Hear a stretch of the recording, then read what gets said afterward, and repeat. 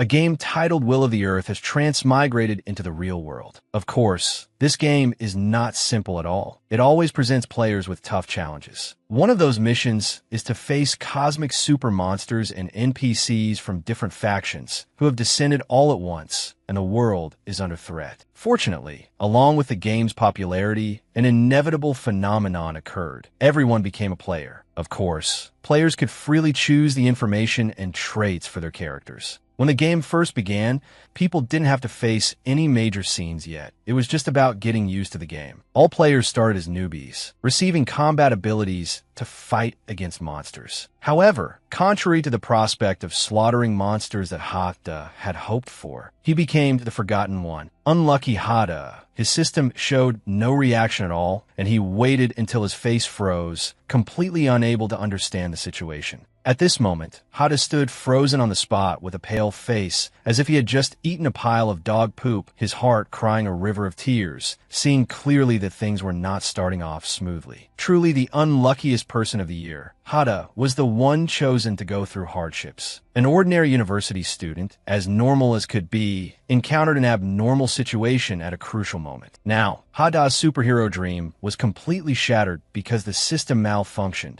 Character creation failed, and he was being kicked out of the system. The system did as it said. In the very next second, he was immediately kicked out. "Don't kick me out." The space was deathly silent. At this moment, standing at a crossroads in his life, he couldn't help but feel how transient and unfair his fate was. Although he desperately wanted to destroy those monsters with his own hands, with these empty hands, he couldn't even touch a single hair on a monster. He discovered he didn't have any equipment. No matter how hard Hata tried to train, nothing changed. He couldn't gain experience points, nor could he level up. Even worse, he couldn't even open his attribute interface. Even though snow was falling lightly outside and the cold wind blew relentlessly, it couldn't compare to Hada's frozen heart at this moment. A normal person couldn't survive in this dangerous game world. Hada sank deep into despair. However, just as Hada was feeling utterly helpless and confused, something was mocking him. How pitiful, still a virgin until death. Despite life having thrown a bucket of cold water on him, he remained optimistic, his face blooming with a smile as radiant as a flower. Since things have come to this, there's no other way. First, find a safe place to hide, and then slowly figure out how to survive. It's better than nothing. He hurriedly made use of everything he had. Luckily, his inventory bag wasn't bugged. Are there only a few potions for newbies? Facing the current emergency, Hata also sat cross-legged to think. In this situation, I should still go to the safe zone first and form a team with nearby players. Just as he was deep in thought, a very suspicious-looking vortex appeared in the sky. Hata didn't know it yet, but his 80-second tribulation was about to befall him. Just blankly raised his head to look at the sky, his mind dazed. "Surprise, buddy." 1 second the sky was clear and cloudless. The next a purple streak of light, like a meteor, shot straight toward the ground, shattering the ground. A blond man named Lalan had noticed this earth-shattering event from a building in the distance. So it has come after all? And what he was talking about was none other than the apocalypse. After a not-so-smooth landing, a creature with a hideous appearance slowly emerged from the thick white smoke. Hata had already scrambled to hide behind a large rock, only daring to peek out stealthily. After a quick scan, he guessed himself. Is it a wild boss? The monster then began to reveal its true form. Surprisingly, it was a girl with a hot and extremely seductive body. Heavenly King Leader Boy Loini, level 97, Demon Clan, S-rank Demon Leader. Is this the place? The place where the prophetic dream said the Demon King will descend. At this moment, facing her appearance, Hata couldn't help but be stunned. An S-rank monster? How can this be? Even if it's the apocalypse. As expected, a pervert will still be a pervert in the next life. Faced with that delicious appearance, he changed his tune faster than flipping a book and took out his phone. She's wearing too little. Suddenly, Boy Loi Ni seemed to be looking for something, shaking her head back and forth and looking around. Then, she put a finger to her lips, revealing a mischievous look. I'm a bit bad with directions, not too sure.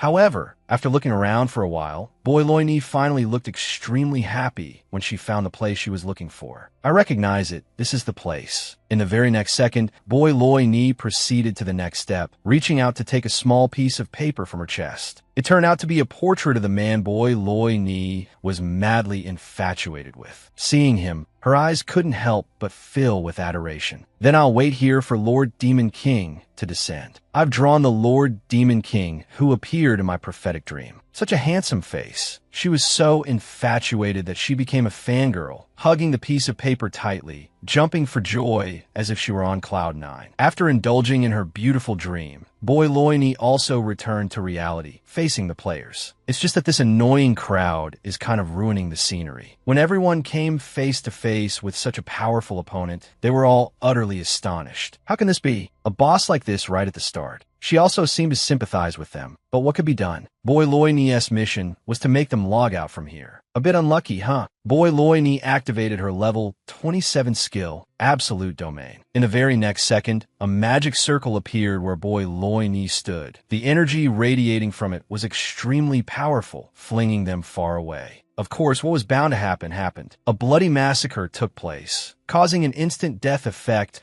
on all creatures within range that were 10 or more levels lower than her. Terrified by this horrifying scene, Hada's whole body trembled uncontrollably, and he accidentally made sound. This is more like it. How can the Demon King's descent not have a red carpet? He heard it loud and clear, quickly covered his mouth, and hid behind the rock, his face pale. I have to run. However, it seemed to be too late because Boy Loini had already noticed the rock where he was hiding. Then she felt something was suspicious and slowly walked over. At this moment, Hada couldn't help but pray for himself. Who is it to be able to survive that last attack? I'm done for. However, things didn't end that quickly. Just then, a flash of light suddenly appeared. It dashed past the rock Hada was hiding behind like a god, leaving him stunned by this incredible speed. Witnessing that streak of light fly from one place to another at an astonishing speed, Hada was utterly amazed. What is this now? Not just him. Boy Loini was also extremely surprised by the appearance of a character she hadn't expected. She exclaimed, "This attack, faced with this terrifying movement speed, she wasn't confident she could block it. So she jumped into the air to dodge. After dodging a slash as sharp as a scythe, Boy Loini also landed on the ground. Her face was now more wrinkled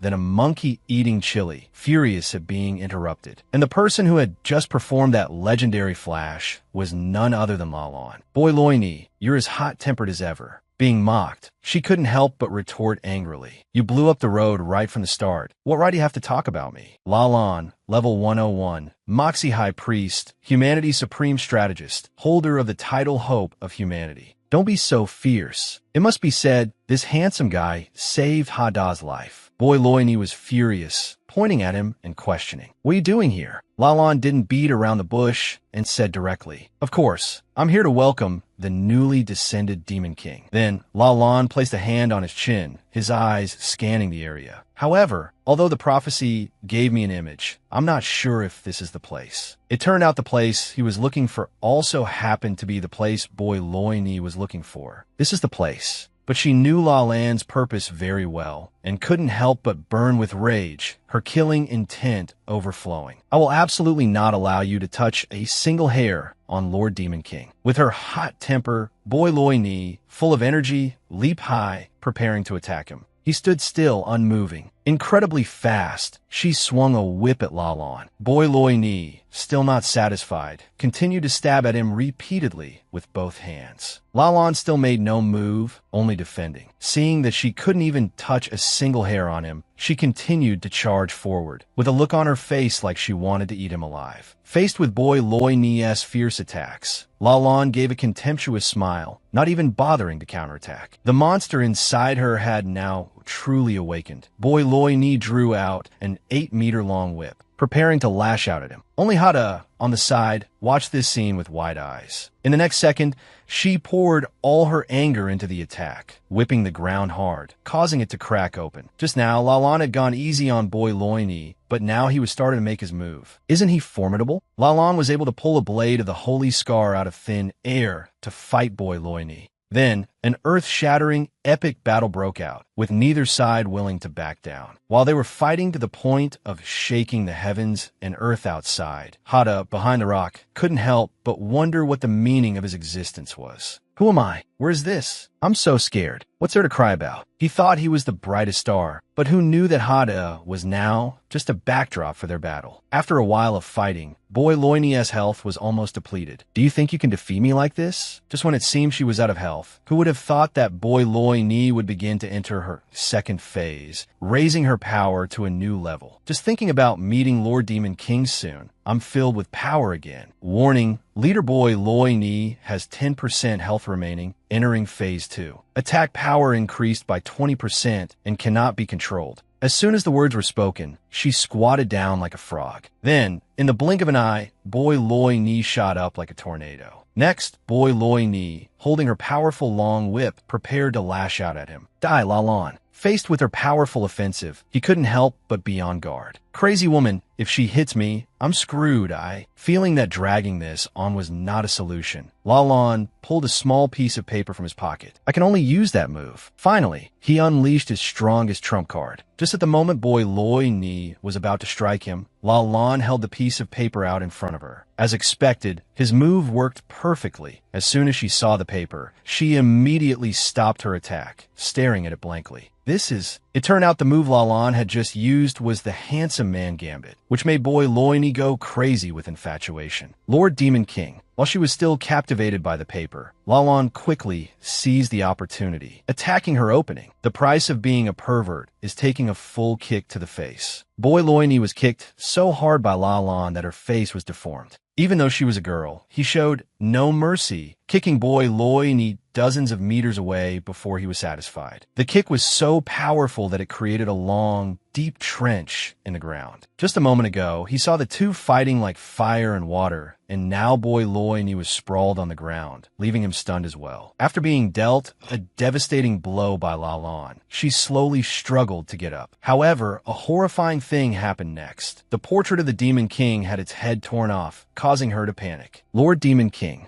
She tremblingly picked up the portrait, her heart filled with immense hatred, her mouth cursing nonstop. As a high priest, to resort to such a shameless trick. Taking advantage of my love for Lord Demon King, Baelier clutched the piece of paper, slowly standing up, filled with rage. They even damaged the Lord Demon King's face. What just happened had pushed Baelier to her limit. She was now like a monster on the verge of awakening. The Lord Demon King's face. However, in the very next second, she suddenly glanced over at Xiaoyi. He still hadn't moved a muscle, not daring to make any sudden moves. Realizing he had been spotted by the she-devil, Xiaoyi was certain that today was the day he would die. Surprise, my friend. Just when you thought he'd be chopped into mincemeat by her, Baelier unexpectedly mistook him for the Demon King. I have finally waited for you, my lord. Baelier had waited, but Luo Lan had not. He gripped the sword in his hand and charged at Baelier like a moth to a flame. In an instant, in just a few short seconds, she was sliced in half by Luo Lan. Her blood splattered all over Xiaoye's face. He was scared out of his wits, one shock after another, to the point where he was now too frightened to speak. Seeing him walk with his sword towards Baelier's corpse, Xiaoyi was about to be scared to death by these people who enjoyed such thrilling, bloody games. Xiaoye's eyes rolled back, as if he had lost his soul. He was now like a fish out of water, gasping and waiting to die, as expected of one of the 7 heavenly kings of the demon clan. After a fierce battle, Luo Lan's health was also nearly depleted. To think she could push me into such a dangerous situation. The blue crown also gradually appeared. But no matter, all I need to do is set a trap. After dealing with the first obstacle, Baelier, he began to plan his next step. Just wait for the Demon King to descend and step into the trap, then kill him. At this moment, Luo Lan still didn't seem to have noticed Xiaoye's existence. However, just a few seconds later, he suddenly turned his head. Their eyes met. That's right, the specific location should be at. The scene immediately became incredibly awkward, with everyone frozen like statues. Just when you thought only Baelier had mistaken him for the Demon King, unexpectedly, even Luo Lan was stunned. When did the Demon King descend? Luo Lan activated level 39 perception skill, level 39 enhancement skill activated, level 39 skill activated. After successfully activating the perception skill, he immediately tried to measure Xia Ye's level, or rather, the level of the Demon King before him. The result was, Luo Lan got no reading. Infinite health, unmeasurable. Status, unscannable. Title, the Destroyer. Faced with his hidden power, he was utterly astonished. A 4-digit level? How is that possible? It was truly out of the frying pan and into the fire. Because Luo Lan was now out of health, his current level was far inferior to the Demon King's. He couldn't help but say a silent prayer. Then, Luo Lan began to overthink again. Could his plan be to solo me, then take my head without lifting a finger? A sinister, cunning, and cruel Demon King. Luo Lan, you will guide the players to grow, then defeat the Demon King with them, and save the world. I am the hope of humanity. Memories began to flash through his mind like a revolving lantern. Seeing Xia Yi slowly get up, he also began to gather his strength and assume a defensive stance. However, Xia Yi was frighteningly silent at this moment, raising a hand to cover his mouth. With his overthinking mind, he continued to speculate. It's over. In Luo Lan's imagination, he would gather a bit of power, then lunge forward like a monster to overwhelm him. You foolish humans, how dare you harm my subordinate? He's angry after all. 7,749 apocalyptic scenarios began to invade his mind. The world is about to be destroyed. However, unexpectedly, the real Xia Yi handed him a potion. This extremely friendly gesture also made him freeze for 5 seconds. Luo Lan looked at Xia Yi with disbelief. The Demon King before him was as gentle as a fairy. And the underlying reason for all of this was that the Demon King didn't know his own identity. Your health is almost depleted, but this is all I have. If you don't mind, would you like to drink it? The merged area between Earth and our world has reached 30% of Earth's surface area. Records of humans participating in the game are being announced. Humans on Earth have successfully awakened as players and have begun to fight against demonic beasts. Everything seems to be proceeding smoothly. We just need to act according to the plan. A man in a suit was very pleased with this progress. Very good. Helping players grow is the duty of us NPCs. Afterward, they also discussed Luo Lan's situation. How are things with the Western Divine official? He has killed the demonic beast-level leader who was welcoming the Demon King's descent. Next, he excitedly revealed the next part of the plan. As long as we can nip the Demon King in the bud, we can win without a fight. Entrusting it to Lord Luo Lan, there's certainly no need to worry. The other person was also very reassured after hearing this. As expected of Luo Lan, to be able to come up with such a brilliant and smooth plan, truly worthy of the title Hope of Humanity. However, they had no idea that he was currently scared out of his wits in front of the Demon King. The two faced off in completely opposite states. One had depleted health, the other was a max-level Demon King. Seeing him stand frozen on the spot without reacting, Xia Yi asked again, "You're not drinking it?" At this moment, Luo Lan was still suspicious. What does this mean? Does he want to avenge his subordinate? It must be poison. As expected, he couldn't shake his habit of wild speculation. Even though no one had done anything, Luo Lan was already breaking out in a cold sweat. He could kill me easily, yet he's tricking me into drinking poison. He definitely doesn't want me to die too easily. Indeed, Luo Lan's impression of Xia Yi was not good at all. So in his heart, he would forever be the villain. Writhe in agony and die, you mongrel. What a despicable Demon King.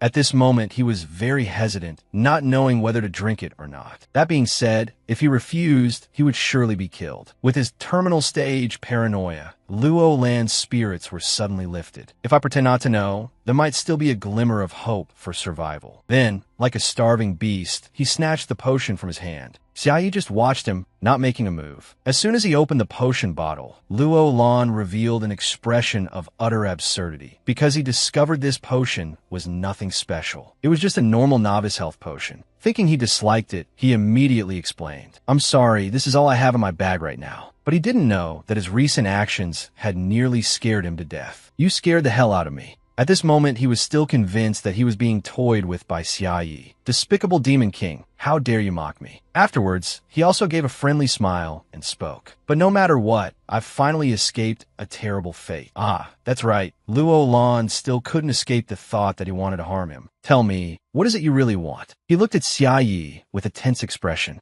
Then, as soon as he saw him thinking of an answer, Luo Lan grew a bit tense and took out his gear in preparation. I do have something I want to ask. Where's the nearest safe zone for novices? Who would have thought he would ask such a completely harmless question? Not expecting to receive such a question, he was also a little surprised. Novices? Then he recalled and said, it's a place where low-level people without combat abilities can slowly learn and grow. Hearing this, a sinister smile began to form on the corner of his mouth. So that's it. So this is his intention. The safe zone is full of new adventurers, who are also the ones who will kill him in the future. Although Xia Ye's thoughts were still very simple at this moment, Luo Lan's overthinking had already tainted them. He's definitely planning to eliminate them while they're still weak. What a despicable tactic. After thinking to himself for a while, he once again revealed a sinister smile. You think I'd sell him out to save my own life? After a moment of internal struggle, he still decided to take Xia Yi where he wanted to go. Oh well, I'll save my own skin first. After all, I am the irreplaceable hope of humanity. When he was brought to his destination, Xia Yi was overjoyed and said gratefully, thank you, big bro, you're so kind. After having nothing more to do with Xia Yi here, he also waved goodbye, leaving with a forced smile, smiling on the outside, but Luo Lan's heart was now filled with rage. Detestable Demon King. Once I get back to the safe zone, I'll contact my superiors. However, one ordeal was not over before he ran into another. Another monster suddenly appeared. Not wanting to get entangled with these monsters for another second, Luo Lan immediately drew his sword and slashed. In an instant, that monster exploded like a firework, blown to smithereens. A wild monster? Looking around, he discovered it wasn't just one, but several more, and quite a few of them. Luo Lan didn't think much of it, and immediately thrust his sword towards the monsters. Isn't he impressive? He took on the entire monster lineup by himself, fearing no one. B-rank skill, Whirlwind Slash. Indeed, Luo Lan's performance was still excellent at this moment. He zipped between them like a flash of lightning, annihilating them all. Even with depleted health, he had more than enough strength to deal with this mob. However, Xia Ye's side was in peril, as he was about to be pounced on by a monster. His face was now filled with fear, constantly running away from the monsters. Even Luo Lan watched tensely, waiting to see what would happen next. Will he make a move? If so, I can gather his combat data. Who would have thought that Xia Yi would run to Luo Lan's side, hugging him and begging for help, causing him to freeze on the spot. However, while they were lost in their emotions, one monster couldn't wait any longer and lunged at them. Because he still cherished his own life, Xia Yi leaned over and delivered a powerful blow, slicing the monster in half. In the next second, an explosion also occurred. Before the monster could do anything to them, it was blown to smithereens. Regarding Xia Ye's performance, he couldn't help but comment, what a clumsy act. Even with so many ferocious monsters, he has no intention of making a move. He has revealed the confidence of a powerful expert from deep within. Xia Yi was still hugging Luo Lan tightly, greatly admiring his domineering handsomeness. However, despite having clearly absolute superior strength, he hasn't discovered that I am the one destined to kill him. He let out an incredibly smug smile. It seems luck is on my side. Seeing him clinging to him like chewing gum, Luo Lan could no longer stay silent and requested, can you let go? I really can't walk anymore. Hearing this, he finally let go. Sorry. They were now in a large, empty field. Xia Yi was inspecting the items he had just received. These are the things he picked up from the wild boss earlier. Flashing back to the earlier scene, the two of them were discussing what to do with her two halves. You don't need the corpse? The principle of an NPC is not to loot monster corpses. Hearing this, he also turned to Luo Lan and suggested, then can I have it? He didn't know what he needed it for, but in the end, he still agreed. Then, Xia Yi happily took out a set of clothes without hesitation. Thanks, big bro, I won't be polite then. Facing the green-eyed stare Luo Lan threw at him, Xia Yi turned back and asked, this is divine equipment, you don't want it either? He shook his head repeatedly in refusal without a second thought. Of course I don't need it. Hearing this, he continued to focus on his task. Great, you're so nice, big bro. However, something unfortunate happened. My account is bugged, so I can't wear it. But at this moment, something else caught his attention. This is not knowing what interesting things Xia Yi had found. He waved Luo Lan over to take a look with him. Then, the two of them read a book together, the contents of which were a love letter to the Demon King. In contrast to Xia Yi, who was engrossed in the book, he couldn't read a single word. Those filthy demons. The world absolutely cannot fall into their hands. Although Xia Yi was currently safe and sound, and even got some items, He wasn't very happy, having looted all the items dropped from a wild boss by himself. Anyone else would have been ecstatic. Every time he thought about the unfair treatment he had suffered, he started to feel sorry for himself. If only this luck had been used when creating his account. However, being an optimist, he quickly regained his spirits. Since things have come to this, I should just focus on surviving for now.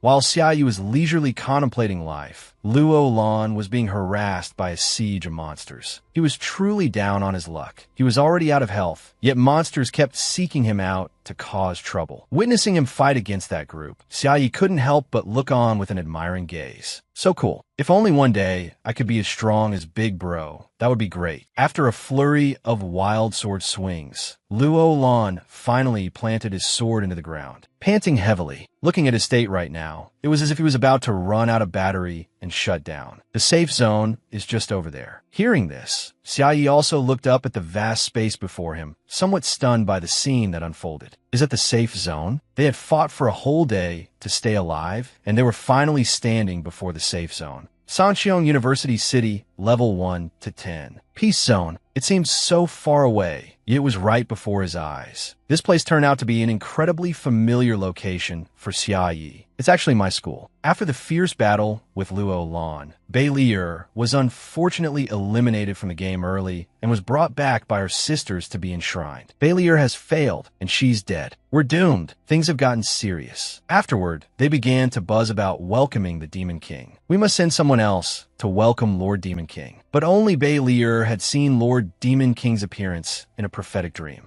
7 Heavenly Kings Babylon, level 102, Demon Clan leader. Faced with this dire situation, she appeared extremely anxious. If something happens to her, how are we supposed to find Lord Demon King? Just as they were in a complete mess, a voice echoed from a distance. Fear not. The one who arrived was 7 Heavenly Kings Mammon, level 84. Demon Clan leader, S-rank demon. Before Bei Lier left, she left us a clue. And the clue she mentioned was the drawing of Xia Ye's charming lips. Just by relying on this, we can recognize Lord Demon King. Then, Babylon also stood up. You've come at the right time, Mammon. As she had just joined, Mammon also briefly asked about the current situation. Based on the information she had gathered, Babylon recounted everything in detail. According to the Intel Demon, after killing Bei Lier, Luo Lan left the place where the Demon King descended. He has gone to the safe zone, and he brought someone with him. As expected, with her sharp eyes and analytical skills, Mammon made an accurate judgment. If that's the case, the person he brought with him might be Lord Demon King. Hearing this, Babylon immediately took out his portrait. The Intel Demon has sent the appearance of that person. Who knows what grudge that Intel Demon held against Xia Yi to take an unflattering photo that was uglier than an ugly girl. It looks like this.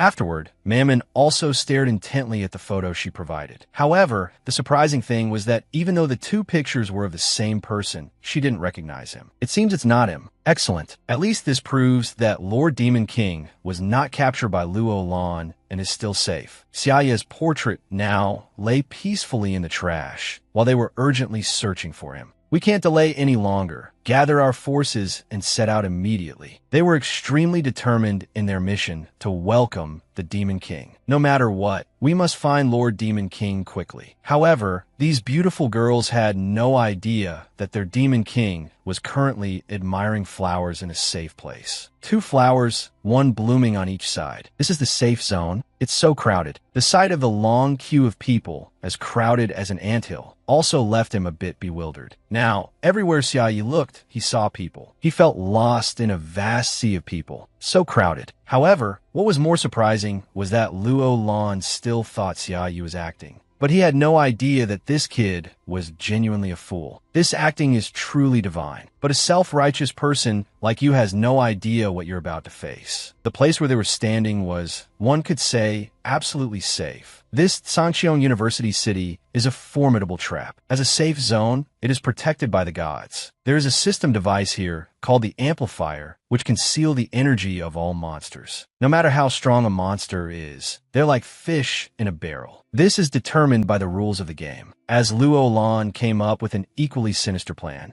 the corner of his mouth curled into a malicious smile. As soon as we enter the safe zone, we can control you, kill you. He had already begun to imagine Xia Ye's dark and bloody fate. You will die because of your arrogance and ignorance. And I, as the prophecy foretold, will become the hero who leads the players to slay the Demon King. However, as soon as they stepped inside, those mouths started chattering nonstop, causing him to freeze. Isn't this Master Luo Lan, the hero from the prophecy who will lead everyone to slay the Demon King? Those NPCs then praised him endlessly, making him feel like he was on cloud 9, floating. I can't believe the Supreme Master Luo Lan came here. It's such an honor. I heard you went to the place where the Demon King descended, wanting to nip the Demon King in the bud. May I ask if it was successful? Did you chop that brutal creature into 100 pieces? Faced with their loud mouths, he immediately placed a finger on his lips, signaling them to quiet down. Afterward, they also quickly got acquainted with Xia Yi. So this big bro has such a setup. How formidable. What do you think, kid? You only just realized. Then they gestured towards Luo Lan, briefly introducing him to Xia Yi. This is the hope of humanity, the prophesied Master Luo Lan. The prophecy says he will lead the players to kill the Demon King. Suddenly, before he could finish, the other NPC turned to report to Luo Lan. Master Luo Lan, the amplifier has been completed in the safe zone.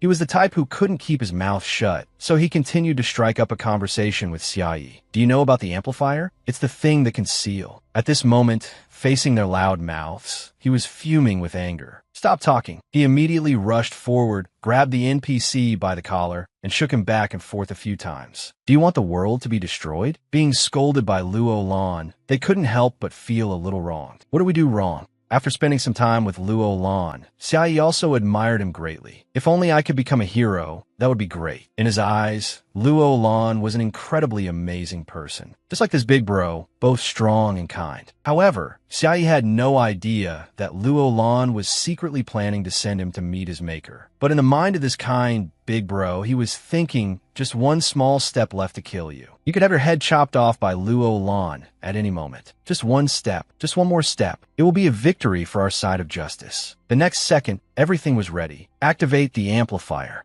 Their plan was finally about to begin. Feel the immense power of the system. At this moment, Xia Yi still didn't understand what was happening, his face blank with confusion. What? The power of the system? The two were in two different spaces, separated by a high-tech screen wall. However, the unexpected thing was, thinking he could be eliminated, there was no reaction at all. Nothing happened. Why? Actually, it wasn't that nothing happened. In fact, something did, but not to Xia Yi, but to this building. The amplifier began to show cracks that spread outwards, looking as if it was enduring some kind of terrifying power. Luo Lan saw that the situation was not good, his face scrunching up like a monkey eating a chili. Could it be he's an existence that not even the system can stop? This is not good. Just as he was extremely bewildered, Xia Yi spoke up. So this is the power of the system. Then I can rest assured. But in Luo Lan's overthinking mind, Xia Yi's words sounded like a threat. He thought the other's meaning was, the safe zone is protected by the system, has absolute power, and he will be safe after coming here. Luo Lan frantically questioned him. What are you trying to do? As it seems now, things have become tense. An unexpected event has befallen Sangxiong University City.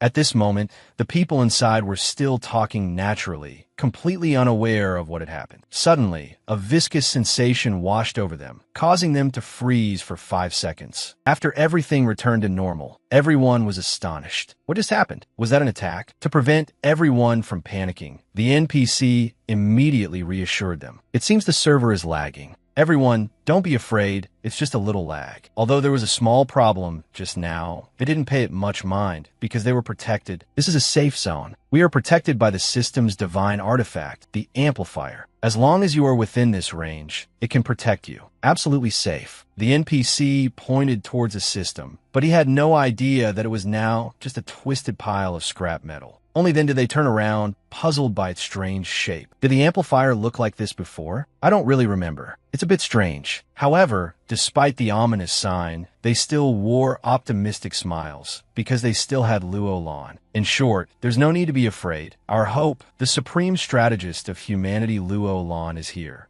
To add more persuasiveness to his words, the NPC immediately turned to him and pleaded, "Master Luolan, please say a few words to everyone." However, in Xia Ye's confused eyes, he was kneeling on the ground, holding his head in agony. So scary. Recalling the moment Xia Yi unintentionally deformed the system, Luolan couldn't help but feel hopeless. Without a word, he dented the system's divine artifact into a heart shape. This is truly like a joke. At this point, everything had completely deviated from his original plan. I thought that by activating the amplifier, I could borrow the system's power to subdue him. However, reality was not so kind. I never expected him to hit me back with such a devastating blow. Turned to dust, ascending to heaven on the spot. It seems that just by sitting still, Xia Yi was enough to make Luo Lan unable to resist. Faced with Xia Ye's extraordinary hidden abilities, he was like a withered leaf about to fall, on the verge of collapse. Is this the gap in our strength? Although Luo Lan hadn't even had a chance to do anything, he already felt this mission was too impossible. Or maybe I should just surrender? Seeing Luo Lan so dejected, as if the world was ending, Xia Yi also asked with concern, "Big bro Luo Lan, are you okay? I heard it was just a little lag, nothing serious." However, he had no idea that he himself was the culprit behind his breakdown. "I can't believe he got this scared. How cute." It seems Xia Yi has a crush on Luo Lan. He didn't want to see him looking so down, so he encouraged him. "Big bro Luo Lan, cheer up." Before knowing he was the Demon King, Xia Yi was so kind. He comforted him while flashing a radiant smile. "You're the hope of humanity. How can you be this scared? The game has only just begun." Hearing this, Luo Lan also looked up, staring at Xia Yi with an expression of utter shock. Although Xia Yi had good intentions to encourage him, he still felt like a victim being toyed with. This is only the beginning? The Demon King is too cruel. With his universe-level ability to overthink,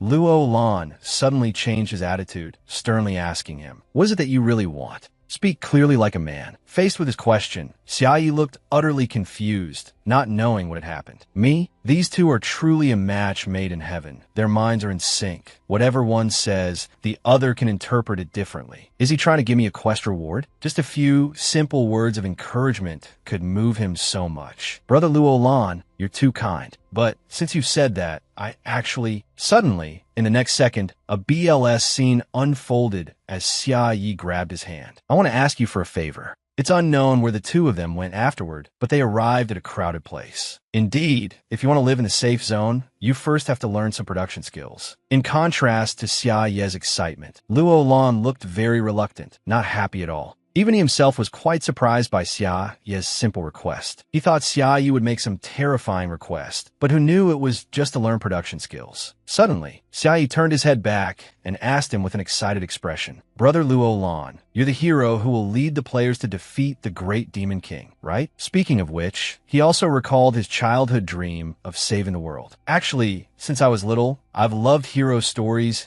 and often dreamed of becoming a hero when I grew up." Although Xia Yi encountered some trouble at first, he remained very optimistic. "Because of the abnormal account, I didn't know what to do. But if heaven has arranged for me to meet you, it must not want me to give up. So I've decided not to be discouraged. Even if I have to take the production path, I must strive to become a hero." Hearing this, Luo Lan couldn't help but be so astonished his jaw dropped. "Huh?" After finishing his story, he looked at Luo Lan with sparkling, expectant eyes. "Are you willing to guide me?" Truly a fool meeting an overthinker, he couldn't help but be wary of Xia Yi. This guy is determined to play this deceptive game to the very end, isn't he? Even though he hadn't started and had just met them, Xia Yi had already been glared at by the instructors countless times. Cooking skill instructor Hiri, a mediocre guy who doesn't dare to learn combat skills, wants to learn production skills. First aid skill instructor Lin Bingbing. If it were really that easy, who would still risk their lives fighting monsters? She sized him up for a moment and also commented. Then the two sides began an exchange. "I only have this much money. Normal players plan and save when they start. It takes them a few hours to earn 10 silver coins. But that amount is only enough to learn one basic production skill. You think learning production skills can make you money? It's the complete opposite. Learning production skills is very expensive." After looking at Xia Yi with disdain for a while, they were now stunned speechless by the gold balance in his system. Over 10 gold coins. Discovering he was a real tycoon, the man's attitude changed faster than flipping a book. "So you're a boss, my apologies. The woman was no exception, flattering him endlessly. Boss, you've earned so much money right from the start. That's amazing. But we are also NPCs with principles. We won't blindly choose you just because you have money. This amount of money is enough to learn the skill, but mastering it quickly costs a lot. If the production skill isn't mastered, you can't reap the production benefits either. Now that the two worlds have just merged, everyone is very short on supplies. The materials needed to upgrade basic production skills are not on the market. Forced upgrades can only be bought from NPCs, just like topping up in a game, and the price is very expensive. It's better to use the money to buy equipment to level up quickly. With that much money, you can already pick top-tier equipment at this stage.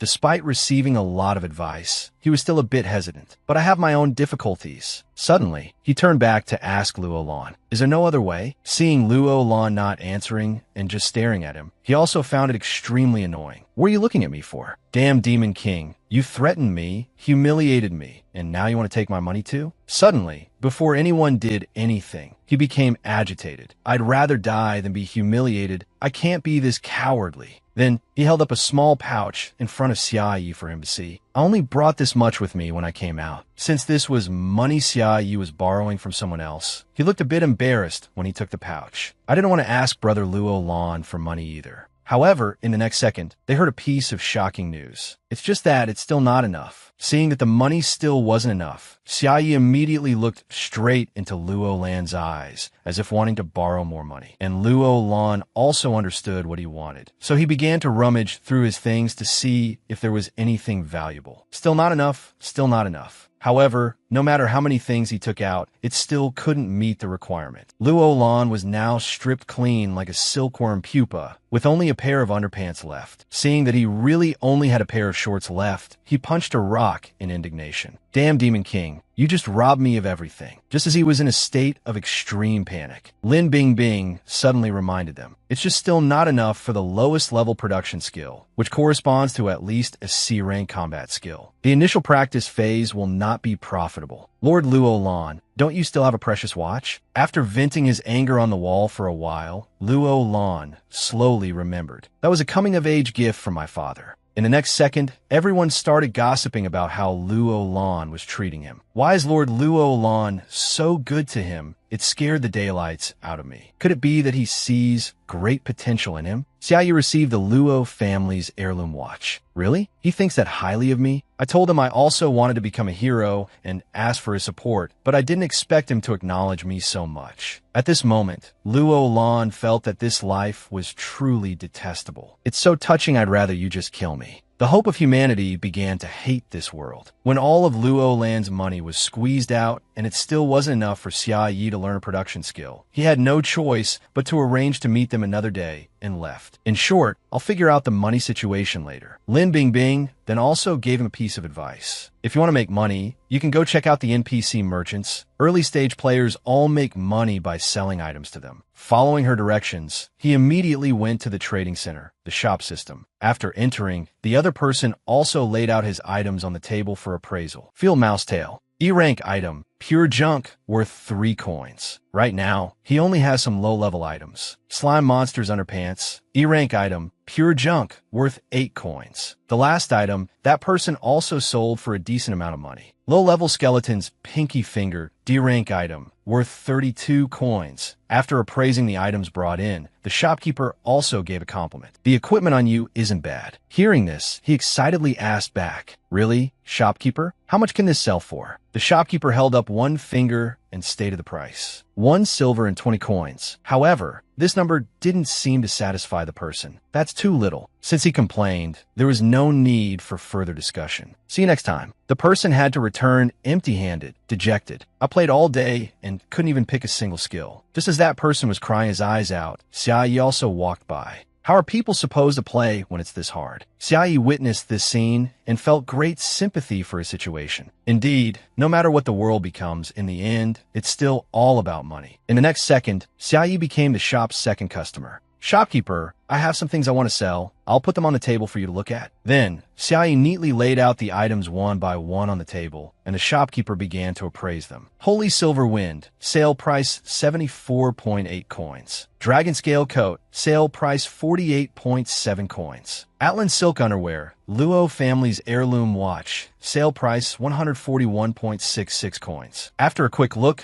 the shopkeeper's face was as shocked as a cow seeing a slaughterhouse, because Xia Ye's items were all top tier. They're all S-rank items. Then, as he looked more closely at those things, a sense of familiarity arose. Moreover, they felt very familiar. After racking his brain for a moment, he was shocked to the core because he had recognized their origin. This is all Lord Luo Land's equipment. However, what happened next shocked the shopkeeper even more, because Xiaoyi seemed to want to take out something else. Also, there's this. There's more? Then, Xiaoyi pulled out a set of sexy lingerie. This is it. This made him wonder, could this also be Lord Luo Land's? When it comes to being audacious, if Xiaoyi claims to be second, no one would dare claim first. He went so far as to take out Baylier's underwear to sell. The shopkeeper took a liking to it at first glance. The style isn't bad either. After placing everything on the table, he also asked the shopkeeper, "How much do you think this can sell for?" To avoid any errors during the appraisal, he would also perform a few small steps. These two items are both unidentified. They need to be appraised to know their value. Wasting no more time, the shopkeeper immediately took action, striking while the iron was hot. Level 99 appraisal. Activate. After performing the previous action, he was stunned by the result he received. Horn of the Great Demon. Cooking, potion making, and jewelry crafting material. Has aphrodisiac and beautifying effects. Sale price 650 gold. Baylier's Tube Top. S-rank chest armor. Requires level 50 or higher. Strength plus 99. Agility plus 199. Critical hit plus 199. Stamina plus 152. Faith plus 184. 4 gem sockets. Sale price 340 gold. The nobility and high price of these items were an eye-opener for the shopkeeper. How is this possible? The people who saw their own items weren't worth a penny, while Xia Ye's things were worth a fortune, started to pick a fight with him. "Shopkeeper, are you kidding? You only offer 2 silver for this heavy armor, and you're telling me this flimsy piece of cloth is worth over 300 gold? What do you know?" He picked up the paper-thin bra, admiring it with an intoxicated expression. There are some clothes, the thinner they are, the more valuable they are. The shopkeeper couldn't help but press the bra to his face and sniff it. He seemed to be mesmerized by the exquisite quality of this bra. The shopkeeper was now on cloud 9. This fabric, soft and light as air. And there's this sweet and savory scent. Moreover, it's used, so its value increases by 200%. Just like that, the price of this bra was continuously pushed up. Baylier's bra, carrying the rich body scent of the seductive demoness. Sale price 680 gold. He's truly the reincarnation of a lecherous demon. He now treated it like a treasure in his hands. This is a super rare top-tier item. And the shopkeeper also turned to Xiaoyi, telling him how precious this item was. 680 gold is the price for selling it to me. This equipment is in-game gear with an extremely low drop rate. Its actual value is immeasurable. Really? It can sell for that much? However, contrary to Xia Ye's expectations, he gave a piece of advice. "But, young man, I advise you not to sell it. If you sell this equipment to me, it will be equivalent to being reclaimed by the system, and it will no longer exist. Don't sell it." But then Xia Yi checked his system and discovered, "It seems I can't trade with other people either." Then, he said something earth-shattering. "But you can keep it. Although wearing this outfit would make you look like a pervert, but wait until your level is high enough to wear it. That level up will be an incredible leap for you. You will become the object of admiration for countless people." The vision of the future invaded his mind. However, after hearing the shopkeeper's advice, it's unclear if Xia Yi understood, as his face went blank for a moment. Then, with that same expression, Xia Yi slowly walked out of the shop.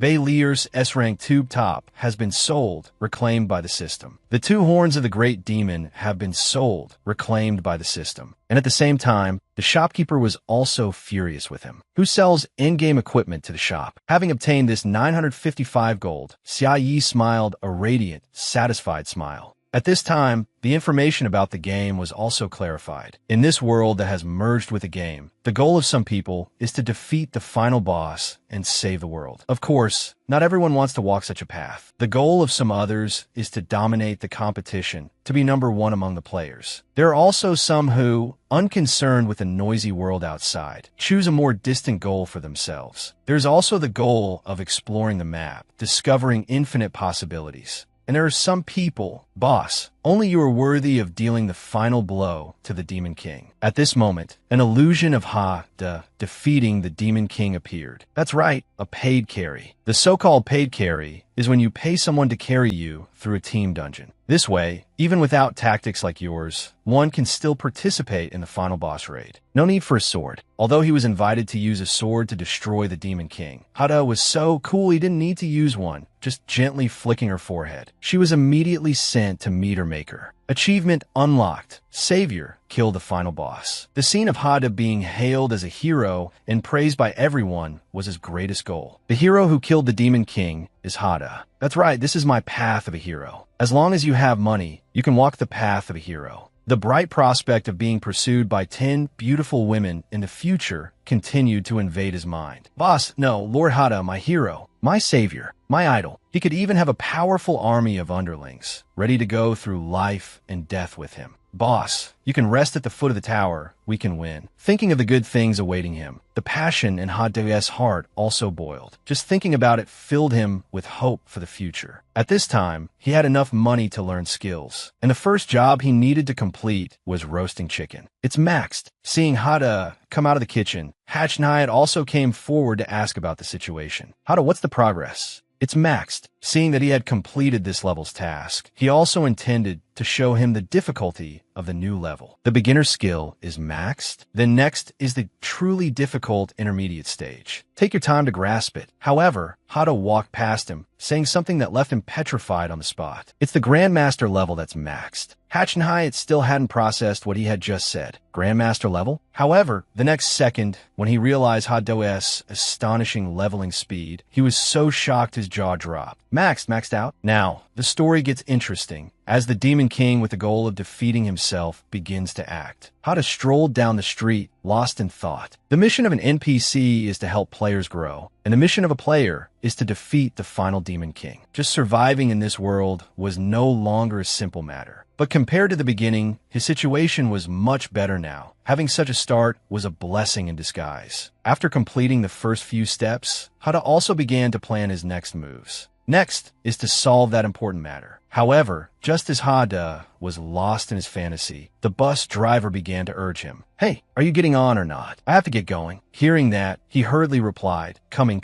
Then, Hada didn't dare to delay the driver any longer and immediately got on the bus. A while later, he finally arrived at his destination. Looking at the luxurious building before him, he couldn't help but be dazzled. And the next thing Hada needed to do was to find like-minded teammates. In the party formation hall, everyone was buzzing with discussion. I heard their members are all level 15 already. So high. When Hada entered the hall, he saw they were still talking. Look at their combat power rankings. They've almost taken the top 5 spots. Their teamwork is also very professional. I heard they can already fight monsters over level 60. Really? The team leader seems to have been a professional gamer. He seemed extremely curious about the team with superhero-like members. Then, a member of that super strong team was revealed. Tan Hao Nin, profession, apprentice rogue, level 16, second in combat power ranking. If the supplies have arrived, then let's set off. A girl with a stylish short haircut standing next to him suggested, fighting monsters above our level is too hard. How about we add one more person? It'll be faster to deal with them. And that person was Luke Q, profession, apprentice gunslinger, level 15, third in combat power ranking. What do you think, Captain? However, Hao Nin didn't seem to want to greenlight this idea. Idiot, adding one more person to the team means we have to split the experience one more way. Just as the two disagreed, another member appeared. A.M. Liu, profession, assassin, apprentice, level hidden. I've calculated. For people is best. He suddenly hugged Tune Nguyen, startling her a bit. Remember, for a professional team, efficiency is the most important thing. Of course, if any of you drag us down, I'll kick that person out and replace them, even if it's my own sister. Kyung-Gwyn, profession, priest, level 16, 4th in combat power ranking. Hearing this, she also started to get a little scared, replying, "I'll do my best. Tu-Hao, please don't kick me out." After that, they didn't say much more and immediately set off to destroy their next prey. Then try to perform well. All right, let's move out. However, just as Hao Nin was about to leave, he saw a notification and stopped in his tracks. It turned out that notification was Ha Dae's request to join his team. But perhaps because he found Ha Dae's face too naive and untrustworthy, Hao Nin rejected him outright without a second thought. Where did this idiot come from? Trying to ride my coattails? Even though he had hit reject. But the next second, Ha Dae's team application appeared again. At this point, Hao Nin started to feel extremely annoyed by this guy's persistence. This is getting a bit annoying. Then, he rejected Hada again without hesitation. It was truly a battle of wills, neither giving an inch. As many times as Hao Nin hit reject, Hada sent a team application. But no matter how hard he tried or what tricks he pulled, the other party just rejected him. What a shock. Truly has no eye for talent. Hao Nin still firmly held his ground, which was no new members, reject, reject, reject. Seeing that joining Hao Nin's team was too difficult, Hada changed his approach, wanting to trade with him. Only then did he become a little suspicious. Want to trade with me? Since Hao Nin was also a bit curious to see what Hada would do, this time he finally agreed. Let's see what tricks you have up your sleeve. After he pressed confirm, a huge notification board continued to appear in front of him. Unexpectedly, Bossman Hada threw money around, directly giving Hao Nin a large amount of gold. The other party has gifted you 10 gold coins. The other party has confirmed. Faced with the huge amount of money he was willing to spend, Hao Nin was so astonished he couldn't believe his eyes. Holy crap, 10 gold coins? Is this real or fake? How is this possible? As someone who valued money as much as his life, Hao Nin's mood right now was like hitting the lottery jackpot. With his top-tier resource calculation skills, he had only managed to gather a total of 2 gold and 57 silver coins. How could someone have 10 gold coins now? And they even intended to give them to me? Faced with this huge pie falling from the sky, he also took a moment to think. In this early stage, levels are low, and due to the scarcity of resources, even learning combat skills requires meticulous calculation, prioritizing only the most important ones. 10 gold coins is enough to learn all current combat skills, and even craft a complete set of equipment. Tan Hao Nin already had formidable strength, so if he could learn all his skills, wouldn't he soon be unrivaled in the world? Until this moment, Hao Nin still couldn't understand why Hada was so generous. The leveling speed could be 5 times faster than now. So why would someone be willing to give me 10 gold coins for free? But then he realized something incredibly absurd. Even stranger, is there anyone in this world who even has 10 gold coins? Is it the person at the top of the rankings? Cold sweat began to form on his face. Or is this a joke? Should I reject or accept? However, after a moment of existential doubt and internal struggle, Hao Nin still decisively pressed the confirm button. This is 10 gold coins. How could I possibly refuse? And after Hao Nin pressed the button, Hada indeed wasn't bluffing and immediately transferred 10 gold coins to him. When he actually received the money, Hao Nin couldn't help but squirm in a strange way. Some idiot really gave me 10 gold coins. However, just as he was still immersed in the joy of the 10 gold coins, Hada's team application appeared once again. Seeing his notification, Hao Nin's view of Hada had completely changed. Afterwards, they finally met with Hada privately to talk. You said you want to hire us to take you to your first home to retrieve an important item, right? That's right. Then he also recounted his current difficult situation, asked the guards, that place is now occupied by level 18 sewer rats. I really can't go alone. I can only hire people to take me. However, the next second, Luke Q's reply also stunned him. Stop joking. We still have to race for the top ranks. Who has time for charity work like this? But at this moment, Hao Nin, blinded by money, immediately transformed into a Hollywood actor, playing the sympathetic role. When did you become so heartless? The next second, he was no longer the rude Hao Nin, but transformed into fairy Hao Nin taking this job. Remember, for a professional team to go far, compassion is the most important thing. We'll take this commission. His 180-degree turn in attitude left Luke Q stunned, not knowing what kind of wrong medicine he had taken. Who are you? A long day passed, and night finally enveloped the entire space, leaving only twinkling specks of stars. In the party formation hall, Hao Ning's team was still discussing the matter with Hada from the morning. Luke Q still didn't understand why he had made such an unreasonable decision and asked the captain, "Our team's progress is currently ranked first. How can we go do such trivial errands?" Seeing her confusion, he showed Luke Q his balance without hesitation. "Look at this first, then talk." Seeing the number 12 gold coins, she couldn't help but be astonished. "How do you have so much money?" At this moment, a new suspicion arose in Luke Q's mind. Could it be that the weak-looking short guy gave you all his gold? In other words, he has something that he's willing to spend 10 gold coins to get back. It must be a treasure. Seeing that she had understood the point, Hao Ning confirmed it. That's right. Hao Ning's face now became sinister and full of schemes. As expected, he took this mission for his own personal gain. It must be a peerless treasure. At the same time, Chung Win also overheard their conversation and ran over to ask, "Wait, you want to rob him of his treasure?" He confirmed with a face thicker than a 1,000-layer cake. "The value of that treasure definitely exceeds 10 gold coins. If we get it, our combat power will surely soar." Who would have thought he had even more sinister intentions? To prevent him from retaliating, I'm also prepared to kill him. Such a profitable deal. No one objects, right? I have no objection. Seeing that no one had any objections, Hao Ning then noticed A.M. Lu's absence. Where'd he go? At this moment, he was standing on a lamppost, and he himself was too lazy to discuss the matter. "As long as we win." As a kind person, Chung Win then spoke up, "I have an objection." But Hao Ning just coldly threw a bucket of cold water on her, then turned and walked away. No one cares. Seeing herself completely ignored, she also felt very wronged, but there was nothing she could do. With the plan settled, Hao Ning didn't want to delay any longer and set off immediately. "Then let's set off." Hao Ning's face now clearly showed his cold cruelty and cunning. "Time to hunt." Then they followed the plan to escort Hada to where he needed to go. On the way, countless sewer rats occupied this place, but they were quickly wiped out. Everyone was now standing in front of an old apartment building. Then Hao Ning also turned his head to confirm. "Boss, is this the place?" Yes. Seeing that he could finally go home, Xiaoye's face couldn't hide his joy. "I live on the 6th floor of this apartment building." Hearing this, Hao Ran hypocritically comforted him. "That's great. Don't worry. Although the monsters here are all level 18, we are a professional team and will definitely keep you safe." After that, Xiaoyu was sandwiched between them, gradually heading deeper into the apartment building. Even though he was in the safest position, his face was still pale as a sheet with fear.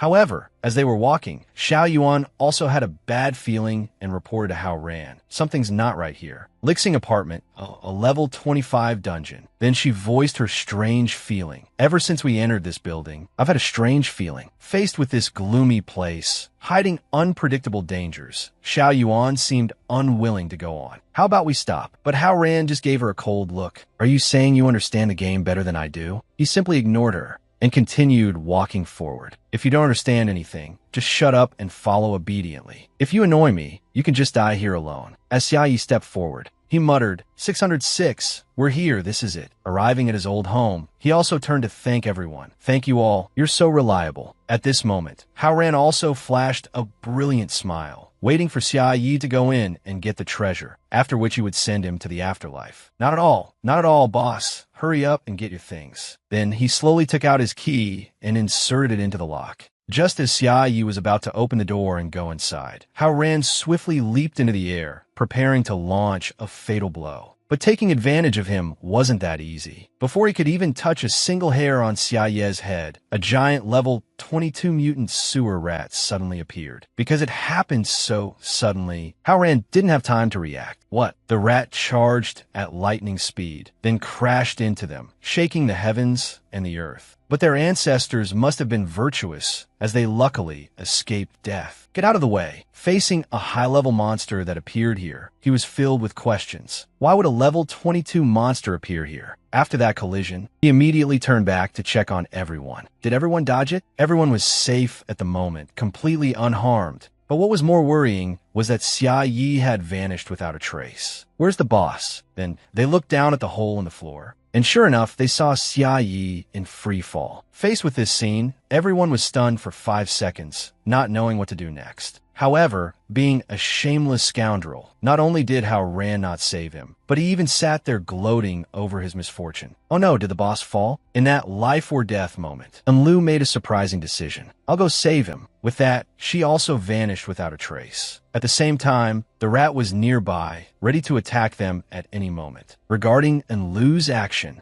Haoran just felt it was unnecessary. There's no need for that. Suddenly, when he looked at Lu Jio's expression, he could also see her extreme tension. Captain, we're in big trouble. She said that because the three of them now had to face the threat of that high-level, giant mutant sewer rat. As confident and arrogant as Hao Ran was before, he was now just as cowardly when facing a monster of a higher level than himself. Why is there a level 22 A-rank monster here? Faced with this situation, the two of them also tried to analyze their chances of winning. Normally, with a well-coordinated team, 3 players working in sync could barely kill an A-rank monster of the same level. It's 6 levels higher than us. Do we have a chance? Even though Lu Jio wasn't sure they could gain the upper hand in this fight, she had to give up even with the treasure right in front of them. There's a chance, but the risk is huge. The treasure is right here. We've spent so much time for nothing. The leading position we worked so hard to accumulate. I'm afraid it will be in jeopardy. Then, to ensure the team's safety, she turned to suggest to Hao Ran, we can only cut our losses and retreat. But at that moment, he was still focused on analyzing the situation. Let's observe the situation a bit more. This monster is a bit off. From what he could see, this rat kept looking around, as if searching for something, instead of focusing its attacks on them. Suddenly, the next second, it squeaked as if it had smelled something. It's Lord Demon King. I smell Lord Demon King. As expected, Xia Yu is the most welcome person at this moment. With his undiscovered identity as the Demon King, he was sought after wherever he went. Lord Demon King. Where is Lord Demon King? Then it also stuck its head down the hole below, searching for his figure. Lord Demon King fell down. Amidst the rat's panic, Xia Yu was still in free fall. Normally, he should be panicking right now, but he was unusually calm. Am I about to die? Being a young man with a relaxed mindset, Xia Yu treated meeting the Grim Reaper as a very light matter. After I die, I'll probably awaken some kind of system, right? That's how it's written in all the power fantasy stories. After floating in the air for a moment, Xia Yez but finally hit the ground. But with his identity as the Demon King, not only did he not die, but he even received a super cool title, the youth who slipped and fell 20 meters without dying. Not only did he not die, but he didn't even feel any pain, although he was safe and sound after this fall. One problem he had to face was how to survive in this place full of dangers. What should I do now? Being an optimist, he didn't feel too worried and calmly sat there waiting for everyone to come to his rescue. I guess I'll just wait for those masters to come save me. At the same time, many rats were rushing towards Xia Yi, not to attack, of course, but to express their love. But before they could even fly towards him, they were all annihilated by some unknown force. Just as Xia Yi was still trying to understand what had happened, he turned around to see a pile of dead rats lying there. Perhaps because she misunderstood their intentions as malicious.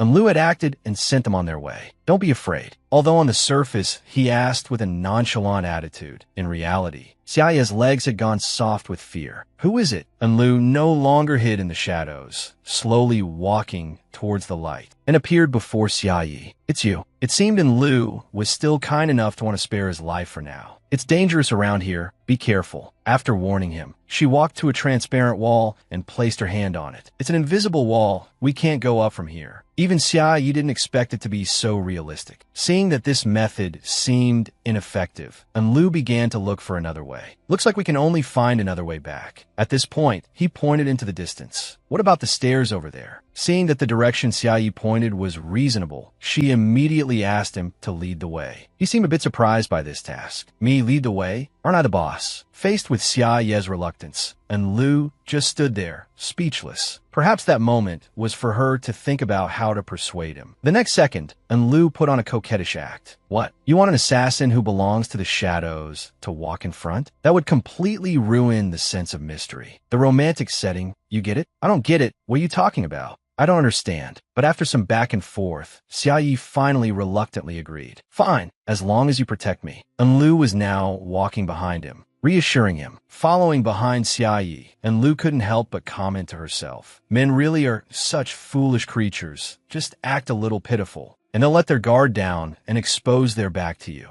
At this moment, facing the naive Xia Yi, she couldn't help but find it amusing thinking about the scene. Before he dies, if he knew our real purpose was to take his treasure, he would surely be filled with regret. Just as Xia Yi realized something and was about to turn back to tell Enlu, she had already activated her backstab skill, preparing to send him to his grave. Xia Yi must have been a Superman who saved the world in his past life to be this lucky. He was about to turn and hand Enlu a chicken, and as a result, she happened to stab the chicken as she was lunging to stab him. At this moment, Enlu also felt that something was not right here. He blocked my fatal blow with a roasted chicken? What is this? I don't get it. Then, he explained his previous action. I made a lot of these after learning the advanced skill earlier. Your health isn't full yet, so I wanted to give you this to eat. It can help you recover a bit. Then Xia Yi looked at the dagger in her hand and asked a question that sent a shock through Enlu's entire body. Is that dagger of yours for eating chicken? At that time, he was just asking Enlu. He hadn't even done or said anything else, but she was already feeling guilty and scrambled to run away. Suddenly being offered chicken by him, Enlu couldn't help but question her life. Not good, this guy's not good. He just looks like a weak little dwarf, yet he could take out 10 gold coins. And also possesses a cooking skill. She still couldn't forget the moment Xia Yi used that roasted chicken as an absolute defensive shield. A roasted chicken can be used as a shield, completely blocking my attack. Enlu began to doubt his true combat ability. That's right, that one blow of mine, even a level 16 warrior using a shield to defend, couldn't have come out completely unscathed. At this moment, she also erected a wall of suspicion between herself and Xia Yi. This guy is definitely hiding a huge secret. I have to be careful. That chicken must be laced with some kind of poison. Finding another overthinker like Luo Lan, Enlu's level of imagination was no less than his. After eating that poison, I'll be completely controlled, turned into a puppet. Once eaten, it's irreversible. I absolutely cannot eat it. Her mouth could refuse, but Enlu's bottomless stomach couldn't resist the temptation of the roasted chicken. Isn't it delicious? By the time she realized she had eaten it, it was too late, as the roasted chicken had completely gone into Enlu's stomach. Damn it, it was too fragrant. I couldn't resist for a moment. After eating the roasted chicken, its delicious flavor still lingered on her tongue. At this moment, a refreshing feeling, as if she were on cloud 9, washed over Enlu. Indeed, the fastest way to a person's heart is through their stomach. She could feel her stamina replenished, with power surging through her body. Job advancement. Junior Assassin has been promoted to Assassin. Who have thought Xia Ye's roasted chicken was so amazing? Just a small bite was enough to level up. At this moment, Enlu held the chicken in one hand, looking at it with an admiring gaze. This roasted chicken not only helped me level up 8 times in a row, but it also enhanced all my skills, and even helped me directly complete my job advancement. Now, Enlu's view of this magical roasted chicken had also changed. Is this a roasted chicken? This is clearly a repair machine. She looked at Xia Ye's expectant expression and couldn't help but ponder. I'm a professional assassin who has sworn to seek out the strongest player, a person who possesses such power. Isn't he much stronger than that idiot Hao Ran? After making a simple comparison, Enlu immediately bowed, startling him. From now on, I am your person. You can ask me to do anything. So suddenly, one would think he'd be happy about this. But on the contrary, Xia Yi felt terrified, completely treating her as some kind of fool. Faced with her enthusiasm for him, he could only give a wry smile. I don't want you to repay me. Just protecting me is enough. How can you protect me if your health isn't full? Protect you? At this moment, Xia Yi gently turned around, reminding Enlu. After all, I'm the boss who paid. At this, Enlu seemed to have an epiphany, realizing some truth, and she stared at him blankly, without blinking. After that, Enlu just remained silent, while Xia Yi continued walking forward. Who would have thought that Enlu, who had just tried to assassinate him, would now be so infatuated with Xia Yi? Understand, I will protect you. Lord Xia Yi. While Enlu and Xia Yi were looking for a way out, Hao Ran's team was still struggling in a tough fight with that sewer rat. The giant mutant sewer rat was sneak attacked. The giant mutant sewer rat fell. He beat it until blood splattered everywhere. It was thought that Hao Ran would be sent to his grave by the higher-level sewer rat monster, but But the truth was the complete opposite, because the sewer rat had now lost all will to fight. The giant mutant sewer rat didn't want to get back up. To think I accidentally injured the Demon King. I truly don't deserve to live in this world. Because it had previously created a hole that accidentally caused him to fall, it now chose death, atoning with its life in exchange for peace of mind. Even Hao Ran couldn't comprehend the absurd scene before him. Just like that, stabbed to death with one blow. Xiao Yuan, who had been afraid they would all die here, was surprised they had won and also found it unexpected. We actually did it. It was clearly the sewer rat that bit its tongue and killed itself. But she misunderstood and thought Hao Ran had sent it to meet King Yama. Killing an A-rank monster 6 levels higher. Is this Xiao Hao's true strength? After hitting the sewer rat a few useless times, Hao Ran actually managed to unlock a title. Peerless Powerhouse. Condition: defeat an elite monster 5 levels higher. He was incredibly lucky. This threat ultimately turned into an opportunity for me to level up. Receive the legendary title Peerless Powerhouse. Confirm? After that, Hao Ran's power increased significantly, making him as happy as could be. I can't believe I got such an unexpected top-tier reward. Could it be that I'm the real protagonist? Did I awaken some super strong special ability? Even though they were safe now, Xiao Yuan was still restless and uneasy. This can't be. This place is too strange.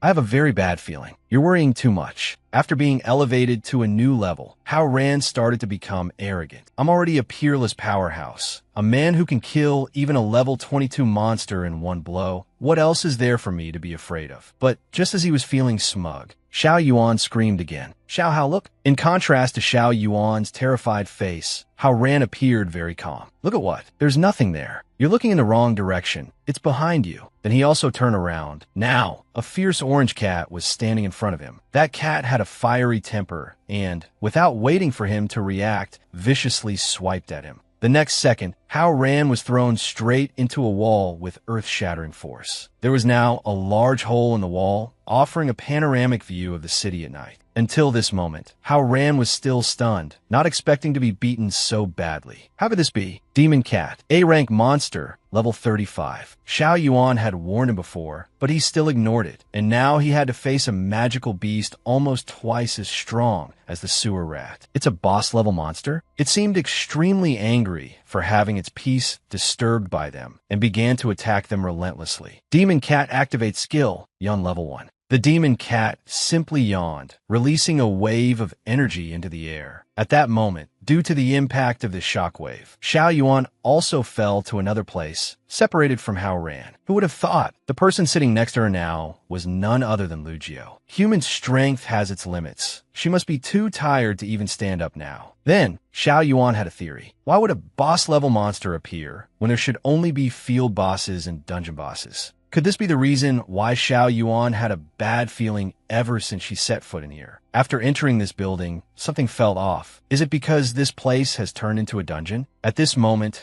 when everyone realized this belated truth, they all started to panic. So that's why a level 22 elite monster appeared here. What do we do now? At this time, Hao Ran also appeared, holding a novice health potion that restores 50 health. I'll lure the monster away, then find a chance to retreat. However, just as he finished speaking, before he could even make a move, that demon cat reappeared. Then, it lunged towards Hao Ran with its sharp claws. With lightning speed, its claws reached his face. The next second, Hao Ran was once again thrown out of the building. Seeing his health about to run out from fighting the demon cat, he finally called for help. "You idiot! Hurry up and support me." Hearing this, Xiao Yuan couldn't sit still any longer and immediately created a magic circle to heal him. Hao Ran realized that staying on the defensive like this wasn't the way, so he began to change his fighting style, needing to switch to a counterattacking stance. However, the next second, before he could even recover, the demon cat bizarrely appeared in front of him again. As majestic as Hao Ran was before, he was just as pathetic now, having become the cat's plaything. The demon cat was so strong it didn't need to exert itself to fight him. Just toying with Hao Ran was enough to turn him into a clown. Hao Ran's face was beaten until it was swollen and disfigured. Peerless powerhouse. Even after being taken down by the demon cat in an instant, he still couldn't forget this title of his. Seeing that he only had a drop of health left, he gave up and said to Xiao Yuan, "Don't heal me anymore.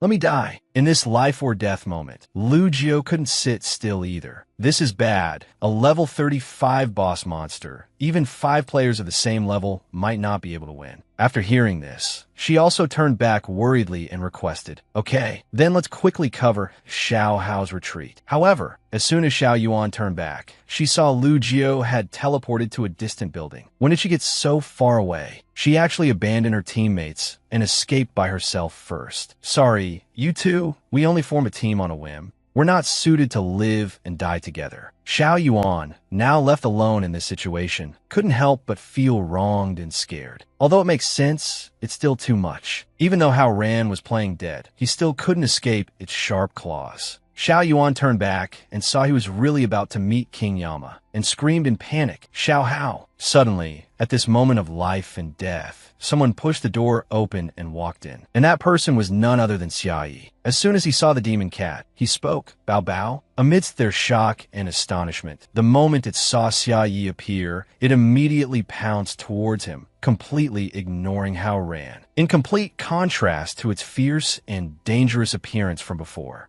Bao Bao had now turned into an adorable, well-behaved fat cat. Xia Yi obtained pet Bao Bao of Xia Yi, level 1. It turns out this is his pet cat. It lay obediently in his arms. "That's great, you're okay. My baby must have been so scared, right?" Seeing Xia Yi coddling it in his arms, as if nothing had happened, Xiao Yuan and Hao Ran were petrified on the spot. How could he know that Bao Bao had almost made them go offline just now? However, Bao Bao is just Xia Ye's pet cat, but still glanced at them as usual. At this point, Xiao Yuan and Hao Ran were too shocked to speak, as they realized a mind-blowing truth. The dungeon boss is his pet? In the kitchen, Xia Yi reached up high, trying to find cat food. "Soup, can food, eating utensils. Oh no, we're out of cat food." Behind them, Hao Ran put his arm around Xiao Yuan's shoulder and started with a smile. "Although the turn of events was beyond my imagination, at least we were saved. This guy looks like a weak little runt, but who knew he could tame a dungeon boss as a pet? He has a secret. His value is absolutely greater than I thought. By letting him live, we can exploit all the benefits." Next, he glanced at the 2 people beside him and said with an arrogant smile, "And Lu, you did a good job." Not only that, Hao Ran then glanced towards Lu Jiao, implying she wasn't like certain other people. "You're my most reliable teammate." After hearing this, she turned her face away, pretending not to hear. He continued to ask, "Come over here, how about I reward you with a hug from a peerless powerhouse?" Hearing this, the eyes of Enlu, who was standing nearby, gradually darkened. Seeing her slowly walking towards him, Hao Ran said, "Good girl. Don't worry, as long as you continue to follow me, we will still be the strongest team." But unexpectedly, Enlu suddenly rushed forward, attacking Hao Ran and Lu Jiao with a dagger in hand. The 2 of them immediately fell to the ground, fresh blood spurting from their stomachs. Enlu glanced at them, her expression filled with rage as she said, "You still dare to have designs on Lord Xia Yi? Death is too good for you." Hao Ran lay on the ground in shock, asking Enlu in confusion, "What are you doing?" Faced with his question, she raised her head, her face filled with rage as she said, "You still dare to ask?" Then she immediately rushed forward and stabbed them 2 more times. Xiao Yuan, standing by the side, screamed in panic, "Captain!" After a flurry of attacks, Enlu raised her head, her eyes filled with killing intent. "You people have no idea what kind of existence you've offended." At this moment, Xia Yi and his cat walked over from behind, saying, "I've got the stuff, we can go back now." The moment she saw him, Enlu's eyes immediately lit up.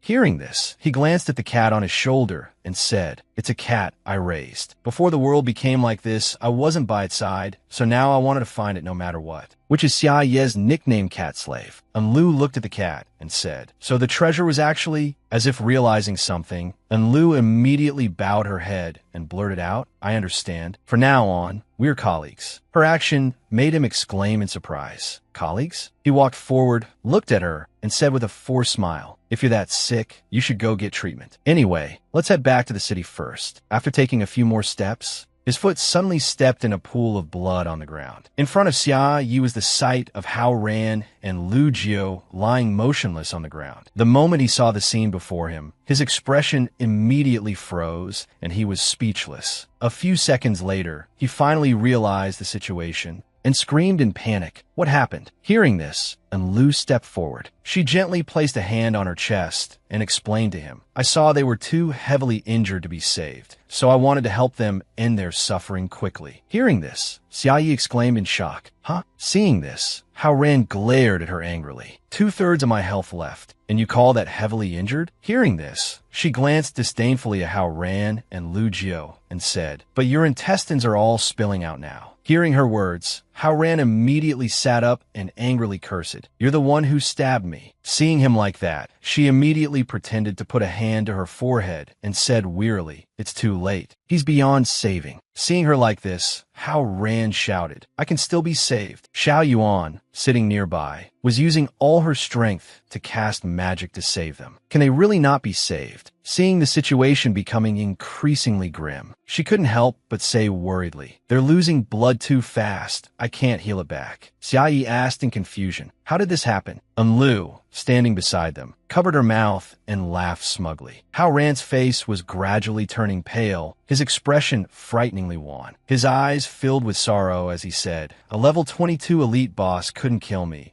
A level 35 dungeon boss couldn't kill me either. Me, ranked second on the human leaderboard. Am I going to die like this, stabbed by a teammate? Then he remembered Lu's words as she stood before him with a dagger. You have no idea what kind of existence you've offended. His expression grew more and more desperate, gradually accepting the fact that he couldn't be saved. Damn it, I carelessly stepped on a landmine. But with things as they are, it's too late to regret my own foolishness. But in his moment of despair, Xiaoye's voice suddenly rang out. Maybe I can get a try. This statement stunned everyone, who kept asking, try what? He held a roll of bandage in his hand and said, maybe I can still save them. That roll of bandage was the Ghost Rune bandage, an A-rank item. Its usage condition required a first aid skill of 750, with the effect of restoring 36,500 health in 8 seconds. As soon as they saw that roll of bandage, Hao Ran and Lu Jiu couldn't help but look astonished, exclaiming one after another. It's another bandage crafted from the first aid skill, and it's the highest grade Ghost Rune bandage at that. The first aid skill is the production skill that consumes the most resources to level up in the early stages. It's the skill for crafting cloth into bandages. At the intermediate stage of level 45, the healing ability of a single bandage could rival that of a healer of the same level, giving their all. And a Ghost Rune bandage can even fully heal a level 80 tank warrior. But because cloth is very scarce in the early stages, no one invests resources to level up the first aid skill, nor can anyone afford it. Amidst their astonished gazes, Xiaoyi held the bandage in his hand, smiled brightly, and explained, because I'm not good at anything to survive in this world, stopping bleeding is the most important thing. So I leveled up the first aid skill first. I didn't expect it to be useful now. This is great, he said to them cheerfully. But contrary to his joy, Lu behind him suddenly fell silent, a heavy aura emanating from her. Hao Ran shut his mouth, his eyes wide as he glanced at him, cold sweat constantly dripping down his face. Hao Ran thought in terror. He can casually give away 10 gold coins, turn a dungeon boss into a pet, and even has a Grandmaster level first aid skill. Such an existence, and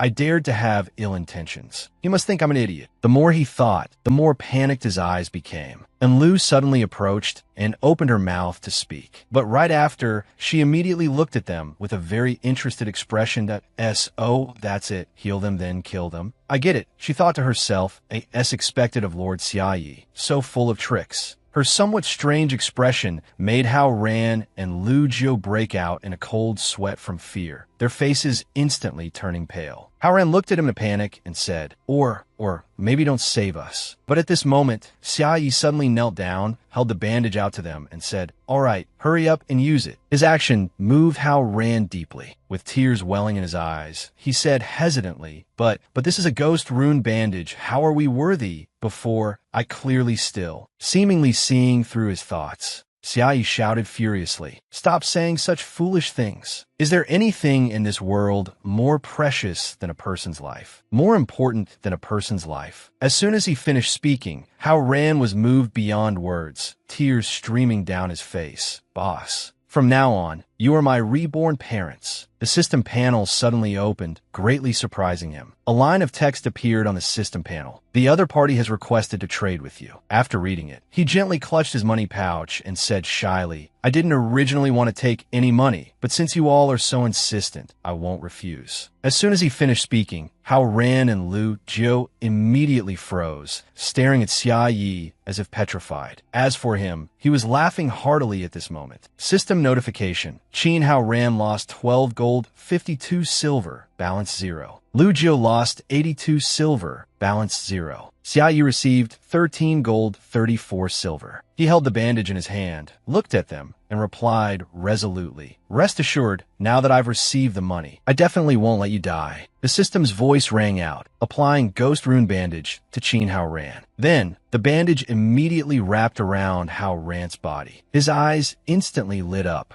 and his wounds began to gradually recover. During the treatment process, he couldn't help but think joyfully to himself. This bandage not only healed my wounds, but also healed my twisted and dirty soul. Warm, it's so warm. But at this moment, a notification from the system shattered their joy. Friendly reminder, he has taken all of your money. The gazes of the three of them immediately became dazed. But right after, Hao Ran immediately closed the system notification and shouted happily, That is our good fortune. Following that, a brilliant golden light rose from under the feet of the three, enveloping them. Lu Jiu, Hao Ran, and Xiao Yuan leveled up one by one. Level 15 to 20, job promotion, from apprentice archer to archer. Level 16 to 21, job promotion, from apprentice rogue to rogue. Level 15 to 20, job promotion, from apprentice priest to priest. Feeling the new energy in their bodies, they couldn't help but exclaim in amazement. Not only are we healed, but we also leveled up, new levels and new bodies. In just a few seconds, they immediately grasped the crux of the matter, their expressions filled with astonishment as they thought to themselves, No, this is definitely a repair machine disguised as a ghost rune bandage, isn't it? In an instant, the three of them immediately knelt before him, performed humanity's highest kowtowing ritual, and thanked him. Thank you, boss. From now on, you are my big brother. I, Hao Ran, am willing to go up a mountain of blades and down into a sea of fire for you. Seeing this scene,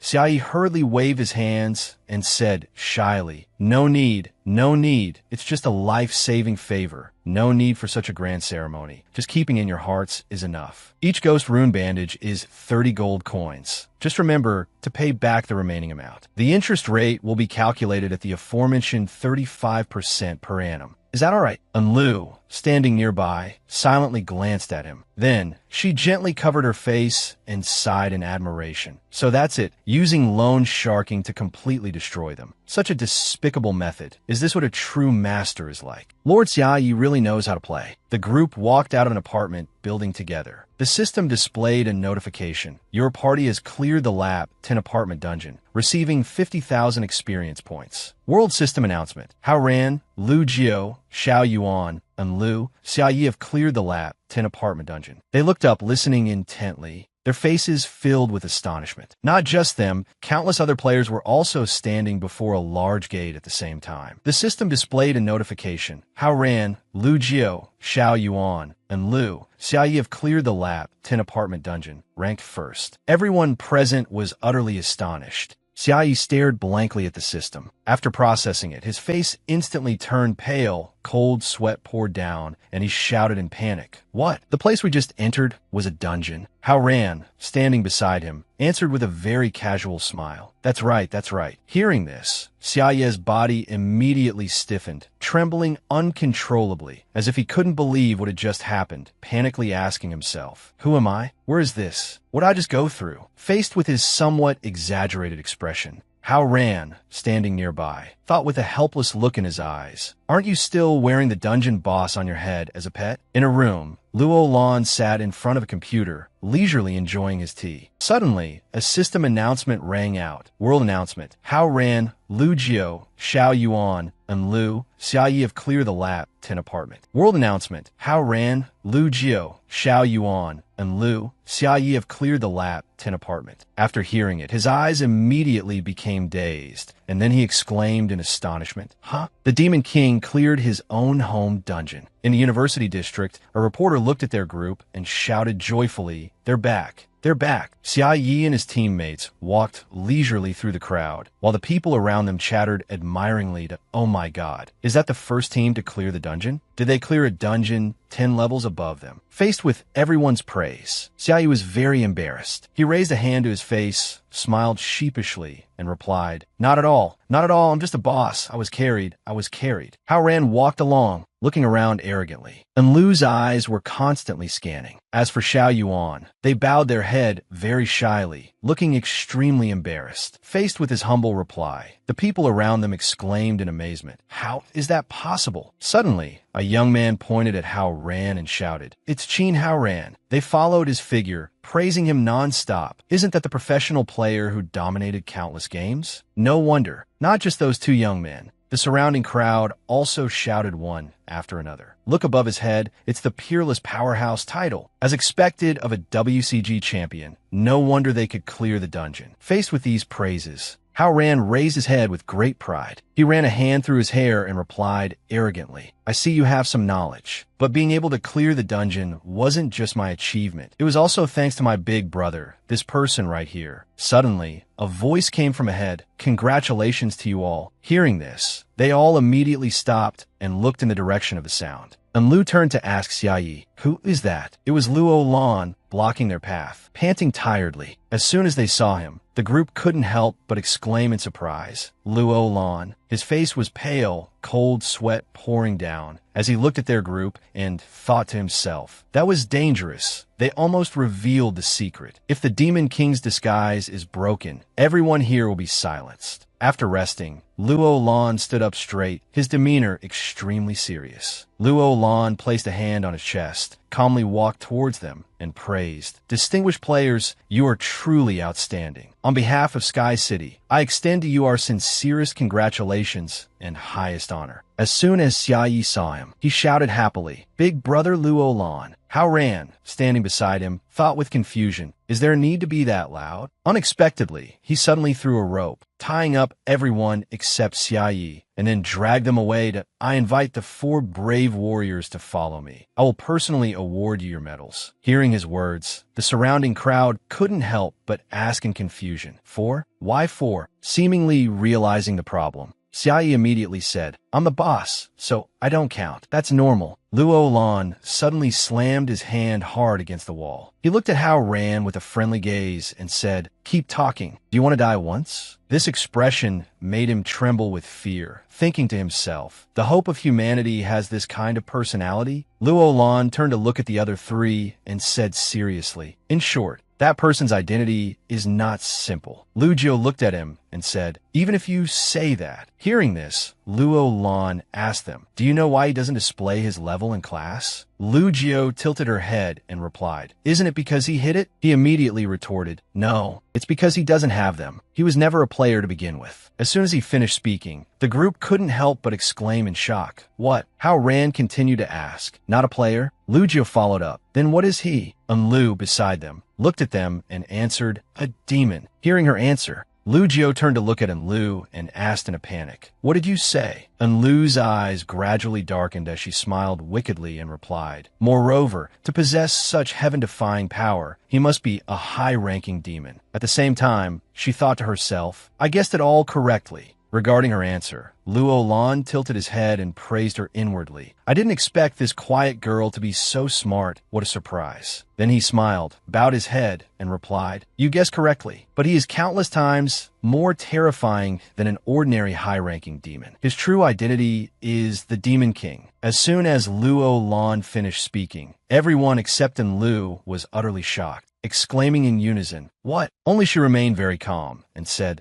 that makes sense." Luo Lan looked at them and explained, "If he pretends to be a captured weakling, then he's a captured weakling. To prevent terrible things from happening, we must play along with him. If we keep trying to expose and anger him, it could lead to annihilation. The 4 of you currently occupy 4 spots on the leaderboard. Like me, you are the hope of humanity." Hao Ran asked with a serious face, "So what?" Luo Lan extended a hand towards them and proposed, "Let's cooperate, to wait for an opportunity to kill him together." Faced with this proposal, Hao Ran didn't hesitate at all, immediately extending his hand. instantly reaching an agreement. Victory will surely be ours. After reaching the agreement, La Lan turned to leave, looking at them and saying, "Well then, a pleasure cooperating with you." Before leaving, he also didn't forget to turn back and remind them, "Let's protect the truth together. Protect the world." Afterward, his figure gradually shrank and disappeared. After he left, Lugio frowned slightly and said, "I knew he was formidable, but I didn't expect him to be this powerful." Then he looked at Hao Ran and asked, "Captain, do you really want to cooperate with La Lan to fight against Xiaoyi?" He glanced at Lugio, replying with a wicked smile, "Of course it's fake. Just to trick that NPC. As a professional, I'm very clear about the current situation. No one in this world can defeat him. So why should I go looking for death and become his enemy? Those who decisively betrayed me at a critical moment shouldn't be talking about becoming companions of justice now." Hearing this, Lugio sighed softly and said, "That's right, our only goal is victory." Then Hao Ran turned his head to look at the other two and asked, "What about you two?" And Lu glanced over and replied, "If you all really want to be Lord Xiaoye's dogs, it's fine to continue as a team." Her words were like an arrow piercing through Hao Ran's chest. A scene appeared in his mind, and Lu respectfully bowing in service, obediently complying, while he held his head high with pride. Hearing her say, "I'm okay, I can listen to you," Hao Ran impatiently waved his hand and scolded, "The next time you sneak attack a teammate, I will fight back." And Lu glanced at him, looking as if she would consider it. Xiao Yuan then shyly lowered her head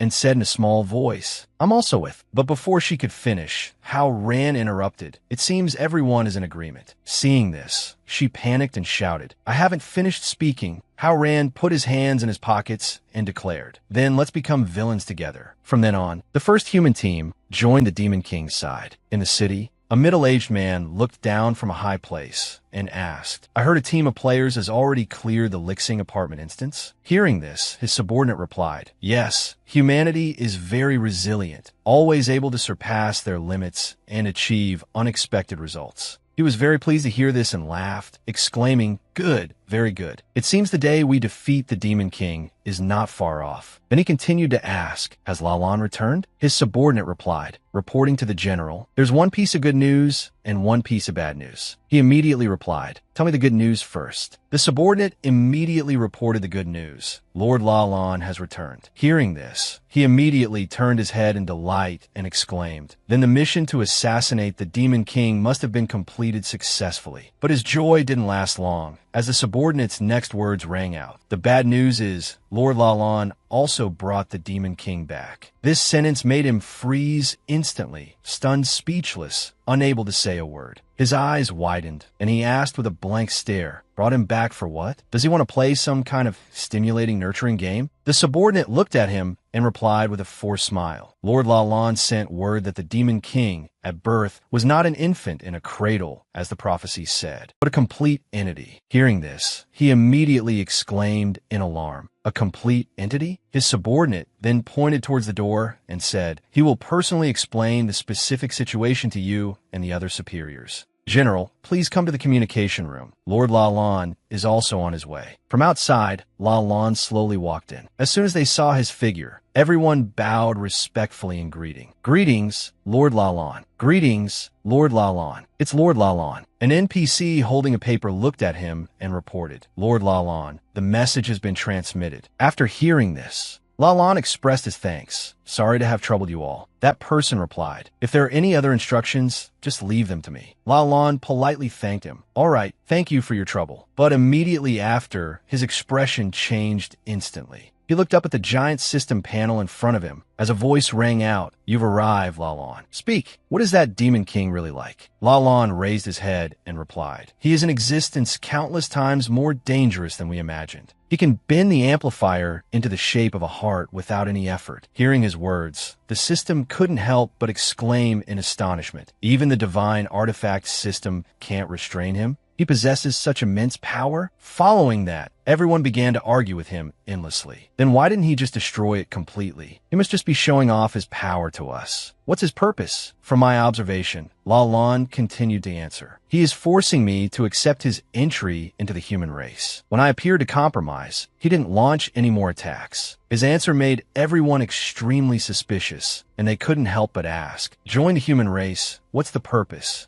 Stop asking. Even if you ask, I don't know how to answer. That's right. How can we possibly guess the thoughts of a demonic creature? Faced with the buzzing discussions, he spoke up. His eyes gradually darkened, and then he said, I've already figured out his true purpose. His words left everyone astonished. Really, as expected of Captain Lalan, humanity's hero of hope, even his intellect is top tier. Then, that person looked at Lalan and continued to ask, hurry up and tell us. What is his purpose after all? Lalan began to answer. His purpose in infiltrating the player society is to dissolve humanity's political systems and alliances. That way, he can completely annihilate humanity without any effort. The moment he finished speaking, everyone couldn't help but exclaim in shock. What? So that's how it is? It makes sense. It makes a lot of sense. The system continued to ask, he's already made his move? This execution ability and speed are too terrifying. Lalan looked at that person and replied, when I met him today, he was assimilating our most promising player team. But luckily, I arrived in time, successfully thwarted his plan, and even established a friendly cooperative relationship with that team. Hearing these words, everyone rushed to praise him. As expected of Lalan, the hope of humanity. Hearing what he said, one of the people involved voiced their thoughts. In other words, him clearing the apartment instance was also to, before the system could finish, he said, that's right, it was to build his own prestige and stir up turmoil among the people. Right now, there are two types of monsters in this world. One type is monsters mutated from Earth's native flora and fauna under the influence of the evil power when the Demon King awakened. For example, mutated sewer rats. The other type, like us, comes from the will of the earth. They're the Demon Clan, and also the true enemies of this world. The world-ending Demon King, who leads the Demon Clan, intending to destroy the world, was defeated by a team led by players and heroes. This is also the main storyline of the Will of the Earth. The power of the Demon Clan is worlds apart from those mutated monsters, but among them, only the most elite and powerful are called leader class. The final boss in an instance is a leader of that class.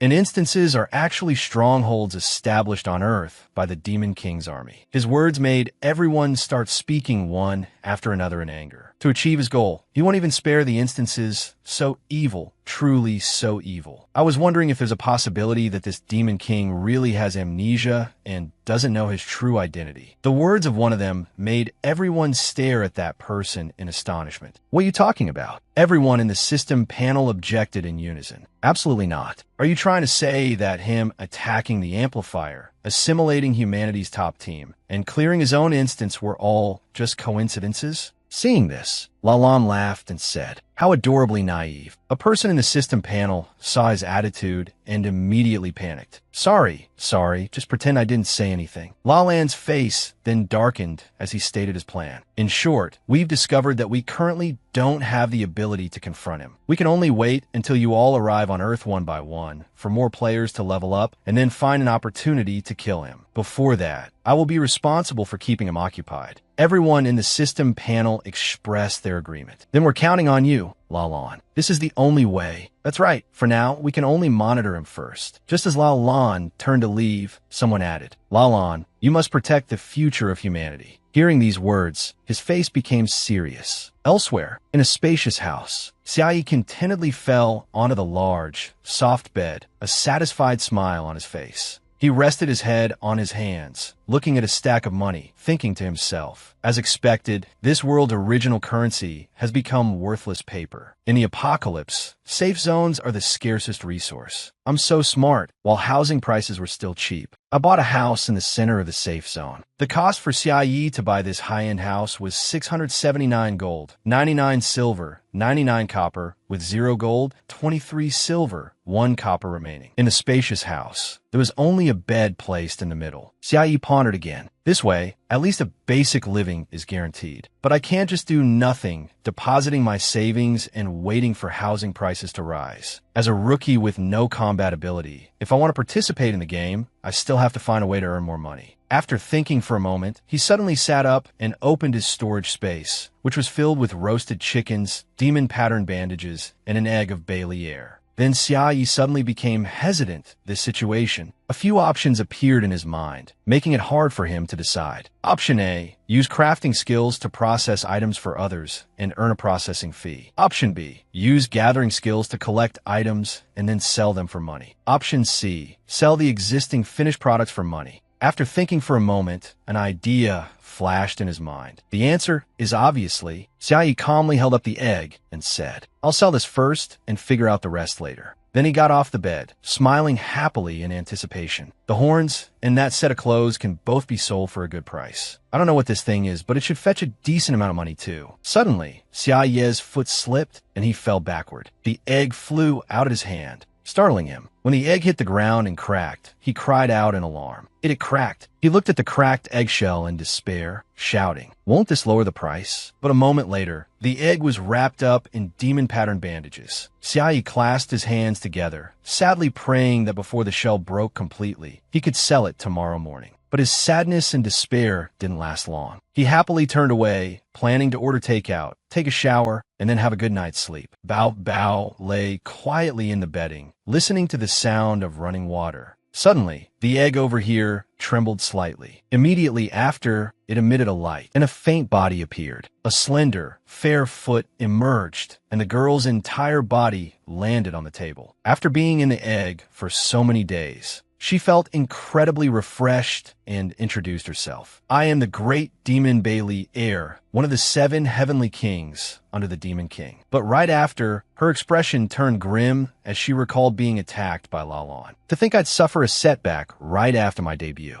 But it's all right. The Lord Demon King will destroy the world. This is a set destiny." Finally, Belial gave a calculating smile, saying to herself, "Lord Demon King, please wait a little longer. Belial will come to save you right away." Suddenly, a shadow fell over her body, catching Belial's attention. Bao Bao's enormous figure stood right beside her, its gaze like it was looking at a mosquito. Belial immediately froze, her face turning pale. Belial spoke. "Bao, Bao Bao," she asked, full of doubt. "Why are you here?" Bao Bao glanced at her and asked back, "You know me?" Belial answered with a slight stutter.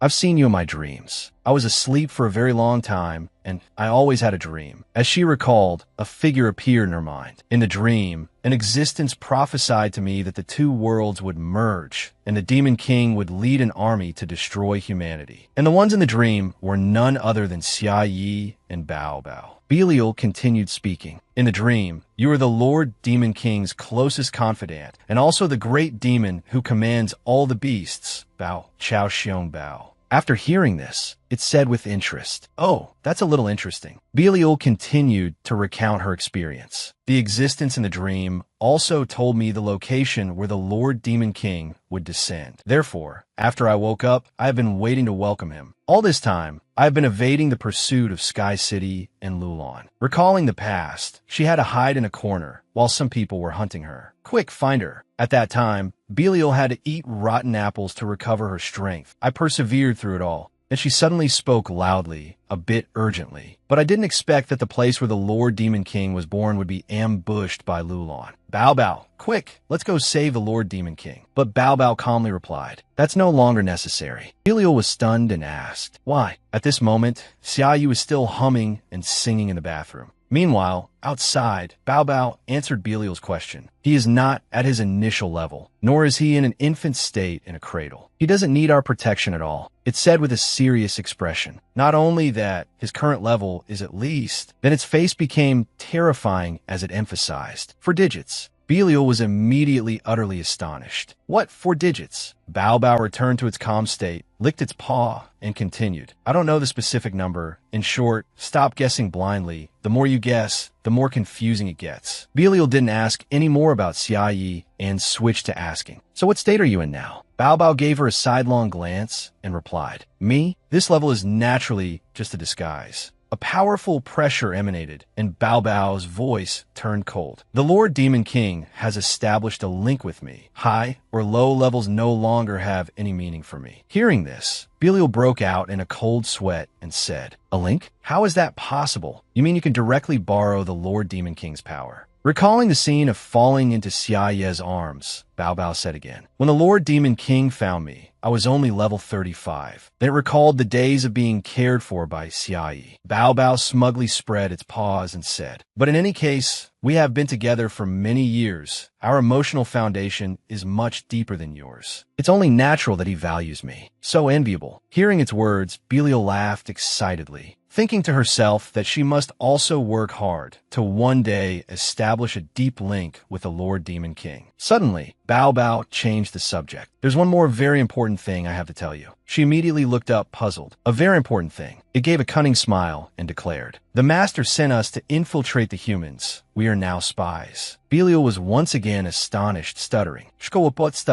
"Spies." She stood to one side, speculating. Infiltrate human society, sabotage their political systems and alliances, and thus defeat humanity effortlessly. So that's it. This is our plan. Bao Bao licked its fur and warned, "Don't you go guessing blindly. The Master's goal isn't as simple as just destroying the world." Belial was immediately lost in a reverie. As expected of the Lord Demon King, he clearly has the combat power to overwhelm the world, yet he chooses to slowly savor it. Seeing this, Bao Bao scolded helplessly. "Making up your own theories. Aren't you listening to what others say?" So annoying. It didn't want to say any more and ended the topic. In short, we must also cooperate with him, disguising ourselves as clueless rookies. We absolutely must not tear his disguise and ruin his plan. Belial immediately replied, "You can rest assured." She looked at Bao Bao excitedly and said, "Acting, is it? Whether it's a wife or a maid, I'm already prepared." Bao Bao gave her a somewhat contemptuous glance and reminded her, "I can't tell you much more. You don't look very smart anyway. But if the Master went out of his way to save you from the humans, he must have his reasons." Suddenly, Xiaoye opened the bathroom door and called out, "Bao Bao." He took the towel off his head and said to it, "I think I heard someone talking." Xiaoye looked towards the desk, saw two figures, and let out a cry of surprise. Looking at the petite Belial standing there, he said, This is... She immediately blushed and stuttered. "Ma, Master, I'm back." He still couldn't believe it and shouted, "This egg just hatched like that?"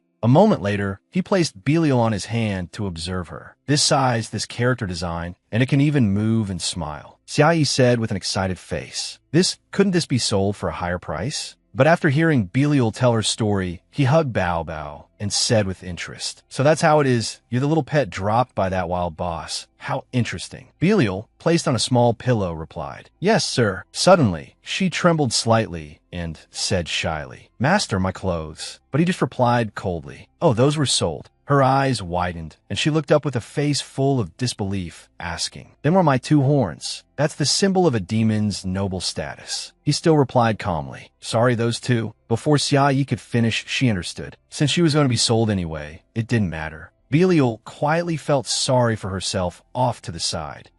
Why is it like this? Recalling Bao Bao's words, "The Master went out of his way to save you from the humans. He must have his reasons." She suddenly started crying silently, muttering to herself, "The Lord Demon King's purpose in saving me was for money. Now he even wants to sell me to humans." She gritted her teeth, trembling, and her thoughts changed again. Her state shifted from self-pity to excitement as she thought to herself, "So exciting." She imagined the scene of being forced to work for humans, thinking, for the Lord Demon King, being forced to submit to the lowly humans. Belial even imagined being beaten, thinking, being ordered around by them, beaten and scolded at will, and I can only endure it. After thinking for a moment, her tear-filled eyes immediately became excited. She thought, but as long as I think of the Lord Demon King, as long as it's for the Lord Demon King, I wouldn't even spare my own life. I'm so selfless. Thinking this, she felt her very soul become nobler. But that excitement quickly faded. Belial thought silently. But honestly, is the Lord Demon King really that short on money? It was so hard to get to his side. If I'm sold, I won't be able to protect him anymore. With that thought, she spoke up again. Master, if it's about money, maybe I have another way." Xiaoye asked curiously. "Another way?" After asking, he suddenly saw her float up and emit a light, which astonished him.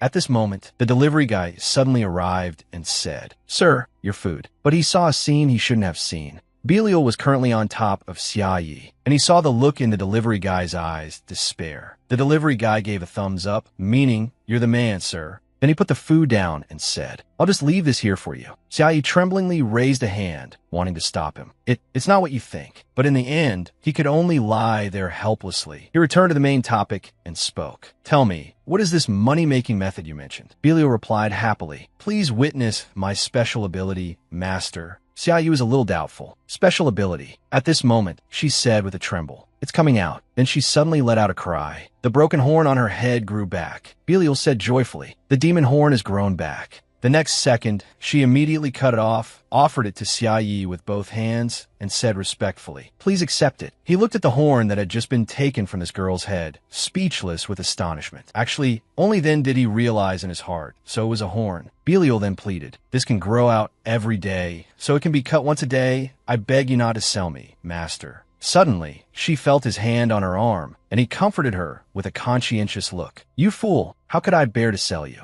In the end, Belial secured her status as the female lead of this work, with a transaction amount of 354 gold and 98 silver per day. Pet number 1, Bao Bao, eats 1350 grams of raw meat and bones daily, costing 2 silver and 13 copper. Pet number 2, Belial, eats 3 roasted chickens daily, costing 36 silver and 24 copper. But as long as she maintains her mini form, this expense can be saved. Mini Belial eats 3 cookies daily, costing 6 copper. Therefore, from this day on, except when cutting her horn, she will maintain her mini form. Belial looked up and curiously asked Xiaoyi, "Master, what is our next plan?" Xiaoyi also asked himself the next plan. Bao Bao looked at her as if looking at an idiot. "You fool," saying it so bluntly. "Aren't you exposing the master's disguise?" Xiaoyi answered naivety. The normal way to play is for players to level up and challenge dungeons. But our situation is special. As long as we can survive like this, it's fine. Such a naive answer received Bao Bao's praise. As expected of the master, acting his part while giving an answer, Belial was very excited. She happily voiced her thoughts. "I understand. It means to bide our time." Xiaoyi was a little embarrassed. He said awkwardly, "Understanding it that way is also correct. It doesn't seem wrong, but the wording is a bit strange. But at the same time, we need to accumulate enough wealth to have a chance to buy a top spot when challenging the final dungeon." He stared intently at the system panel, then offered his opinion. "My plan is to buy raw materials from merchants, process them, and then sell them to earn a processing fee." Looking at the system panel, Xiaoyi was a bit frustrated, but none of it sells well, so the profit is too low. Xiaoyi happily impasses it. "Therefore, you are very important to me." Belial's eyes sparkled as she looked at him. This part truly moved her. Belial looked at him with a loving gaze. "Master," but from Xiaoyi's perspective, she was like a moving mountain of gold. But Belial was completely unaware. "I will definitely do my best." When Pucci descended, he heard Lolan's group recount the events that had happened earlier. "Because the Demon King was still a child, we agreed to your plan, letting you take the risk to assassinate the Demon King first." After learning the truth, his expression darkened. Pucci smiled, mocking Lolan's actions. "But this so-called Demon King being too strong is just an excuse you came up with after your plan failed, isn't it?" Pucci continued to taunt him. "And this is supposed to be humanity's hope?" Lolan's face was ashen, and he didn't say a word. The tense atmosphere was cut short by a report. The person reported the current situation.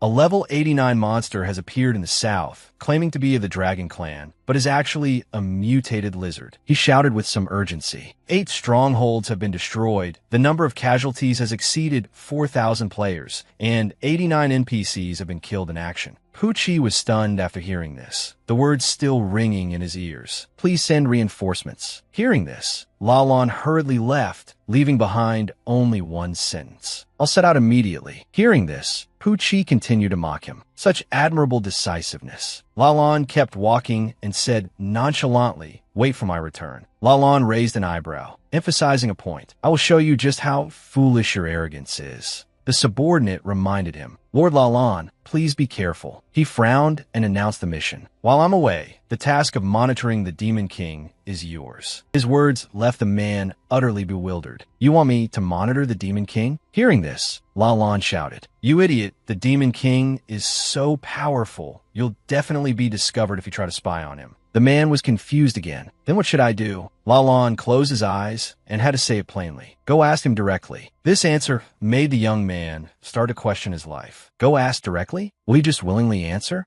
Finally, Lalan handed him a red bag and instructed, "Take this with you." He stared at the gift bag. "A gift?" Lalan smiled and explained, "This is our family's ultimate treasure, the Dragon Claw of Saint Ma." To hearing this, the young man was startled. The family's ultimate treasure can be given as a gift? But Lalan didn't hesitate. He was very confident. "Don't worry, I already have my father's permission. This isn't a matter of permission or not." The young man was drenched in sweat, his whole being falling into a state of existential crisis. To give away something so precious. Hearing this, Lalan patted his shoulder, naively encouraging him. "Do your best. Once he sees our sincerity, he'll surely be moved and reveal some information." The young man was on the verge of tears. "This is too humiliating." Lalan didn't say any more. He summarized, "In short, while I'm gone, do your best to stop him from doing anything that could harm people." Thinking that was the end of it, Pucci looked down and saw Lalan still giving endless instructions. Pucci looked at Lalan with a contemptuous gaze and raised an eyebrow. How pathetic. Humanity's hope is like a character from a gag manga. In the end, Lalan finally left. The young man bid him farewell. "I know what to do now. You can rest assured, Lord Lalan." He told himself to be firm, that he would definitely complete the mission. As he was about to leave, another young man asked curiously, "Are you leaving right now?" He immediately replied, "Yes, this is a critical matter. There can be no mistakes." Pucci spoke up to stop him. "Wait." Then Pucci jumped down from upstairs. Seeing this, the young man asked in surprise, "Bishop Pucci?" Pucci landed lightly and proposed, "I'll go with you." This left the young man utterly astonished. "What?" Pucci calmly explained his reason. "I want to see for myself just how formidable this so-called invincible Demon King really is." In the end, Pucci and the young man still went to Xiaoye's residence. The two silently looked at the scene before them. Pucci raised an eyebrow and remarked, "So that's how it is. You people found a house in a place like this administrative building to house the Demon King." But the young man didn't seem to be paying attention to Pucci's words. He was psyching himself up. "Come on, you can do this." Pucci scanned his surroundings, looked into the distance, and remarked, "The green belt is very wide. It could be considered a safe distance to prevent him from harming others in the safe zone." Pucci turned to the young man, praising him. "I must say, you people have been quite thoughtful in this regard." But in the next second, he was proven wrong by the young man. No, actually, his next words made Pucci's face freeze. The Demon King bought the entire building. Pucci didn't believe it and asked again, "The entire thing is his house?" The young man immediately confirmed, "Yes, and the garden over there too." Pucci was so shocked his jaw dropped, his mind racing with 7,749 questions. What does it even mean to be able to buy a house in the center of the safe zone? Selling a special piece of equipment to the shop for 680 gold. To buy a villa like this in the center of the safe zone? This is clearly not right. He explained the reason, proving that Xiaoye's actions were highly illogical. Because Beliar is the second-to-last boss of the final dungeon in the game, in theory, the equipment she drops absolutely cannot be obtained by players in the early stages. By the time players can kill her, the 680 gold she generates would no longer be valuable. Pucci continued to analyze the situation. You can own a villa in the early stages for less than 1,000 gold, but later on, you'd struggle all day just to earn 10 silver. Then he added, but in the later stages, you need at least 712 billion, 35,678,437 gold. This is called inflation. The housing prices skyrocket, making even players wonder if that number was a typo. Pucci found it incredibly hard to understand, his whole body trembling. What kind of Demon King runs to human territory to invest in real estate? But then, he seemed to realize something. Could it be to prepare funds in advance for establishing a world-destroying army in the future? To have such profound economic sense. Interesting. Perhaps I have truly underestimated you. Let me see what you're capable of. Pucci coldly said to the young man beside him, "All right, go call him out to greet me." These words left the young man extremely flustered. "Stop joking. Bishop Pucci, just observing from a distance is enough. Let's not do anything dangerous." But Pucci replied contemptuously, "A mass-produced NPC dares to teach me what to do. He just has a bit of economic sense. Don't think I acknowledge your judgment of the Demon King." He rambled on. "While I get back to Sky City, I'll report to my superiors about Lalan condoning the Demon King's purchase of a house." But when he turned around, he found the young man had disappeared. Where did he go? He had already gone to the Demon King's door, sincerely offering the treasure to the cat at the entrance. "Please accept this, sir." Poochie immediately flew into a rage, roaring, "The Lee family's ultimate treasure, the holy tower of Maya Dragonclaw. You're not giving it to the Demon King, but using it to curry favor with a furry brat? Besides, since when was this fat cat here?" Bao Bao held its head high, not even deigning to look at these people. The young man finally spoke. "Lord Lalan asked me to bring this to you, sir." Bao Bao coldly retorted. "Huh, Lalan? Don't recall. Never met him." Watching this scene, Poochie couldn't understand it all. Lalan's brain must be broken, using his family's ultimate treasure to curry favor with an animal that only knows how to eat, sleep, and lick its own butt. Bao Bao glanced over, assessing the situation. "To cooperate with my master's plan to infiltrate the human ranks, I am willing to exchange a few words with you."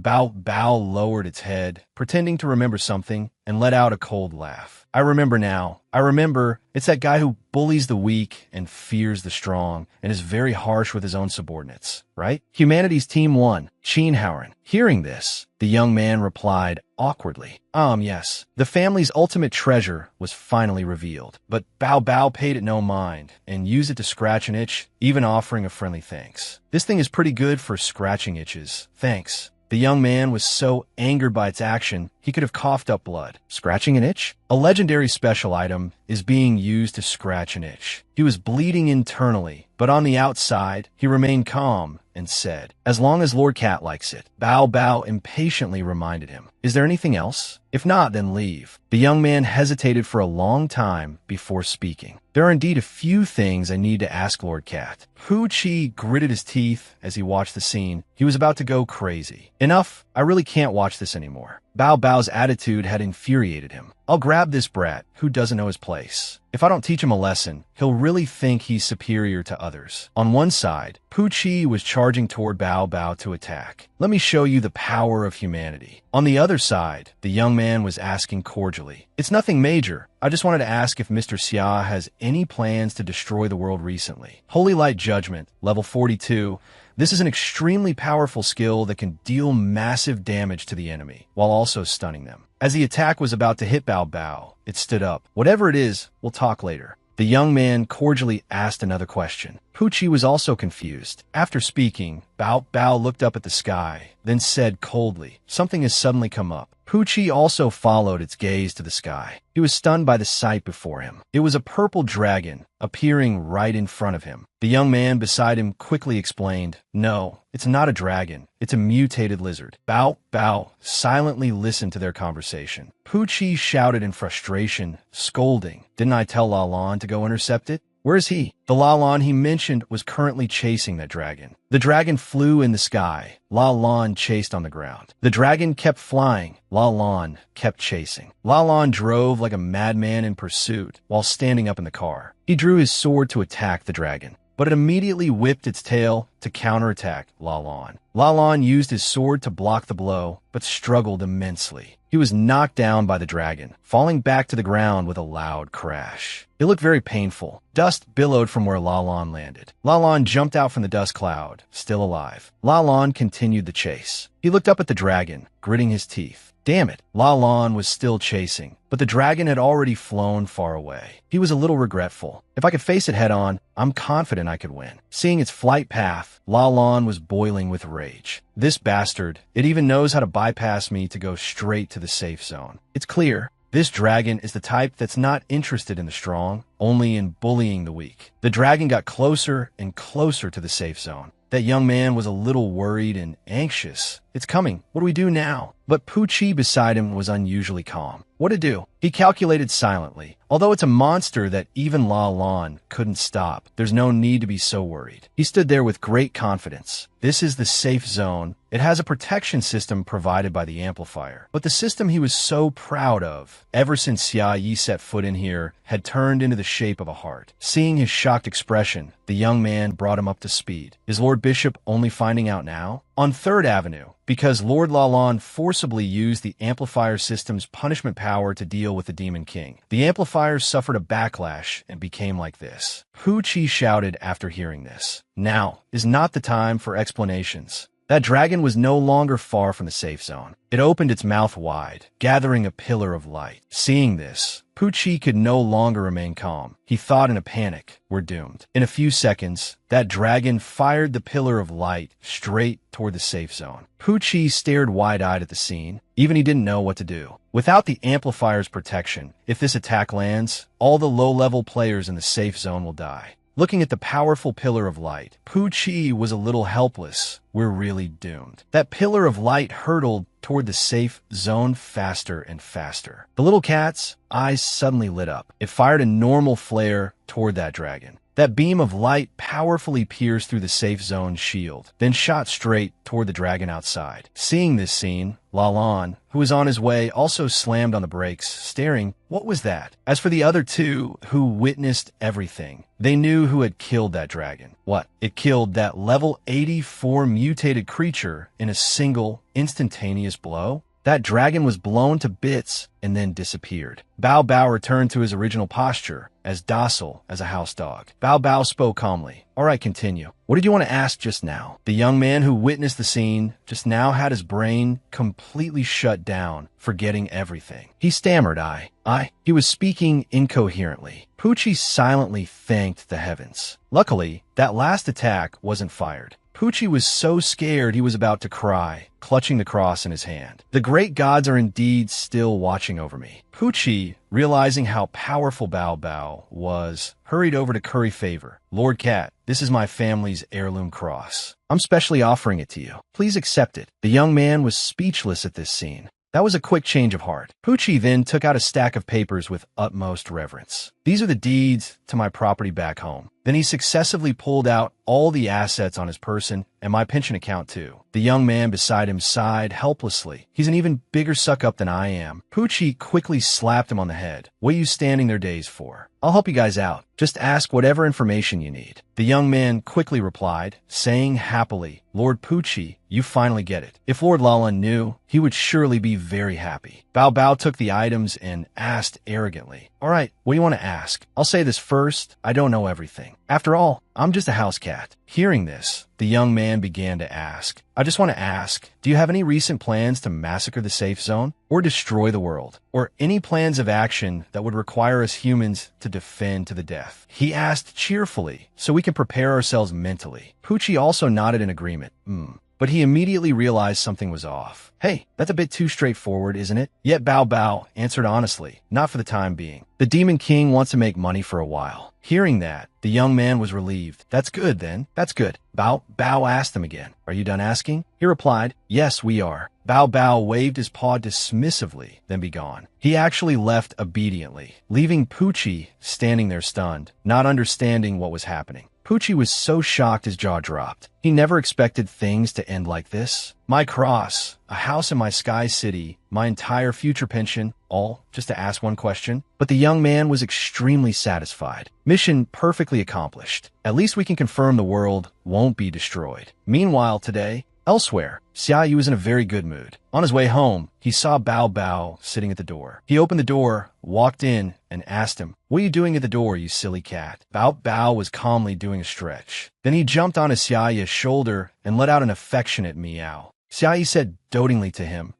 I missed you too. As the two happily entered the house, they caught a glimpse of something. Xiaoyu accidentally saw cat poop. His expression changed instantly, startling Bao Bao as well. How many times have I told you? He angrily threw him aside. You have to use the litter box. And so, the arrogant Bao Bao was thrown out. You're sleeping outside tonight. You hear me. He shed tears of sorrow, but could only accept it, yes. Xiaoyu angrily walked into the house, muttering, what a hopelessly stupid cat. But the sight that greeted him left him a bit stunned. Beller was happily waiting for him at the door. Master, I've come to help you to bed. The atmosphere was a bit indescribable. In this awkward situation, Xiaoyu could only force a confident smile. He changed into his pajamas and got into bed, only to be immediately entangled by Beller. He gently prompted her, Beller. Hearing this, she replied, I'm here. Master, Bella wrapped herself tightly around him, leaving him unable to move. I don't think it's a good idea for us to sleep like this. Hearing this, Bella immediately transformed. I understand. She shrank her body and lay obediently beside him. Is this better? Only then did Xia Yi say with satisfaction, much better. Bella was overjoyed. She nuzzled his ear while hugging him tightly. The two in the room were incredibly sweet. Good night, Master. Good night. Meanwhile, outside the house, Bao sat at the door, exposed to the elements. The cat with the power to one-shot a level 84 monster had fallen out of favor and was now locked outside. He questioned his cat life. Meow? How did it come to this? The next morning, at the home of Demon King Xia Yi, Bao, having slept outside all night, had a grim expression. He hadn't slept a wink, and his tears had run dry. Xia Yi groggily woke up after a good night's sleep. He turned to his side. Bella was still fast asleep. Seeing her sleep so peacefully, Xia Yi's heart fluttered a little, because from this angle, she looked unusually beautiful. He suddenly discovered a pink notebook under the pillow. Xia Yi took out the notebook and flipped through it. At this, Bella woke up extremely embarrassed. A diary? Xia Yi thought curiously. He was very interested. A pet in this game can even write a diary. How real. It's not that I want to peek. My hand just moved on its own. Xia Yi read the diary line by line. Lord Demon King, there are many things I can't say to you directly, but Bella is willing to do anything for you. When you see this, you must understand my heart, right? I love you. I love you. I love you. This was followed by a string of I love yous, which made Xia Yi freeze. He turned to another page, sighing to himself. She really does like that Demon King. The next page was truly shocking. For the Demon King, Bella fought bravely, pulling out something of Lalan's, and that thing splattered everywhere. She crushed that thing of Lalan's with her bare hands, brains splattering all over the ground.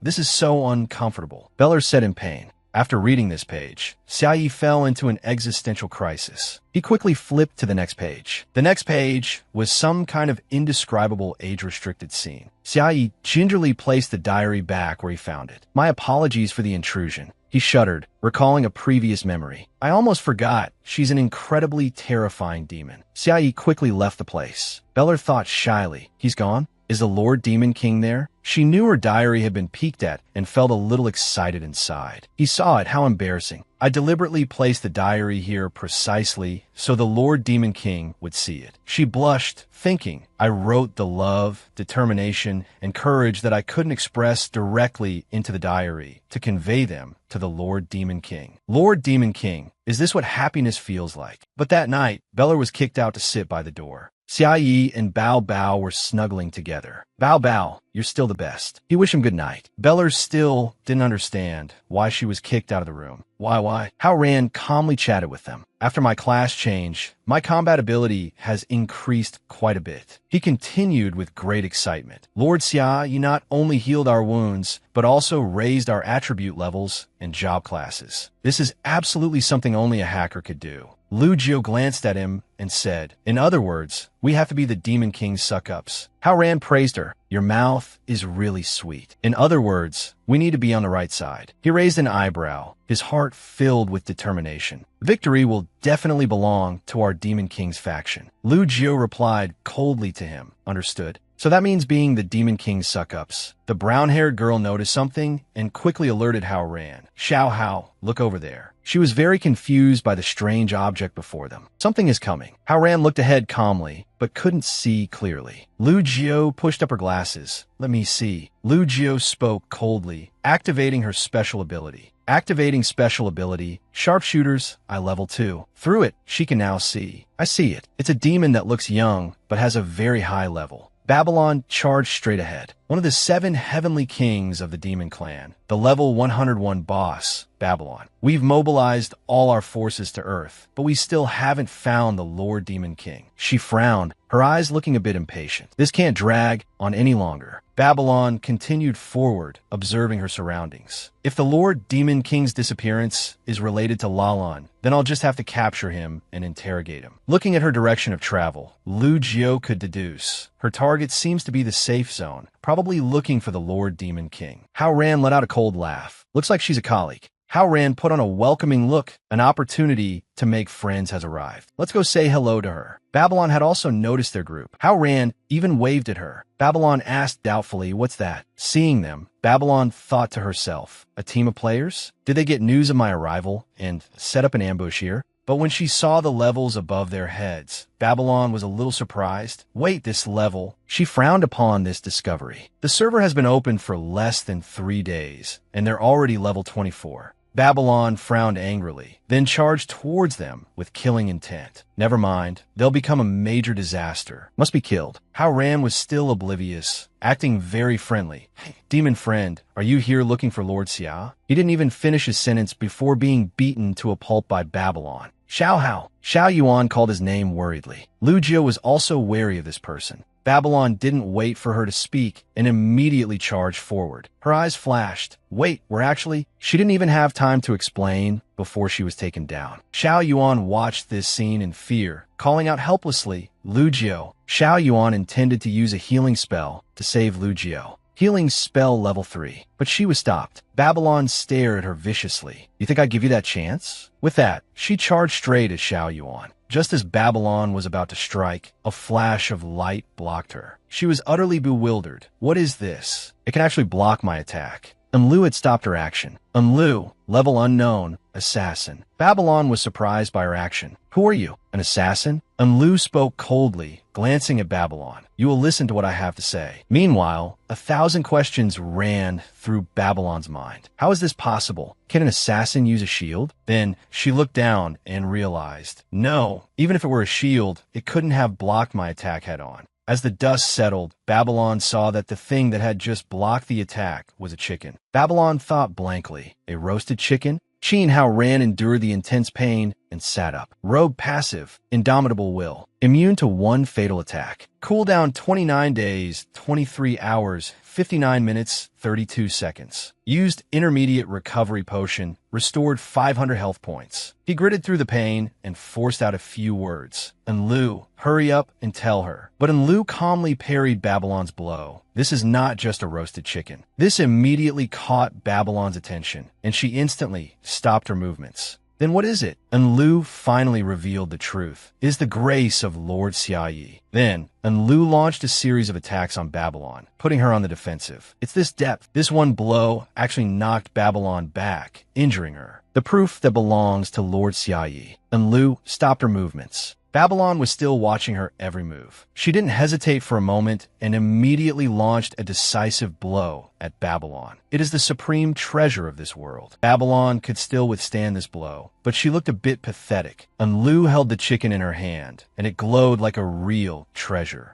I call it. Then she threw it straight at Babylon, the chicken of victorious covenant. After this battle, the entire area was shrouded in dust. Xiao Yuan was also extremely shocked by this scene. A normal-looking roast chicken could actually defeat a level 101 great demon. Enlu finally landed on the ground, looking a little happy, her face flushing. Lord Xia, you must have long predicted that she would be in danger, which is why he gave her this reward. Seeing the somewhat quiet scene, Qin Haoran couldn't help but shout, "You have time for so many lines, but you can't just explain things clearly? We're on the Demon King's side too. Can't you just finish your sentence?" At this moment, the dust and smoke gradually cleared. Babylon stood up, her expression a little angry. "I was careless. A player not even level 30 has this kind of power. It's incomprehensible." Her face turned grim, still not understanding what had happened. Could it be a hack? No, I can't fall here. She had gone completely berserk, shouting, "I must find Lord Demon King." On the other side, Qin Haoran also received a warning. Boss Babylon has 85% health remaining. Shifting to Phase 2, 99% sanity lost. All stats increased by 120%. Qin Haoran was so scared his face turned pale. It's over. She's about to transform into her second phase. A loud explosion accompanied by a strong light erupted. The situation was now out of control. We can't let her go on a rampage like this, or we won't be able to talk anymore. Xiao Yuan worriedly asked Qin Haoran, "Xiao Hao, what do we do now?" Qin Haoran was silent for a moment. "Don't panic." Qin Haoran stood up and shouted, "We know where the Demon King is.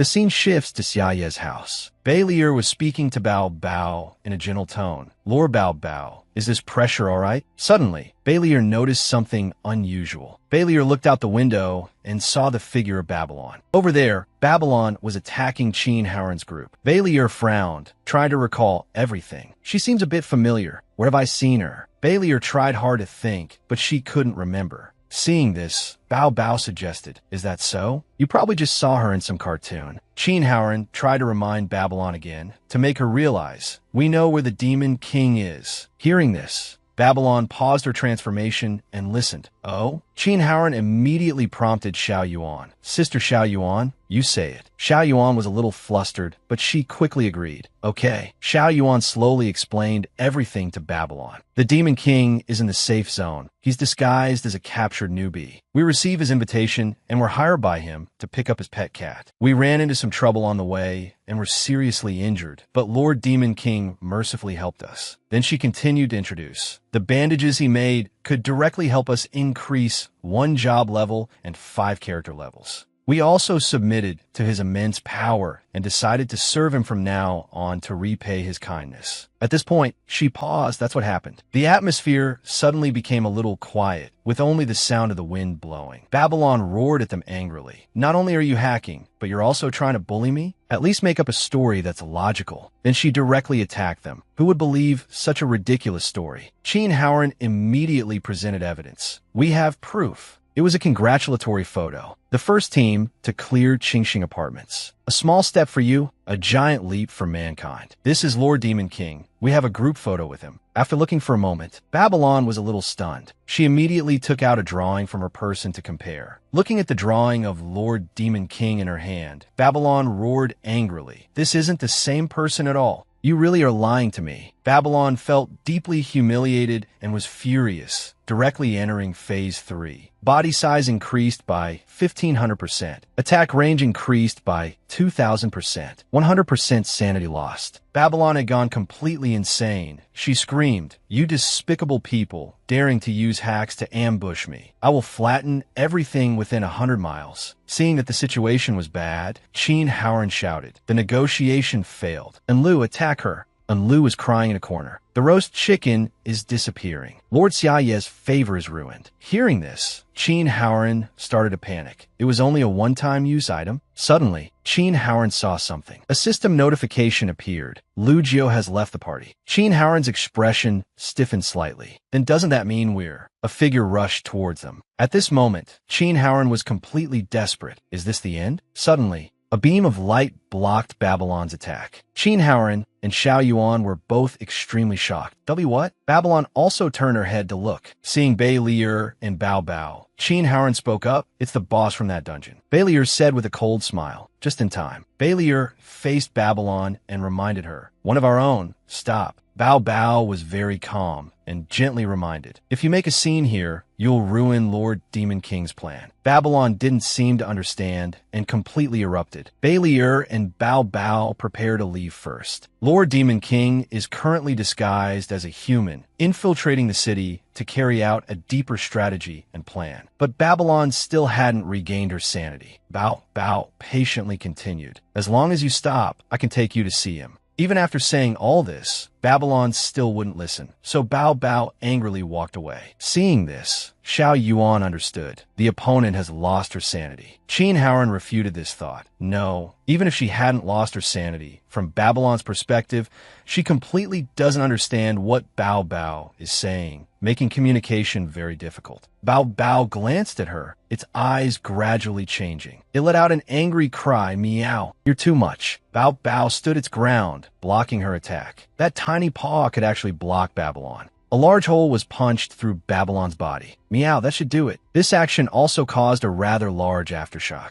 Elsewhere, Xiaoyu was focused on doing something. A breeze blew by, causing Xiaoyu to turn around, and he felt what a cool breeze. Xiaoyu's mood was very good right now. Today is another peaceful day. Sold the great demon's horns. Received 12 gold and 98 silver. On the other side, Beilir and Bao Bao were approaching to check on Babylon. They looked down and spoke. Can you listen to others now? But from Babylon's perspective, besides seeing a cat meowing, she saw nothing else. Babylon was beaten into a daze. Precise blood control. I don't understand cat language. Bao Bao only now realized that thanks to the Master Linguist title, it had forgotten to switch languages after greeting its master. Bao Bao turned to Bei Lier, a little helpless, and asked, "Why didn't you remind me sooner?" Bei Lier was completely immersed in her role as a mount. "I forgot I could talk." Babylon stammered, trying to say something. On one side, Bei Lier was saying shyly, "Aya, don't mind those details." And on the other, Babylon finally recognized Bei Lier.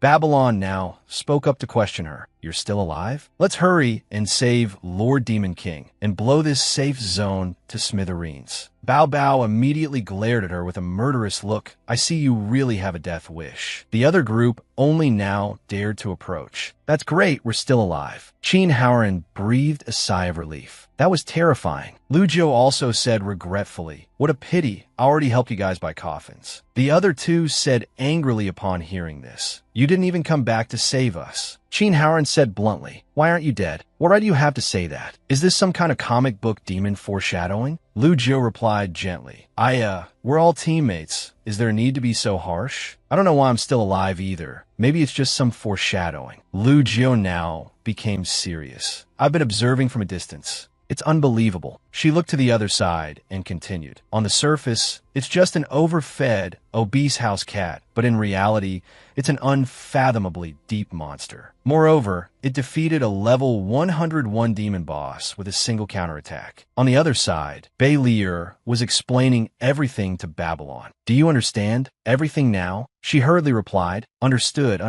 Lu Jiu said in a low voice, "This is something that makes one can't help but feel." Qin Haoran also chimed in. "That's right, you really can't help but feel." Xiao Yuan was very confused. Can't help but feel? The next sentence made everyone nod in agreement. To have survived its attack back then was truly thanks to Lord Xia Ye's grace. That's right. But Lu was still in a corner, suppressing her grief. Lord Xia Ye's favor has turned to dust. The other three stared at her, still heartbroken. On the other side, Xia Ye had returned home and called out, "Bao Bao," but there was no one in the house. Where did Bei Lier run off to play? He continued to speculate. These are chaotic times. Nothing bad happened, right? Suddenly, Xia Yi felt that something was wrong. He realized Qin Haoran's group was outside the door. "Are there guests?" "It's the big brother who took me through the dungeon last time." He was so moved he was about to cry. Thank you for saving Bao Bao again, and for bringing them back." Qin Haoran scratched his head and said, "We just happened to run into them. It was no trouble at all." "Lord Xia Yi, you don't have to be so polite. Besides, I was the one who was saved." Xia Yi was about to say something, but hesitated for a moment. "Qin Haoran," he continued with great appreciation, "you don't have to be so formal. You can call me a Yi, and I'll call you a Ran. We're friends from now on." Qin Haoran was pleasantly surprised. "Oh, really? Wow." Xia Yi invited them into the house. Come in, have a seat." Qin Haoran spoke again. "Actually, we brought a small gift." He asked with some curiosity, "What gift?" On his shoulder were two small pets. Qin Haoran said, "A small pet we caught in the wild. Thought you might like it. It's this one. Babylon, level 1, used to bind." Additional description, small pet Babylon and collectible item. When Babylon saw Xia Yi, her eyes immediately lit up. "Lord Demon King, I've finally found you."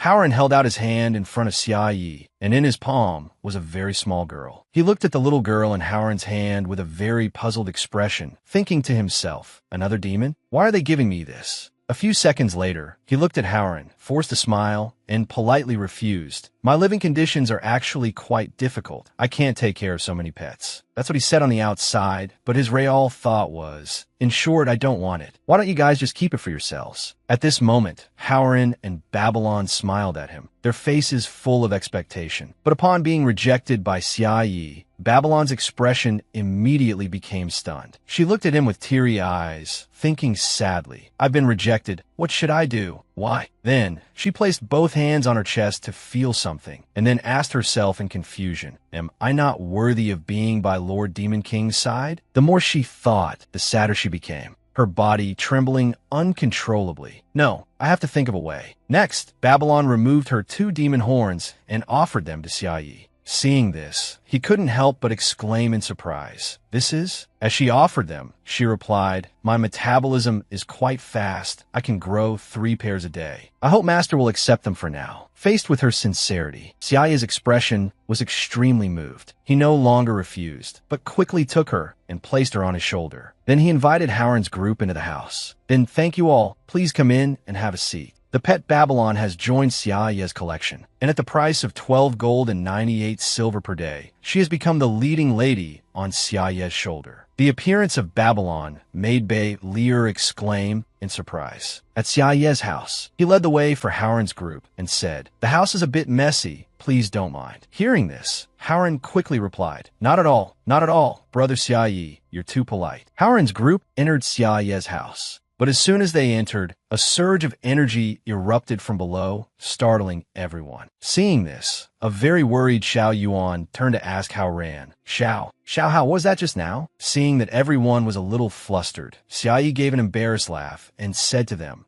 "Was it too much stuff that it scared you all? These are some beginner-level weapons I made while practicing forging." Following the direction Xiao Yi pointed, the scene before them left Hao Ran utterly astonished. The people behind him couldn't help but cry out in alarm. Beginner-level weapons, and some beginner-level armor too. Cold sweat trickled down Hao Ran's face, his terrified gaze sweeping across the room. When he saw the rows of neatly arranged armor on the side, his mind was dealt a massive shock. Next, Xiao Yi pointed to another side and introduced, "Those are the small puppets I made while practicing sculpting. Aren't they cute?" Hao Ran forced a reply, "Cute, they're really very cute." But by now, the entire group's faces had turned pale, their eyes filled with horror, while they screamed internally. "This isn't a house. It's clearly an armory." Xiao Yi walked ahead, leading them while explaining, "I originally planned to sell them, but selling them cheap would be a loss, and selling them expensive is hard. There was really no other way, so I had to just pile them up at home." Hearing this, Hao Ran squeezed out a smile and replied, I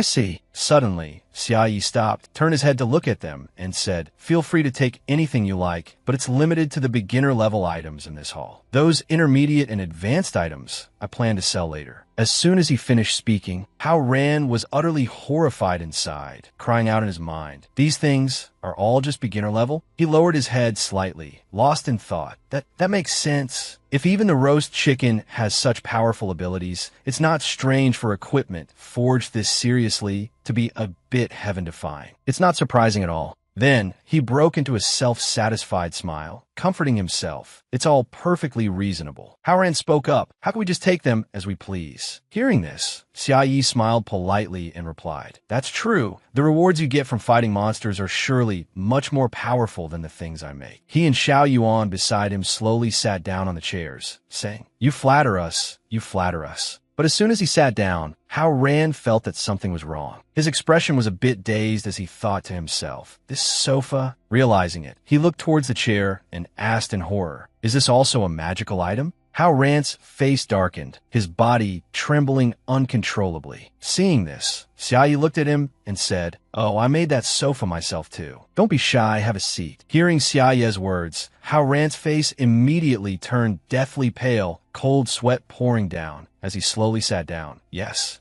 sir." The moment Hao Ran sat down, he immediately said, Not just the sofa, the ceiling, the coffee table, the windows, the floor." Xiao Yi looked towards the demon and ordered, "Bei Lier, go pour some water for the guests." She obeyed, replying, "Yes, master." Bei Lier carried a tea tray towards them. As soon as Hao Ran saw the tea, a thought flashed through his mind. Even this water contains a powerful, evil magic. Holding the green teacup, Hao Ran's expression was still one of utter shock. Xiao Yi looked at them and explained, "To save money on water, I dug a well in the backyard. The tea is made with well water." Hearing this, Hao Ran secretly glanced at Xiao Yi and said stiffly, "Is that so? The well of eternity. How impressive." He said that, but inside he was screaming in terror. It's not just impressive, it's on a whole other level. Can you just name it the well of eternity, and it actually becomes the well of eternity? At this moment, he recalled the scene when he and the others had just entered, thinking to himself, combined with the feeling from when we first came in,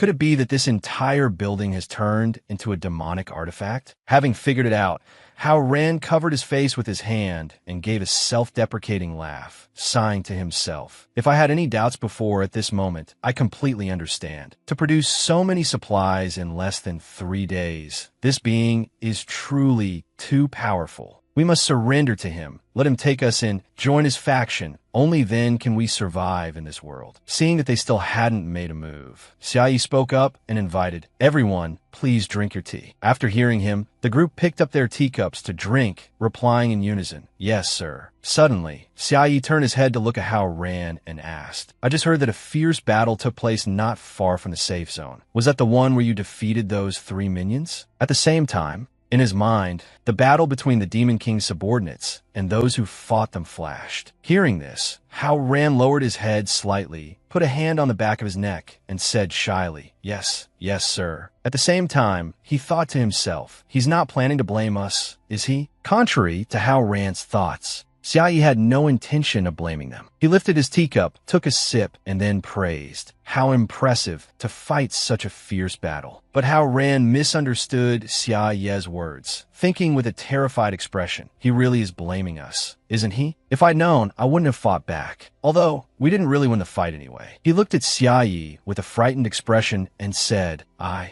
we didn't expect something like that to happen either. Xiaoyi looked at him and replied calmly. Fortunately, the outcome was good. Hearing Xiaoyi's words, Hao Ran asked in utter horror, What outcome? Xiaoyi looked at him, sighed softly, and answered that you all survive, of course. And what's more, you're able to appear in my house, drinking tea together. How wonderful is that? As soon as he finished speaking, Hao Ran's expression immediately contorted. He pounded his chest and said, Yes, sir. We came right away. Without a minute's delay, we came to report immediately. Xiaoyi raised his teacup, looking at him encouragingly. So, I must congratulate you all for surviving again. Hearing this, Hao Ran let out a sigh of relief and exclaimed, We survived. Then, Hao Ran placed a hand on his chest, thinking with an extremely smug expression. It seems he has accepted our enlistment. At this moment, Xiaoyi looked at them and said, Drink your tea. They replied in unison, As you command. Yes. Suddenly, Xiaoyi turned his head to look at Enlu and asked, The roast chicken from last time? You must have finished it, right? Hearing his question, she said, deeply moved, Yes, sir. She thought to herself, Lord Xiaoyi really does know the details of the recent battle. He knows I used up the chicken of promised victory. Xiaoyi opened the system panel and said, I still have quite a few left here,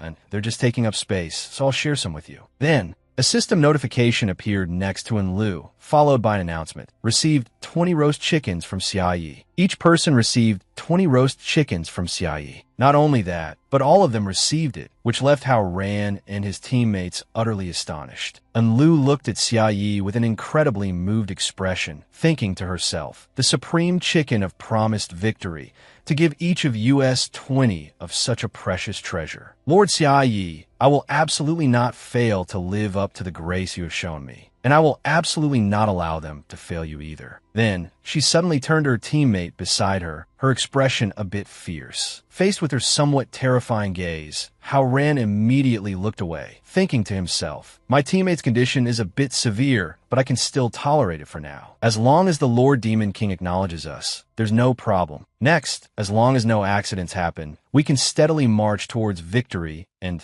end the game directly. Just then, the doorbell rang from outside. Xiaoyi looked at the monitor and said, Someone's at the door. It was Luo Lan, carrying a small gift box, looking at them and saying, I heard there was a small battle outside just now, so I came especially to check in. Seeing this, Xiaoyi immediately went to the door to invite Luo Lan in. Brother Luo Lan, what brings you here? He said as he walked, I heard there was a small battle outside just now, so I came especially to check in. Young Master Yi, is everything all right on your end? If you need any help, just let me know anytime. At this moment, when Luo Lan saw the 2 little imps crawling out of Xiaoyi's pocket, he froze instantly. He turned his head back, wondering with a deeply puzzled expression, Isn't Bailey dead? Why is she here? And there's one more of them. Luo Lan continued to slowly look down at his feet, where he felt an ominous surge of energy. He thought in horror, this is not good. Why has this building turned into a demonic artifact? When Luo Lan looked up, the scene before him left him instantly stunned. The room was filled with all kinds of weapons and armor hanging around. War supplies 1, war supplies 2, wooden soldiers, war supplies 3.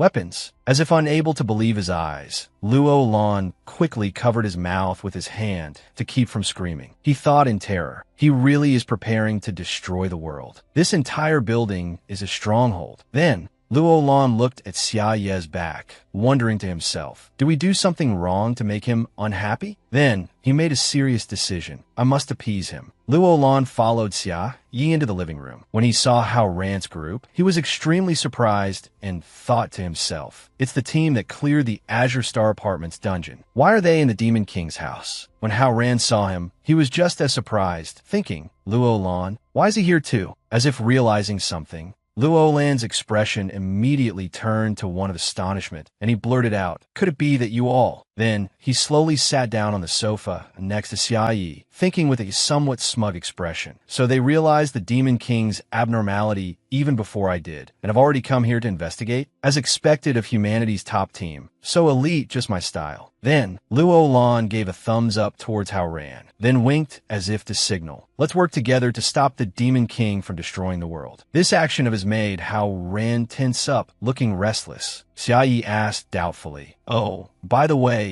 do you two know each other? Luo Lan nodded and replied, we're acquainted. Seeing this, Hao Ran just remained silent. Xia Yi continued softly. They're the ones who quelled the great battle just now. It's not easy to survive. You must have paid the price with many casualties, right? Luo Lan thought in confusion. Is he deliberately mocking us? He stammered in reply, casualties are unavoidable. Xia Yi said worriedly, to be honest, this world is so interesting, I really don't want to see it destroyed like this. But I'm also powerless. He said excitedly in a loud voice. I can only rely on you all to work hard to save this world. Luo Lan thought in terror. I get it now. He feels too bored, so he wants to destroy this world. If that's the case, he lowered his head and said in a low voice, I know what to do now. Xia Yi asked blankly, no, what? Luo Lan asked, trembling. You want something interesting? I wonder if Mr. Xia finds elves interesting? Hearing this, Xia Yi asked in surprise, elves? There's an elf race in this game? Luo Lan replied softly, I know of an unexplored place called the Ancient Elven Kingdom. If we search, we should be able to find it. Xia Yi's tone was full of excitement. Now you've got me interested. If I have a chance, I'd really like to go and see it. Hearing this, Luo Lan said excitedly, that's great. I'll go catch them right away. Xia Yi asked in a panic, catch? What do you mean? Hao Ran thought with a sneer. What a great show. Humanity's hope is so pathetic in front of the Demon King. Xia Yi said, flustered, although I'm happy that Brother Luo Lan thinks so highly of me. I'm just a newcomer. I really don't have any combat power. He turned his head to look away, adding, to open up a future for humanity, you should be looking up to him. Both of them simultaneously turned their gazes towards Hao Ran. Xia Yi said calmly, he's the most outstanding player. Seeing this, Hao Ran's eyes widened in surprise. He worriedly thought to himself, wait, has Lord Xia Yi misunderstood the relationship between me and Luo Lan? Thinking of this, he said loudly, actually Luo Lan let out a breath and replied, as expected of Xia Yi, nothing escapes your eyes. I have indeed established a deep cooperative relationship with humanity's top team. Hearing this, Hao Ran was utterly astonished. Luo Lan said meaningfully, since we've been discovered, there's no need to hide it anymore. Isn't that right? Hao Ran roared angrily. What are you talking about? Luo Lan said decisively, since we've been discovered, let's just be open about it. This time, when we go looking for the elves, they will come with me. We can definitely coordinate perfectly and achieve our goal. Xia Yi asked in surprise, really? Luo Lan laughed loudly and replied, you can rest assured. After hearing this, Xia Yi flattered, that's great. I knew it. You two are humanity's natural-born elites. Not long after, the 5 of them were kicked out the door. Luo Lan cheerfully said goodbye. We're off. Xia Yi nodded and said, come visit again next time. As soon as he finished speaking, the door slammed shut. Hao Ran, still reeling from the sudden shock, thought in anguish. This time, I've been completely mistaken for the enemy. Luo Lan guessed confidently. Although I don't know what you're all upset about, I assume you were frightened by that Demon King's evil and arrogance, right? He comforted them, but there's no need to be afraid. It's inevitable that the Demon King is a little wary of our cooperative relationship. We just need to bring back an elf, and there's still a chance to turn things around. Before he could say more, Hao Ran's face darkened, and he raised his fist, ready to punch Luo Lan. but Hao Ran intentionally missed, hitting the wall behind him. Luo Lan glanced at the deep dent in the wall, speechless with astonishment. Hao Ran asked through gritted teeth, "You bastard, you did that on purpose, didn't you?" Luo Lan repeated blankly, "You bastard? On purpose?" He immediately changed his attitude, speaking in a serious tone. "Interesting. From childhood until now, you're the first person who's dared to speak to me like that. I don't know where you got the nerve to be so arrogant with me." Hao Ran said with a cold smile, "Is that so? Then I'll show you my nerve." He quickly gathered power in his palm. Hao Ran immediately conjured a giant roast chicken and held it out in front of Luo Lan. He shouted in astonishment, This is... Luo Lan asked, confused, "A roast chicken?" Hao Ran sneered. "Impressive, right?" He immediately said in a cold tone, "Thanks, but no thanks." Lu Jiu suddenly spoke up from behind. "Captain, I didn't want to say anything, but you're being so stupid, I really can't stand to watch anymore." Hearing this, Hao Ran cut her off. "Shut up. I know what you're going to say." Hao Ran slowly backed away, thinking to himself, "That's right, I can't really get into a conflict with him. If I ruin Lord Demon King's plan to infiltrate humanity, I'm done for. I obviously know that." Luo Lan said in a low voice, "I don't understand what you're unhappy about. Being able to cooperate with me, the hope of humanity, you all should feel honored." Hao Ran asked doubtfully, "Let's say that's true, but what exactly do you want to cooperate on?"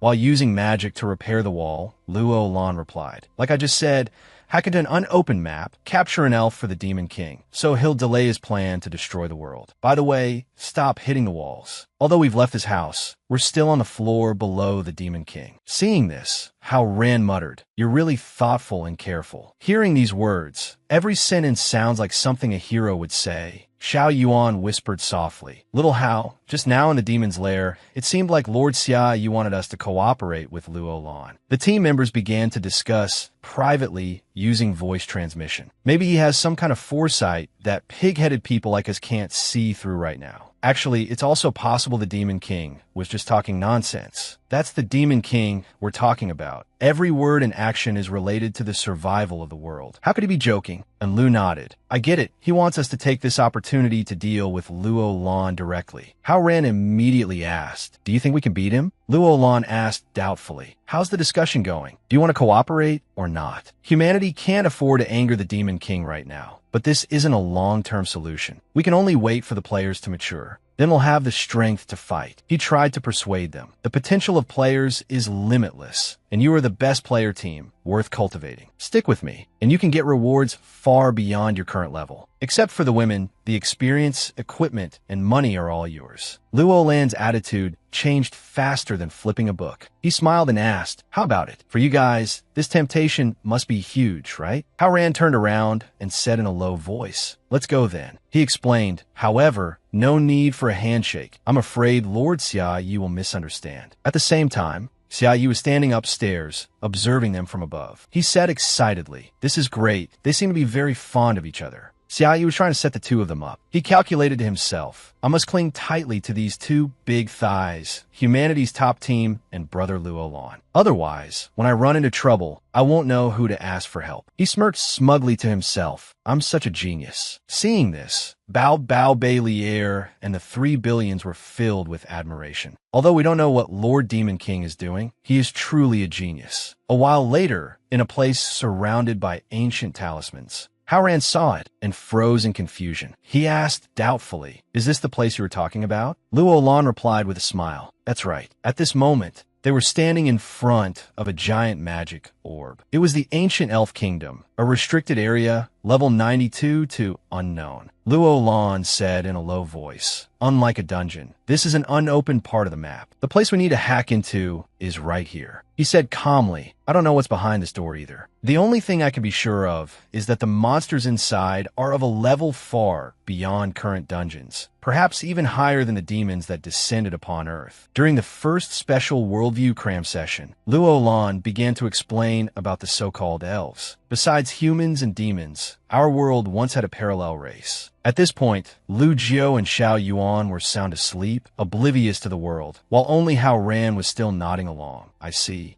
Luo Lan asked doubtfully. This world didn't originally have just two races, humans and demons. It's mentioned in the main storyline. Didn't you guys watch it? Hearing this, how Rant's eyes twinkled as he stammered in reply. Of course I skipped all of that, just to rush through the content. Otherwise, how could we have surpassed everyone else and achieved the progress of Top Team? Luo Lan said gently. The setting is that humanity's skills and technology all come from the god Massey, who used his sacred divine power to fight against the brutal demon race. The two sides fought for thousands of years, and the world was engulfed in the smoke of war. He continued in a low voice. During this time, the races that couldn't compete with humans and demons for survival resources gradually went extinct. But in fact, there was another race that could stand against both humans and demons. How Ran asked in surprise. You guys fought that fiercely? Luo Lan emphasized. It was the elf race who could use the power of nature. It's a powerful energy that could tip the scales. He explained. However, the elf princess didn't want to submit to either side, so she sacrificed herself to seal the power of the elves. To this day, elves have become creatures of legend.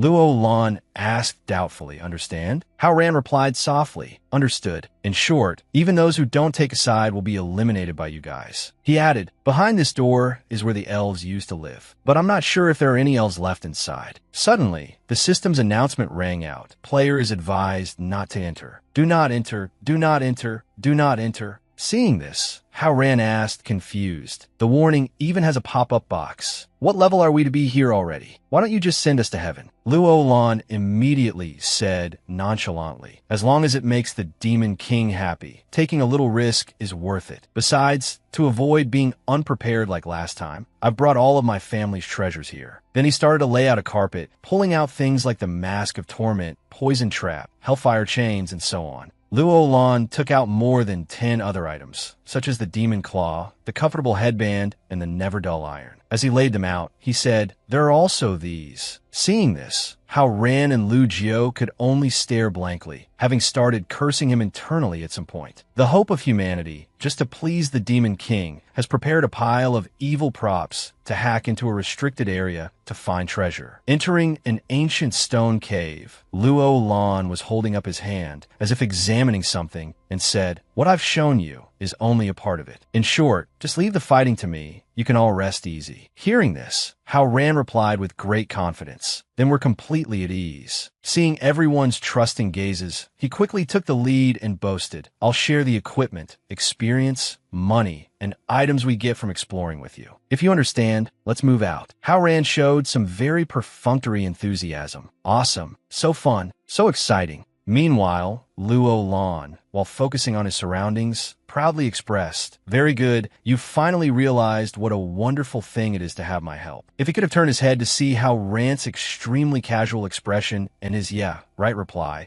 he would have surely coughed up blood and died from anger. Luo Lan, still beaming, added, although your personalities are bad, very rude, and very disrespectful to me, it can't be helped. Right now, you're the best of the best. They were walking on that long bridge, and he seemed to be tirelessly rambling on. I will cultivate you. But in the face of unknown dangers, we must conserve our resources. After that, they walked on a red path, with Luo Lan still talking nonstop. Unless absolutely necessary, do not enter into battle. Just then, the system's cold voice freed everyone from the talking machine. The system announced, entering battle, the enemy is a grade A monster. Good luck. The moment he heard that voice, he whipped around to look at everyone, his face now completely twisted with anger, and roared, did it have to be so fast? Xiao Yuan tremblingly lifted the hem of her skirt slightly, revealing a red button under her foot. She couldn't help but apologize in fear. Sorry, I think I stepped on a mechanism. Immediately, a monster whose entire body was as red as blood appeared. That muscular monster was called the Bloodline Roaring Beast, a grade A monster, level 102. It seemed to glance at them arrogantly and said, ignorant fools, daring to barge into this place. Don't even think about disturbing the L's hibernation. It lowered its head slightly, looked at Luo Lan, and said in a majestic tone, this is your only warning. Leave this place and never return. Luo Lan stood like a statue, too lazy to even glance at it, let alone reply. Seeing that they said nothing, the Bloodline Roaring Beast thought they were scared and became even more arrogant, raising its head high and saying haughtily, "If you obey, I will spare your lives." Xiao Yuan very obediently rushed forward, bowing her head to apologize. "I'm sorry. It's all my fault. I'll do whatever you want. Please don't be angry." It turned out that a beautiful woman always has an advantage. The moment it saw how sensible and beautiful she was, it blushed and said naively, "Really? If you say so." But before the bloodline roaring beast could finish, Luo Lan loudly ordered, "All of you, back off. Leave this to me." The moment he finished speaking, they immediately retreated 100 meters away. Seeing this, Luo Lan couldn't help but shed a few tears in his heart. Although it was his own request, he still felt a little lonely. Heartbreak was heartbreak, but the moment he heard the monster move, he glanced back warily. Luo Lan immediately took out a treasure and introduced it. A treasure of the Leaf family, an S-grade demon race prop, held breakthrough mode. According to more reliable information from a system, held breakthrough mode, all stats increased by 30% for 5 minutes. After it ends, will enter a weakened state. Movement speed reduced by 45%, duration 30 seconds.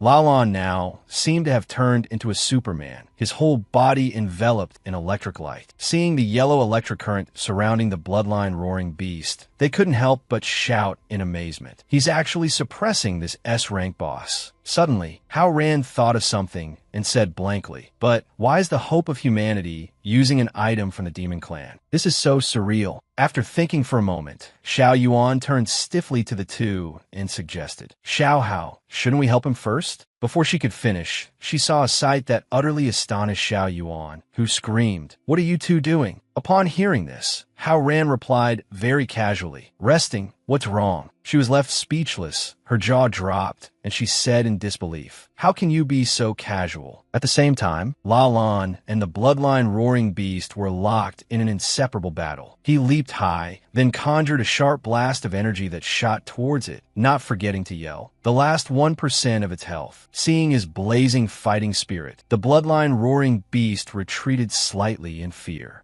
Its already bright red face gained a streak of dark purple. "Don't you come over here." Just when they thought they would see a spectacular finishing move from La Lan, it didn't happen. Time was up, and the inevitable happened. He transformed back to his original form. The expressions on the bloodline roaring beasts and La Lan's faces were now equally and adorably blank. Their 4 eyes met, and it felt like an eternity. The time for revenge had come, and the bloodline roaring beast quickly roared, "My turn." Its powerful legs stomped hard on the ground, kicking up a cloud of dust. The bloodline roaring beast pulled out a heavy weapon, preparing to engage Lalan. An incredibly decisive attack came crashing straight down, and he was right underneath it. Xiao Yuan couldn't help but cover her face in shock, her complexion turning pale as she screamed in terror. "If we don't save him, he's really going to die." It didn't stop. The bloodline roaring beast raised its weapon once more. Amidst the hazy white mist, a mysterious figure appeared. Kneeling on one knee amidst the cracked ground, Lalan couldn't help but exclaim in surprise, "Mr. Qin?" He looked at Hao Ran standing in front of him and added with some urgency, "What are you doing? You should know you're no match for it." Suddenly, Lalan saw that in his hand was a half-eaten, roasted chicken leg. He was instantly stunned, thinking to himself, why did he pull out a roasted chicken? Without waiting for Lalan to ponder, Hao Ran immediately demonstrated an attack with the chicken in his hand as the weapon.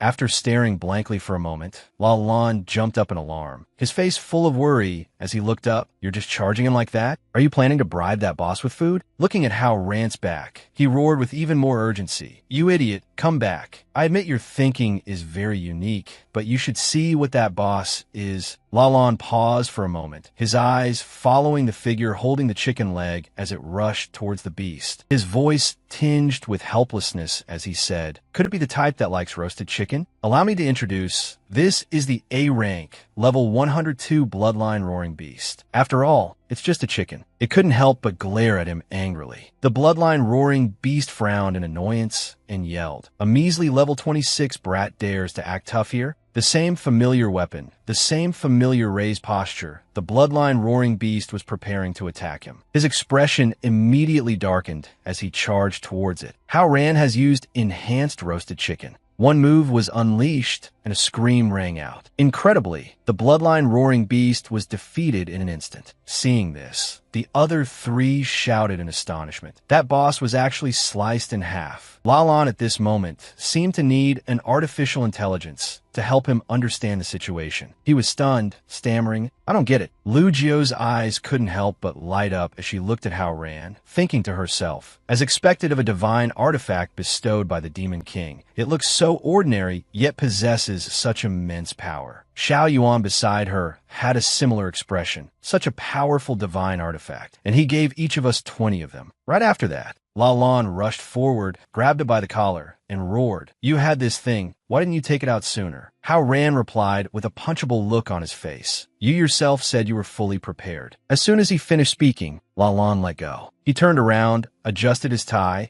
and feigned calmness as he said in a deep voice, "Indeed, it was enough. Once it entered a weakened state, I could have killed it. I'm very confident in my ability to take a hit." Seeing Hao Ran's bewildered expression at his sudden change in attitude, Lalan added, "All right, let's see the reward for defeating the leader." It was a sparkling, transparent gemstone. He materialized a green crystal in his hand, then winked at Hao Ran's group and said, "I already said, it's all yours." Lalan used an ancient bandage to heal his wounds, recovering 40% of his health. While he was admiring the gemstone, Xiao Yuan beside him was extremely excited. "I'm so looking forward to this." Lu Jio stood beside them with her hands on her hips, saying with some concern, "Do you have bad luck? Maybe I should open it." A moment later, Hao Ran took out quite a few items. He looked at them and exclaimed with some appreciation, "Oh, these rewards are actually not bad." He couldn't help but start calculating. This amount of money was more than enough to achieve initial financial freedom. As for the elemental ore and the source of earth, they would be necessary for enchanting equipment later. The system panel quickly appeared, listing all the items. Received 15 gold, 43 silver, 33 copper. Received blazing core elemental ore, which can be used for weapon breakthroughs. Received rare, or the source of earth, which beats like a heart. Although he had obtained quite a few items, Hao Ran still thought with some embarrassment, "It's a pity that compared to the roasted chicken given by the Demon King, these things are just trash." I'm increasingly feeling that being a hunting dog for the Demon King is truly a God-sent blessing. Xiao Yuan opened her mouth to ask, "No equipment dropped?" Lu Jio beside her looked up and said, "Your luck really is too bad. I should have opened it." Although he was a bit regretful, he still acted as if it was nothing, saying, "Trading a roasted chicken for these things is indeed a bit of a loss, but it's better than nothing. We'll split it later." Lalan, who had been silently observing from behind, seemed to be thinking about something. After a moment of contemplation, Lalan spoke up. "I suddenly remembered something." His expression was now grim, as if facing a mortal enemy. Lalan's sharp gaze swept over the three of them as he said, "That item you just used is so powerful. It's no ordinary thing. Where did you get it?" His hand had also slowly materialized a long sword, and his voice, though soft, was like an interrogation. "Could it be that the Demon King gave it to you?"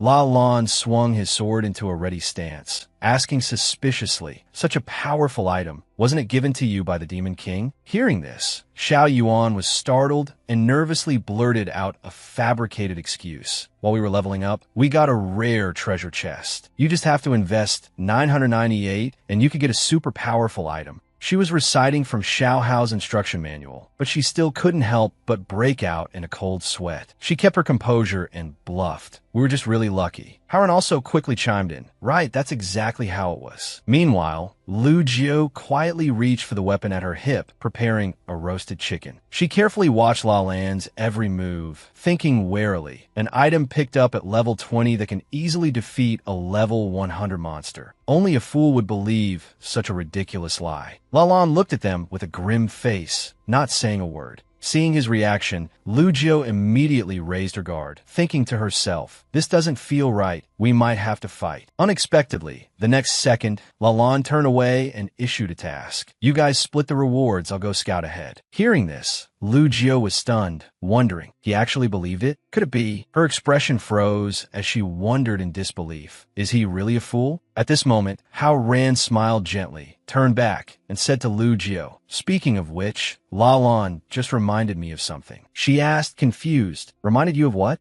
Hao Ran paused to explain. The Demon King giving us such a powerful item really doesn't make sense. Lu Jiu was still very puzzled, probing confusedly. What you mean is, Hao Ran's eyes sharpened as he seriously said half a sentence. He must be. Lu Jiu looked at him with worry and tension, repeating his words in confusion. He must be. He immediately put his hands on his hips and confidently finished the sentence, really wanting to raise an elf. Hearing this, Lu Jiu looked as if she agreed. Right? That's why he gave us the items, to help us kill monsters. Hao Ran instantly became serious again, analyzing. That's right, because the difficulty of this map was within his expectations. He knew from the start that we couldn't win. Lu Jiu found this very reasonable and couldn't help but follow this line of thought. Thinking about it that way, this makes sense. Hao Ran gave her a meaningful and cunning look, raised his index finger and wagged it, silently conveying an unspoken intention. So we must find the elf to show the Demon King our sincerity. Lu Jiu naturally understood his meaning, responding with a "this is a solid plan" expression, even humming excitedly to herself. Knowing she understood, Hao Ran gave a thumbs up and praised with a loud laugh. "I didn't expect you to be so smart." Lu Jiu replied with a somewhat cool smile. "I'm starting to see you in a new light, too." Their exchange was fully witnessed by Xiao Yuan. Xiao Yuan looked at their naive demeanor and was at a loss for words, only managing a helpless smile while sighing to herself. How interesting.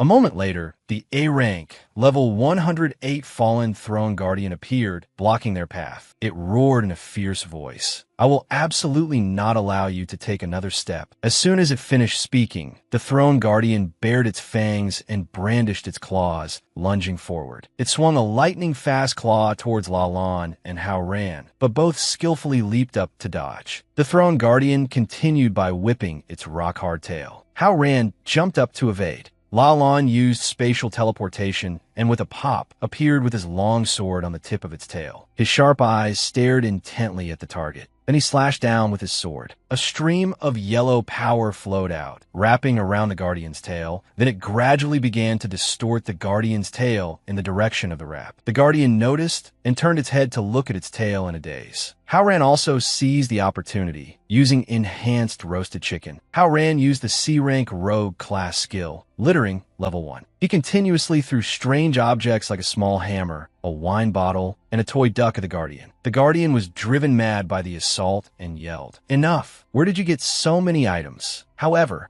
before the Guardian could get angry, it deflated. It's unknown what it saw, but its expression changed drastically. On this side, Hao Ran raised the energized chicken high, shouting, "Die!" The next second, both of them simultaneously slashed their swords straight at the Guardian. A huge wave of power enveloped it. After landing, La Lan shouted, "Done." Hao Ran also said casually beside him, "Easy." But the Guardian still couldn't believe the truth, lying paralyzed on the ground, trembling as it said, "How can this be? I want to file a complaint." Next, a line of text appeared on the system screen. Complaint against a high-level game NPC for cheating, entering a restricted monster farming area, and using items of unknown origin. The Guardian used its remaining strength to press the two words submit. The system turned into a smiling face, and a mechanical voice rang out. "Your complaint has been received." After verification, 4 character points will be deducted from the opposing party. The Guardian asked expectantly, and then, unexpectedly, the system calmly asked back, "And then what?" "There is no and then." The Guardian wondered in a daze. How can this be? The next second,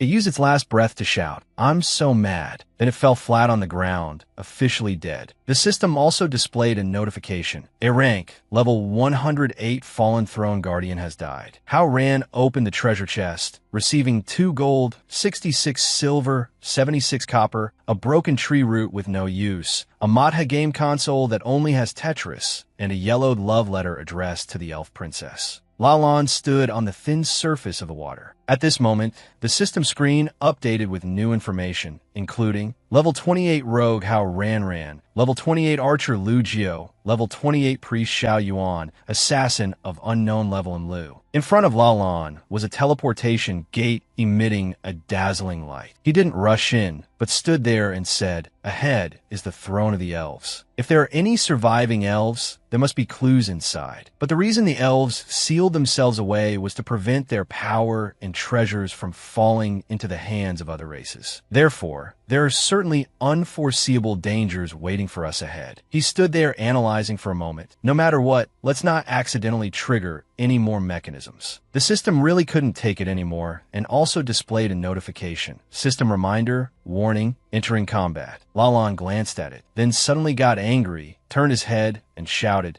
"Can't you be a little more professional?" Hao Ran, who was innocently yelled at, was a bit startled. Next, Lalan turned to the other side and shouted again, "Can't you be a little more professional?" Xiao Yuan's hair immediately stood on end as she explained with tears in her eyes, "It wasn't me, it really wasn't me." To avoid accidentally stepping on a mechanism, she didn't even dare to walk on her own, but had Lu Jiu carry her. Just then, a pitch-black, very ferocious-looking monster flew in front of them. Lalan and Hao Ran were also startled when they saw it. The monster bared its fangs, looked at the two of them, and warned in a deep voice, "Ignorant humans, daring to barge in and disturb the elves' slumber. Are you tired of living? This is your only warning. Leave this place and never return. If you obey, I will spare your lives." Unexpectedly, Lalan wasn't scared at all, and instead calmly commented, "This line sounds familiar." The monster immediately lost all its momentum, shouting blankly. Then it came up with another set of villain lines and recited them for their opinion. "How about this one then? Your ignorance will lead you to a dead end. Come, you mortals, feel my wrath." After the performance, Hao Ran glanced at Lalan with a disappointed look and said, "This is very similar to a game I once played. Isn't it suspected of plagiarism?" Lalan also agreed. "It sounded a bit familiar to me too."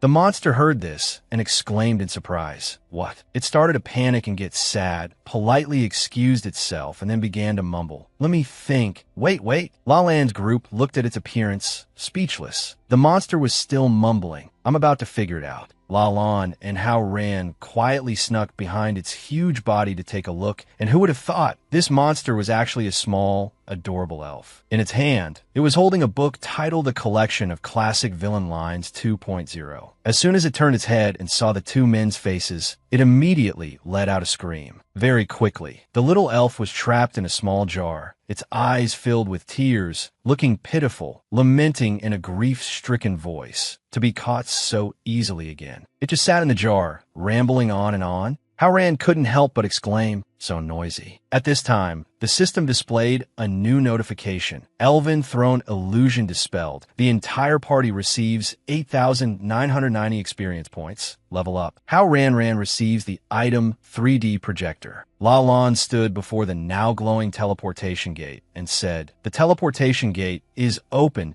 It seems it was just the preliminary stage of the Elven Throne. Hao Ran said, not at all surprised, "Is that so? With such low difficulty, I thought it was a mini-game." Lu Jiu even added, "It was too weak." Every word was like a sharp arrow piercing the little elf's heart. Unwilling to be looked down upon, it angrily tried to act tough, saying, "I'm merely a clone of my master. My master is the strongest elf in the kingdom." Hao Ran looked at it, repeating the word master in confusion. Hearing this, the elf immediately recalled the figure of a woman in a red dress, both valiant and charming, and said, "After the princess sacrificed herself, the kingdom was destroyed, everyone died. Only my master survived alone, protecting the kingdom for 1,000 years. She is the strongest elf. With her here, no one can covet the legacy of the elves." Lalan, who had jumped back at some point, suddenly showed an expression that was both expectant and terrifying, asking, "You said she is an elf?" Hao Ran also showed a similar expression and pressed, "Great, this trip wasn't in vain. Where is she?" The elf had thought that talking about how heroic its master was would scare them, but unexpectedly, their reaction was the complete opposite. It answered a little flustered, "Your focus is really strange. She. But then it continued its story. The elf was taking a walk, saw a strange mushroom, tasted a piece, and that was the end of her. At this point,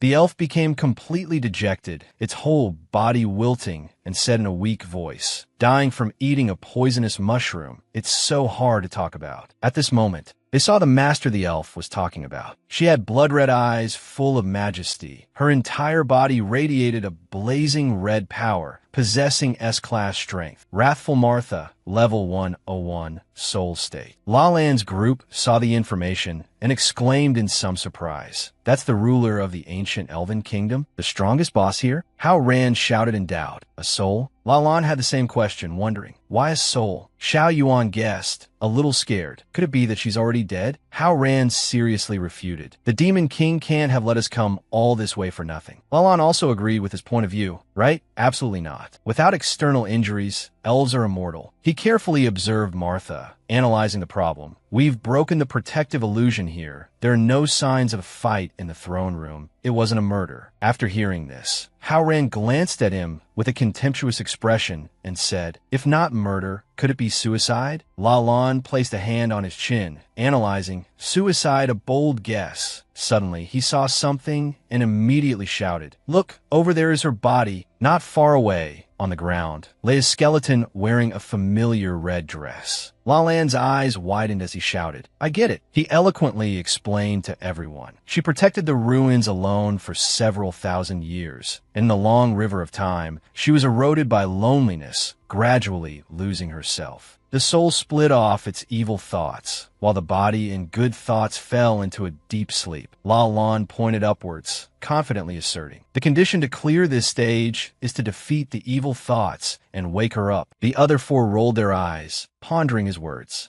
The elf in the jar was stunned after hearing this. Its mouth hung open, truly not expecting this, thinking to itself, this, not a single word of that was right. Besides, is that what you call a body? It's clearly a corpse. Seeing its reaction, Lalan even asked with a sharp gaze, how was my guess? The elf's expression immediately changed, and it flattered him profusely. Perfect logic. You are so smart. At this time, he realized another problem, his expression tensing as he said, these elf warriors are different from the A-class monsters outside. Even I am not confident I could defeat an S-class powerhouse. After speaking, Lalan looked at Hao Ran with a scheming gaze, wanting to shirk responsibility, and asked, what do we do now? Hao Ran knew his intention, immediately raised his hand angrily to stop him, and answered first, I've used up all my items. Lalan sighed helplessly, materializing a small item in his hand while saying, it seems I can only use this move. My strongest item. I didn't even use it when ambushing the Demon King. At this moment, a glint flashed in Martha's eyes. She roared fiercely and asked, intruders? Use your fresh blood to appease my wrath. As soon as she finished speaking, Martha went berserk, radiating a powerful energy, as if wanting to destroy everything. Unexpectedly, at this very moment, something flew straight at her head, causing her momentum to halt, and she let out a blank huh.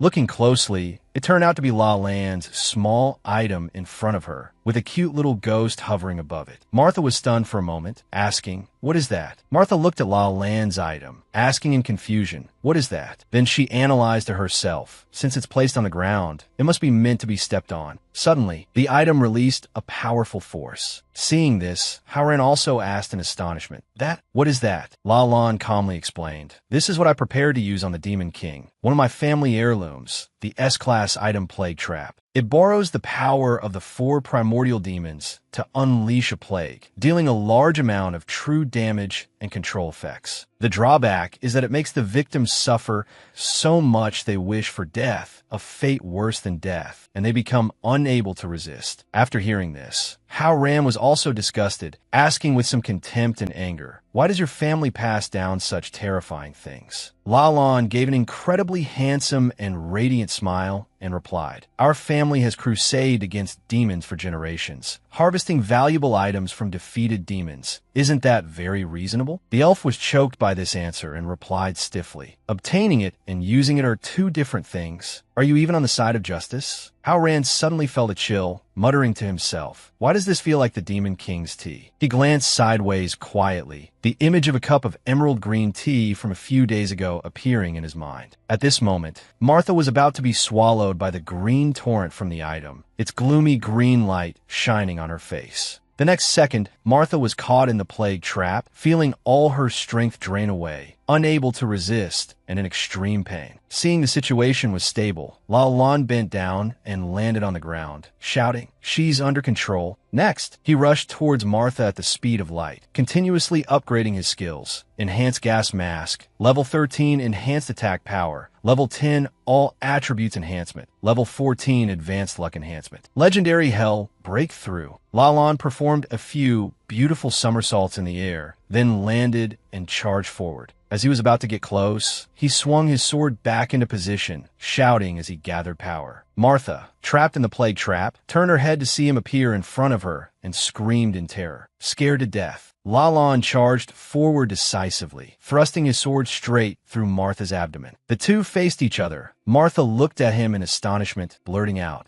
"A high-tier NPC?" Lalan gave a satisfied smile, continuously brandishing the sword. Seeing his appearance, Martha denied her previous words with some fear. "No, that's not right." Looking at Lalan's cunning smile and murderous gaze, Martha once again asserted, "It should be said, a real demon is more like it." Lalan frantically danced in front of Martha, continuously slashing at her. The elf trapped in the jar saw its master being abused, couldn't help but shed tears, clenched its fists, and punched the side of the jar, saying, "This villain's laughter is too much. He's clearly an NPC, yet he brought a bunch of clones to bully people. And on top of that, he's using such an unsportsmanlike attack." Hao Ran was also astonished by Lalan's swordsmanship. "I didn't expect him to be so strong at full power. He's worthy of being the hope of humanity. It seems I really underestimated him before." Hearing the last 5 words, the little elf was startled and turned to press. "What? The hope of humanity?" Hao Ran turned his head very seriously and said, "You know about it?" The little elf recounted honestly. "Not long ago, a voice showed us a prophecy. After the 2 worlds merge, a hero will appear who can lead the players, destroy the demon race, and defeat the demon king, known as the hope of humanity." At this point, the elf lowered its head in disappointment, muttering, "It's him? It's more like despair." Meanwhile, although Martha was controlled by the plague trap, she did not submit. Martha gritted her teeth and said, "Don't underestimate my will of 1,000 years." Then, she used all her strength to release her power. Lalan remained unmoved, only saying calmly, "Has the duration of the plague trap reached its limit?" Looking at the health bar above Martha's head, which only had 3% left, Lalan said to himself with some regret, "What a pity, just a little more damage was needed." Martha was now filled with rage, continuing, "How could I let people like you?" She charged forward to attack, shouting, "Take away the child we protected with our lives." Lalan bent into a defensive stance, preparing to counterattack, and replied nonchalantly, "Is that so?" Next, he swung his sword without mercy, thinking with regret, "A pity for this strongest elf warrior. She probably forgot." Lalan's sword slashed right at Martha's neck, red syrup splattering everywhere. Lalan thought to himself, when she was alive, she was killed by a poisonous mushroom. The space returned to its original tranquility. Martha's body lay quietly on the ground, while Lulan, with his back to her and an expressionless face, coldly sheathed his sword. Hao Ran descended from above, praising, "Well done." Lulan, with a cold face, replied indifferently, "Spare me the flattery. Go loot the items." Martha's sole remnant was stunned. After brutally killing his master, all he can think about is looting? Can such a person really be called hope? With that said, it dissipated in despair. The bottle for sealing the elf's soul also fell to the ground. Seeing this, Lulan was suspicious. Strange, no rewards, and even the little elf disappeared. He touched his chin, thinking seriously, "This isn't what I expected. Could it be that my method of fighting the boss was wrong?" Hao Ran, speechless, rolled his eyes. "You're only just now realizing there's a problem with your style? What's next?" Lulan looked towards the dried corpse on the ground and said hesitantly, "If it really comes to it, I can only bring this back to the Demon King." Hao Ran shouted in horror, "A dry corpse? Are you serious?" Suddenly, the entire room was enveloped in a purple light, and red characters appeared. Everyone panicked. "What's happening? Is it an earthquake mechanism?" Hao Ran turned to question Lulan. "Could it be that your demonic words and actions have completely angered the spirits in the ruins?" Lulan, who was carrying the dried corpse on his shoulder, quickly replied, "No, that's not it. It must be because I moved the body, which activated the elf's seal." Hao Ran said helplessly, "When did you even pick that up?" Everyone stopped arguing and observed the falling rocks around them. This is the highest level of elven sealing magic, and it's being undone. Suddenly, a secret door opened, and light from outside flooded in. Seeing this, Hao Ran was scared and worried. Is something about to be released? A girl with bright platinum hair peeked her head out, hesitantly calling softly, "Sister Martha?"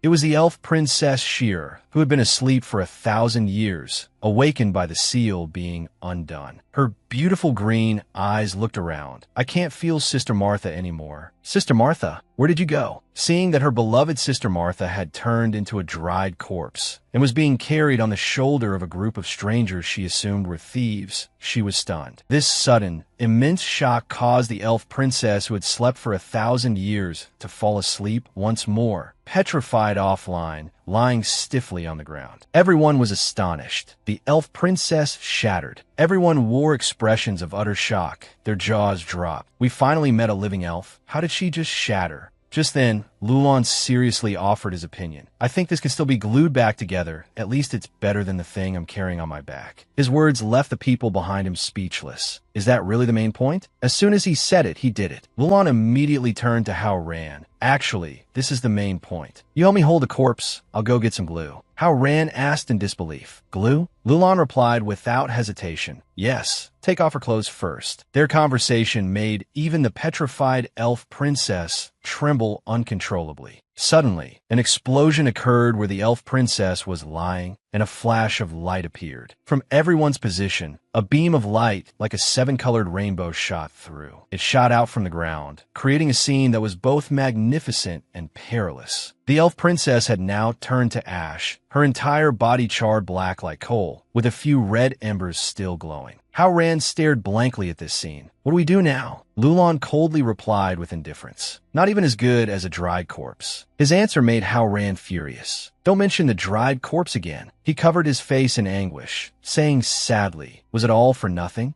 And Lu revealed a dangerous expression from behind, warning. The mission has failed. How can we face the Demon King now? I'll kill you all first, then kill myself. Lu Jio was very calm about what had just happened and said to everyone, I'll search the entire ruins first to see if there are any other survivors. Seeing this, Xiao Yuan also hurried to follow. Then I'll go too. And Lu silently showed her agreement. Lu Jio reminded, clean up the body. As the three of them were about to leave, Lulon, who was intently observing the charred corpse of the elf princess, suddenly spoke up. Wait, could this be the legendary supreme treasure of the elf race, the Wisdom Stone? Before them, a bright red gemstone was lying in the heart's position of the charred corpse. This was what the elf princess had just wanted to entrust, and also the object her people wanted to seal 1,000 years ago. S+ rank item, the Wisdom Stone. Lulon squatted down, getting closer to the gemstone. He observed it carefully while telling everyone. An S rank item can affect the balance of power. For hundreds of years, all the knowledge the elves possessed, as well as the methods to control elven power, are concentrated within it. Hao Ran listened and asked curiously, you mean if we get it, we'll grasp the power of the elves? A third type of power comparable to divine power and demonic power? Lulon's face suddenly became dangerous, filled with a desire for revenge. With this, we won't have to fear the Demon King anymore. I can finally wash away all the humiliation I've suffered recently. With that, he reached his hand towards the gemstone. Hao Ran suddenly put out a hand to stop him. Wait. Lulon turned his head, looking at Qin Hao Ran with a questioning and doubtful gaze. Hao Ran asked him seriously, you mean you're not giving this to the Demon King? Lulon's eyes narrowed slightly, the corners of his mouth lifting into a smug and mocking smile. Mr. Qin, have you gotten too into your role? We're only currying favor with the Demon King to keep him stable. Now that we have this item, we have a chance to eliminate him. How could we possibly hand it over? Hearing his intention, Hao Ran fell silent. Suddenly, he burst out laughing. So that's how it is. I finally understand. Lulon was stunned, asking curiously, understand what? Hao Ran's eyes sharpened, glinting with a flash of light. I understand why the Demon King insisted on me accompanying you to find the elf. Lulon grew tense from his serious tone and carefully probed. Why? Hao Ran smirked, holding a cup with the words, you can do it, friends printed on it, and leisurely explained, at first I thought His Majesty was just bored, wanting to raise an elf for fun, but I never expected him to be so prescient, to have foreseen everything. He turned his head to glance at Lulon. That's right, he knew long ago that the Wisdom Stone was here. Lulon was shocked by this information. What? How is that possible? He knew that the power of the elves absolutely could not be allowed to fall into the hands of you humans. So he sent our squad to follow. That would be Lu Jio and Lu, Xiao Yuan, and Hao Ran. Hao Ran's face showed smugness and pride. The Demon King entrusted us with such an important mission. He truly has us in his heart. He sighed internally. I'm about to cry. Lulan showed unconcealed contempt for him, but still said politely, I'm very sorry for breaking my promise. I cannot hand over an item of this level to you. I must take it back to the city of the sky. With this, humanity will finally have the confidence to resist the Demon King. As soon as he finished speaking, he reached out to touch the glowing gemstone on the elf princess's chest. We can finally wash away all the humiliation we have endured. But when Lulan picked up the gemstone to admire it, he discovered it was just a painted thermonuclear element, or his expression from behind was dazed, like buying a blind box only to open a prize that was both ugly and shoddy. While he was still in a daze, the other four hurriedly fled. Lu Jio watched their backs, reminding, and Lu, don't just stand there, let's run now. Lulan calmly stood up and asked them, what did you just do? Hao Ran held the real gemstone in his hand, smiling smugly. Sorry, Mr. Hope of Humanity, don't be angry now. He looked at Lulan mockingly. This is just a small entertainment skill. Qin Hao Ran uses C-rank rogue professional skill, street magic. This is a wicked trick that can swap the positions of two objects. Usually it's quite useless.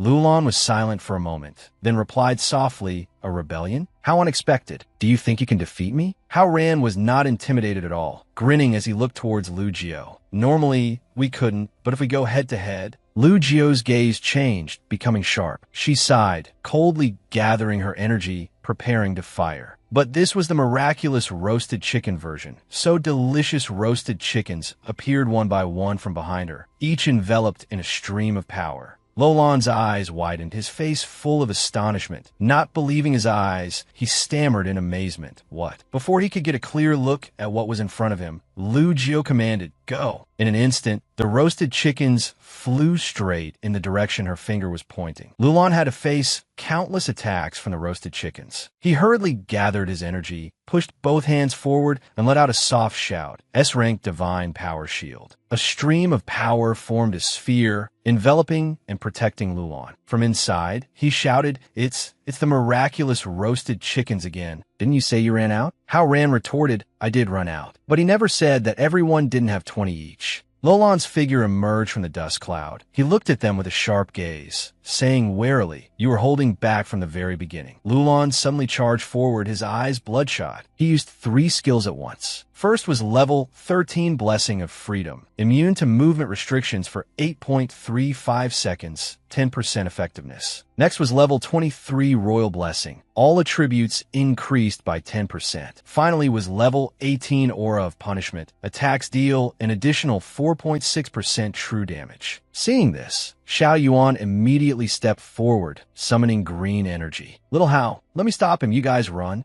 But as soon as she finished speaking, Lulan charged over, easily passing through the layer of energy. He pointed his blade straight at Hao Ran, who was still stunned in place, unable to react. He quickly pulled a miraculous roasted chicken from his pocket, blocking Lulan's blade. The two were at a stalemate, their eyes both showing an unyielding look. But Hao Ran only had 1 chicken. After holding on for a moment, he was exhausted and was forcefully pushed back by Lulan's immense power. Hao Ran fell to the ground, his energy depleted. He struggled to sit up, thinking with a bitter smile. Although I can barely face him by relying on the battle chickens, in a direct conflict, the level difference is still. Moreover, he looked toward Xiao Yuan, standing awkwardly in the distance, and said in frustration, didn't you say you would stop him? You should have at least held on for 1 second. Xiao Yuan could only explain, I tried my best. I really tried my best. Suddenly, Xiao Yuan made up her mind. This time I can really stop him. Xiao Yuan activated level 4 Starfire Art, concentrating magical energy in her hand and firing it as a high-speed bullet, dealing 788 points of damage. Roasted Chicken enhanced. The damage increased from 788 to 8,358, tearing through space, aimed at Lulan. It exploded in mid-air like a fireball.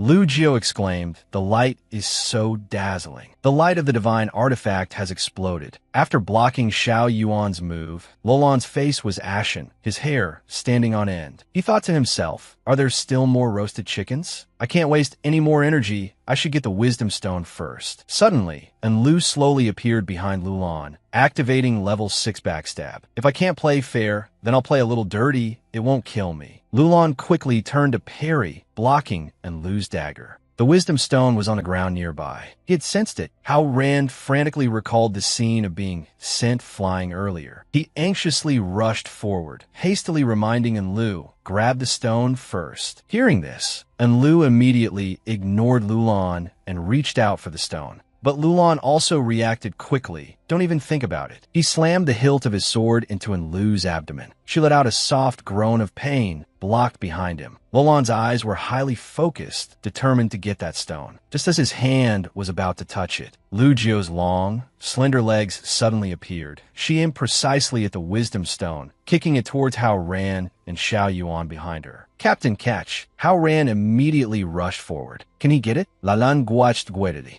The coveted wisdom stone was about to fall into Hao Ran's hands. Suddenly, a voice spoke up, "Stop fighting." It turned out to be just the words of a heartbroken woman on the TV screen. "Don't hurt each other because of me." Xiaoyi calmly picked up the remote control. He turned to Bailey, Air, and Ba Bailun, who were sitting obediently on the sofa, and said, "The TV is fixed. I'm going to take a nap. You two watch TV quietly." The two immediately replied, "Yes, master." Xiaoyi turned and left, thinking happily to himself, "I can't believe that after training my engineering skill to the Grandmaster level, I can even fix a TV. It seems I can save quite a bit on repair costs in the future." He also told himself, "Surviving in this world isn't easy. I have to be meticulous with my calculations." Xiaoyi walked into the inner room, thinking as he went, what new skill should I practice next? Watching his receding figure, Bailey, Air, and Ba Bailun exclaimed with adoration in their eyes. To infiltrate human society, Master has truly paid too great a price. At the same time, Hao Ran saw the wisdom stone within his grasp, a look of triumph and confidence on his face. "I've got it." But suddenly, Lalan's hand pressed against Hao Ran's handsome face, blocking his vision. Lalan pushed Hao Ran aside with one hand, while casually picking up the wisdom stone with the other, clenching it in his palm. Hao Ran staggered to his feet. Looking at Lalan, who was examining the stone in his hand, he shouted angrily. "What?" He questioned Lalan. "How did you suddenly teleport here?" Lu Jio and Enlu were just as shocked, wondering in confusion. "We were clearly attacking relentlessly. How could he move there under our coordinated restraint?" Enlu noticed something strange. The target we were just attacking has turned into this doll. Lalan smirked mockingly at them. "It's just a C-rank rogue skill. I learned a bit of it before when I had nothing better to do." Hao Ran gritted his teeth and glared at Lalan. Lalan coldly and ruthlessly used his long, slender legs to kick Hao Ran straight in his precious face. The others were all stunned. Xiao Yuan shouted worriedly, "Xiao Hao." Lu Jiu also spoke up, "You dare." But they were all dazed immediately after. Lu Jiu suddenly realized she couldn't blame him at all, and even found it quite satisfying. And Lu agreed, "That's right." Lalan held the wisdom stone high, deciding coldly, "It's time to end this farce." As soon as he finished speaking, a purple magic circle immediately appeared from the wisdom stone in the air. Enlu and Lu Jiu quickly took out the magical roast chickens. But they didn't expect its power to be immediately drained by the wisdom stone. Their energy was drained to the limit, finally causing them to collapse. Lu Jiu lamented, "Is this the power of the S-rank item, the wisdom stone? Even the victory chickens Lord Demon King gave us can't withstand it." Xiao Yuan weakly added, worried, "If this falls into human hands, Lord Demon King will be in danger." While the others were busy discussing, Lalan had approached Hao Ran. He said coldly, "I thought we got along quite well. As a top player among humans, to risk your life for the Demon King to this extent, aren't you ashamed?" Hao Ran remained unyielding, replying with a laugh. "On this point, what right do you have to talk to me?" Lalan ignored Hao Ran's provocation. He said calmly, "No matter how much humiliation humanity endures, there will come a day when we rise up. I have never doubted the prophecy that humanity will ultimately triumph." Hao Ran said sarcastically, "Well, I have my doubts about that." Lalan gave him a helpless look and said no more. Seeing Lalan turn to leave, Hao Ran suddenly asked curiously, "Aren't you going to kill us?" Lalan just replied coldly, "There's no need." Before leaving, Lalan left only a word of warning. "No matter how shameless you are, there are some things I will absolutely not do. Wait until I bring the wisdom stone back to Sky City, and you will know how foolish your short-sightedness is." Lu Jiu could only say, he took the gem. After Lalan left, their power also recovered, each gaining 399 energy points. Howren watched weakly. I see. With such a powerful item falling into enemy hands, the mission can be considered a complete failure. Xiao Yuan approached Hao Ran with tears in her eyes. Xiao Hao, I'm so scared. Can we withstand the Demon King's wrath? After hearing this, he just replied softly, what do you think? At the same time, Enlu silently drew a dagger from her sleeve. She thought to herself, as expected, I should kill them first, then kill myself. However, her unusual action was noticed by Lu Jiao beside her. Lu Jiao suggested, how about we go back and report first? As she spoke, she emotionlessly extended her two hands, blocking Enlu's stab. Lu Jiao felt no pain, turned to look at Enlu grimly, the corner of her mouth lifting as she asked her. The power of the Wisdom Stone is too strong. Even with so many chickens we couldn't win, it was unavoidable. As long as we sincerely present our results, perhaps the Demon King will forgive us. What do you think? Enlu looked at Lu Jiao with an emotionless gaze, remaining silent. Not long after, the petrified, charred, and shattered corpse of the elf princess suddenly appeared on the table in front of Xia Yi. Beside him were Hao Ran and Enlu. Xia Yi looked at it and asked, is this the elf you all were talking about? After hearing this, Hao Ran turned his head and forced a smile. Yes, but not entirely. He took out a plastic bag. There's another third here. Xia Yi was speechless. Hao Ran asked him curiously, although the most important part is lost, do you find these acceptable? Xia Yi's face immediately darkened, and he asked him back coldly, is this something that can be considered acceptable? Hao Ran trembled, his face pale, thinking to himself, I'm doomed. He's still angry. At this moment, however, Enlu's thoughts were incredibly strange. Her eyes were shining, wide open. Lord Xia Yi is so handsome. Even when he's angry, he's this handsome. Xia Yi's mood was empty and broken, his crimson eyes glancing at the two of them. In Sky City in the game world, cheerful greetings echoed continuously. Lord Lalan, welcome back. Lord Lalan, was the mission successful? A radiant, handsome Lalan waved to everyone. Someone exclaimed in surprise, my goodness, it's been so long since we've seen Lord Lalan smile so happily. He friendly answered everyone's questions, his mood extremely excited. Very successful, extremely successful. We humans finally have real hope. The staff below buzzed with discussion. Really? That's great. An employee holding a file outside the building reminded Lalan. Counselor Wei has been waiting for you for a long time. You should report to him in person. Lalan walked up the steps, entered the building, and replied softly, all right. In a spacious room, equipped with all kinds of high-tech devices, a huge round table sat in the center. Whaley Dyke, ranked 7th among the 12 counselors of Sky City, frowned, his hands on the table, and said coldly, you're finally back, Lalan.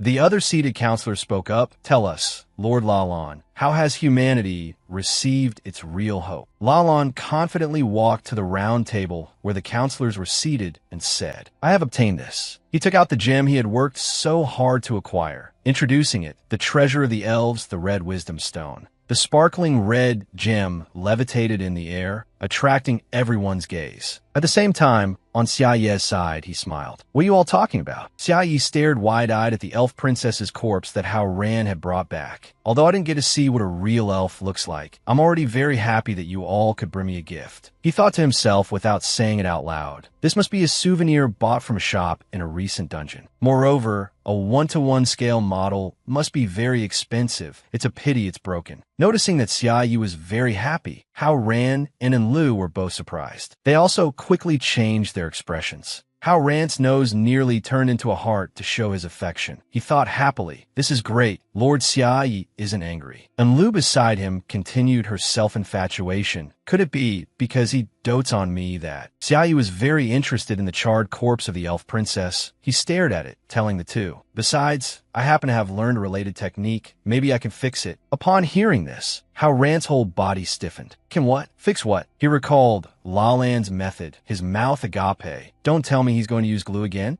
Enlu beside him was as if struck by lightning. Her beautiful dream shattered, so it wasn't because he dotes on me. Xia Yi analyzed, this chest part is the most severely damaged. If it can be restored, it won't be a problem. Hao Ran was deep in thought. Lalan had said, the chest is where elves accumulate their power. That explosion meant that, in order not to fall into our hands, this elf released all her energy in an instant. Doing so also meant complete death. Hao Ran bowed his head and looked at the empty space at his feet. Her energy and soul have returned to the world's energy cycle with the explosion. Like a drop of water falling into the sea, it's impossible to find that drop of water from the vast ocean. Saying what he thought, Hao Ran said regretfully to Xia Yi, "Mr. Xia, I'm afraid it really can't be restored." Xia Yi had no choice but to accept it. Is that so? What a pity. Suddenly, Xia Yi stood up, took out a small box, and said to them, "There's no other way. Then let's replace it with the chest plate I made on a whim a few days ago." Hao Ran was stunned, feeling confused. Xia Yi began to redesign the shattered chest of the elf princess. This skin tone is quite nice. The perfect chest appeared. Xia Yi placed high hopes on it, deciding it's you.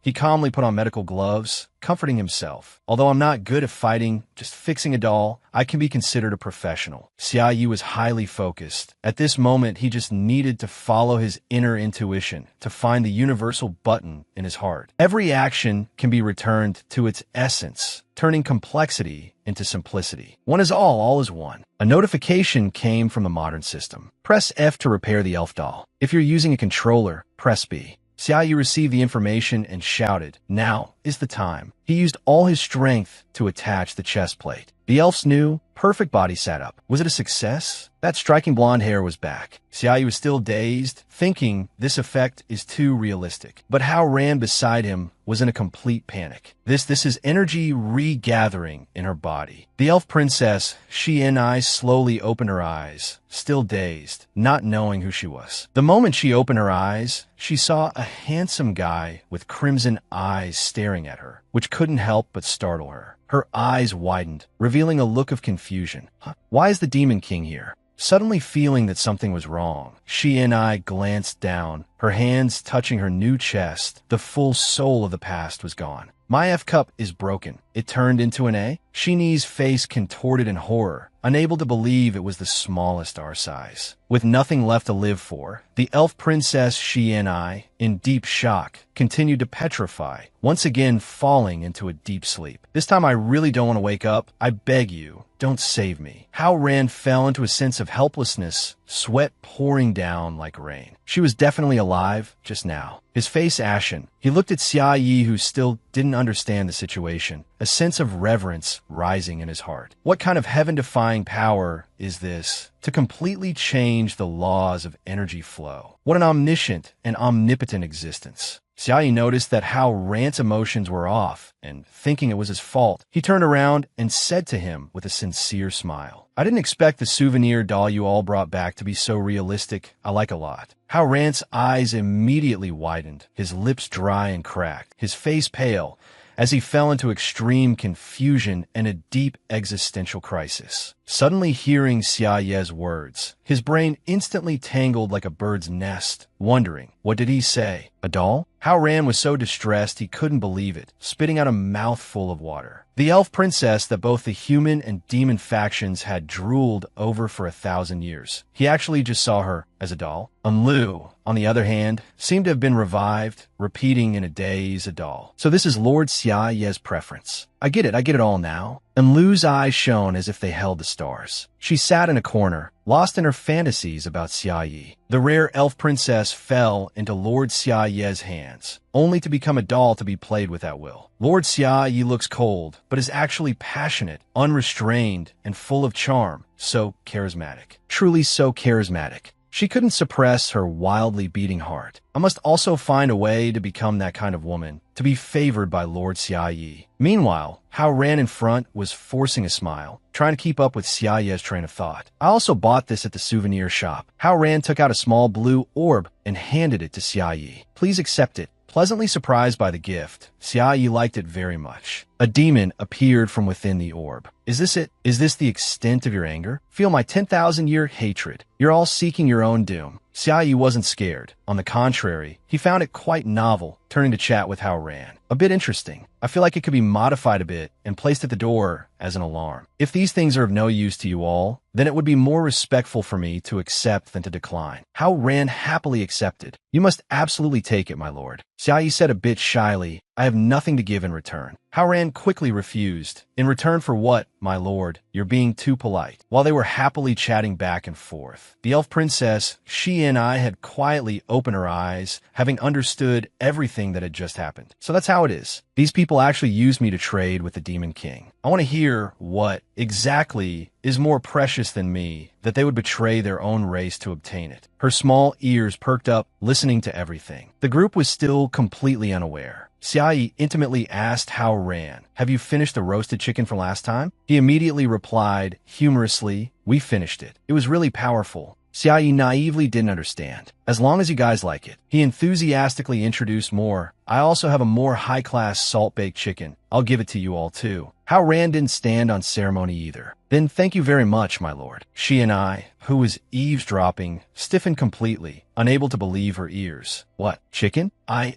dignified elf princess, and you people traded me for few chickens?" The aroma of salt-baked chicken filled the air. She and I smelled it, and although she hadn't tasted it, it was enough to make her drool. It really is very fragrant. But she and I immediately came to her senses. No, the taste isn't the point. The point is that I've fallen into the Demon King's hands. What should I do? At the same time, Haoran and Enlu were preparing to leave. He waved goodbye to Xiaoyi. "Then we'll continue to go level up." Xiaoyi encouraged them, "Keep it up, come visit again next time." Finally, the two of them walked out of the building. Lu Jiao came up from behind and immediately asked, "How did it go?" Haoran didn't answer the question, simply saying, "You two are back." Lu Jiao glanced over. "We split into two groups. Weren't we responsible for preparing the funerals?" Xiao Yuan immediately said coquettishly, "Xiao Hao, I was amazing." She happily showed off to him, "I used the money we earned this time to buy a burial plot in a very nice location. That way, even if the Demon King kills us, we won't end up as wandering, lonely ghosts." After hearing this, Haoran just coldly explained, "The Demon King has no intention of blaming us at all." The naive Xiao Yuan immediately turned around. "Understood. I'll go return it right away." Lu Jiao pulled her back by her shirt. "Keep it. We'll need it sooner or later in this apocalypse."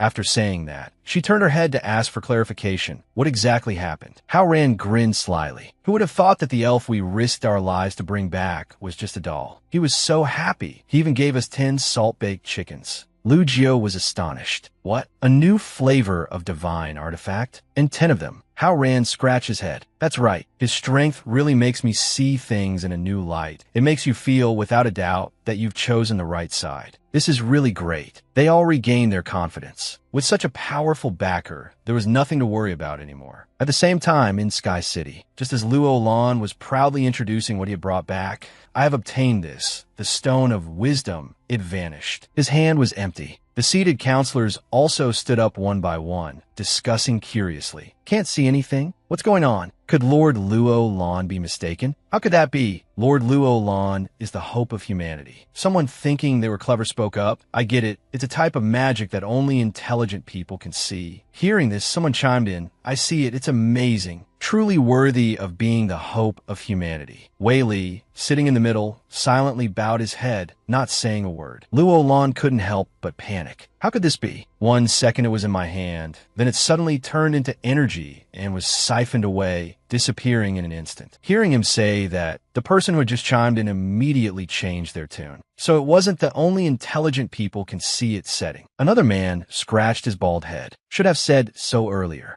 Wei Li interrupted sternly, "Be quiet." He stated, "The elf princess has been revived. The Stone of Wisdom is an elven artifact. It's normal for it to return to her." Luo Lan's face darkened in disbelief. "What? You're saying the elf princess has been revived?" Wei Li affirmed, "It's not just you who's been observing. I too have been watching the Demon King's every move. I have to admit, his acting is very good. Since it was the first time, he was still trying to persuade them, but the elf princess exploded right in front of me, exploded beyond recovery." Wei Li slammed the table and stood up, saying, "Correct." He analyzed in a loud, clear voice. "For this situation to occur, there are no more than 2 possibilities. First, you were deceived by him. From the first moment you stepped into the real world, you fell under his control." Luo Lan turned his head away. "I have nothing to say to that." Wei Li continued, "And the second possibility?" The faces of all the counselors turned grim. The atmosphere was suffocatingly tense. Wei Li, with a solemn expression and sharp eyes, stared at Luo Lan, saying word by word, "You have betrayed us." She and I lay on the table,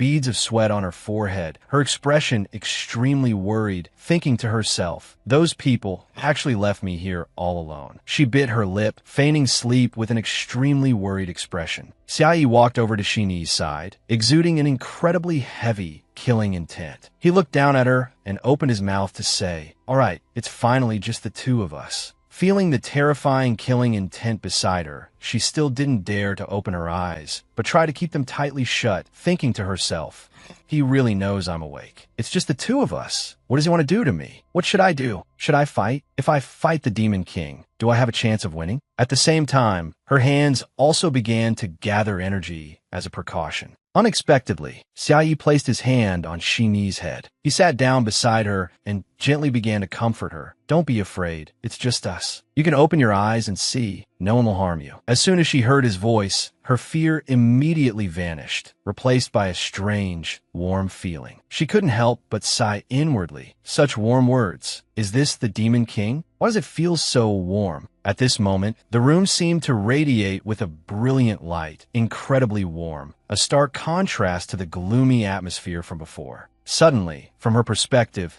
Xiaoyi became incredibly terrifying. Elf passive skill True Sight. Just a few seconds later, Xianai suddenly reverted to her small form. She thought to herself, as expected, I'm still terrified. Seeing this, Xiaoyi couldn't help but exclaim in surprise. Why did she change back and get even smaller? Elsewhere, Luo Lan's NPC, holding a report, walked up behind him. As soon as he saw his figure, he couldn't help but exclaim in surprise. Ah? At this moment, at the conference table, Wei Li was boiling with rage. He looked at Luo Lan with a questioning and angry gaze, shouting, the second possibility, you have betrayed us. Faced with his terrifying expression, he had no reaction, trying to suppress his emotions. Luo Lan looked at them and opened his mouth to say, but before he could finish, Wei Li gently waved his hand to give a signal. Instantly, a laser beam shot down from the sky, hitting the side, and another beam shot down at the same time. These beams of light formed a transparent cubic box, imprisoning Luo Lan's entire body. He widened his eyes, as if in disbelief at what was happening before him. Not just him, but everyone around was also astonished. At this moment, the NPC rushed over from a distance, shouting loudly, impossible! Lord Luo Lan is the hope of humanity, the one who will eventually defeat the Demon King alongside the players. How could he possibly betray us? But before he could finish his words,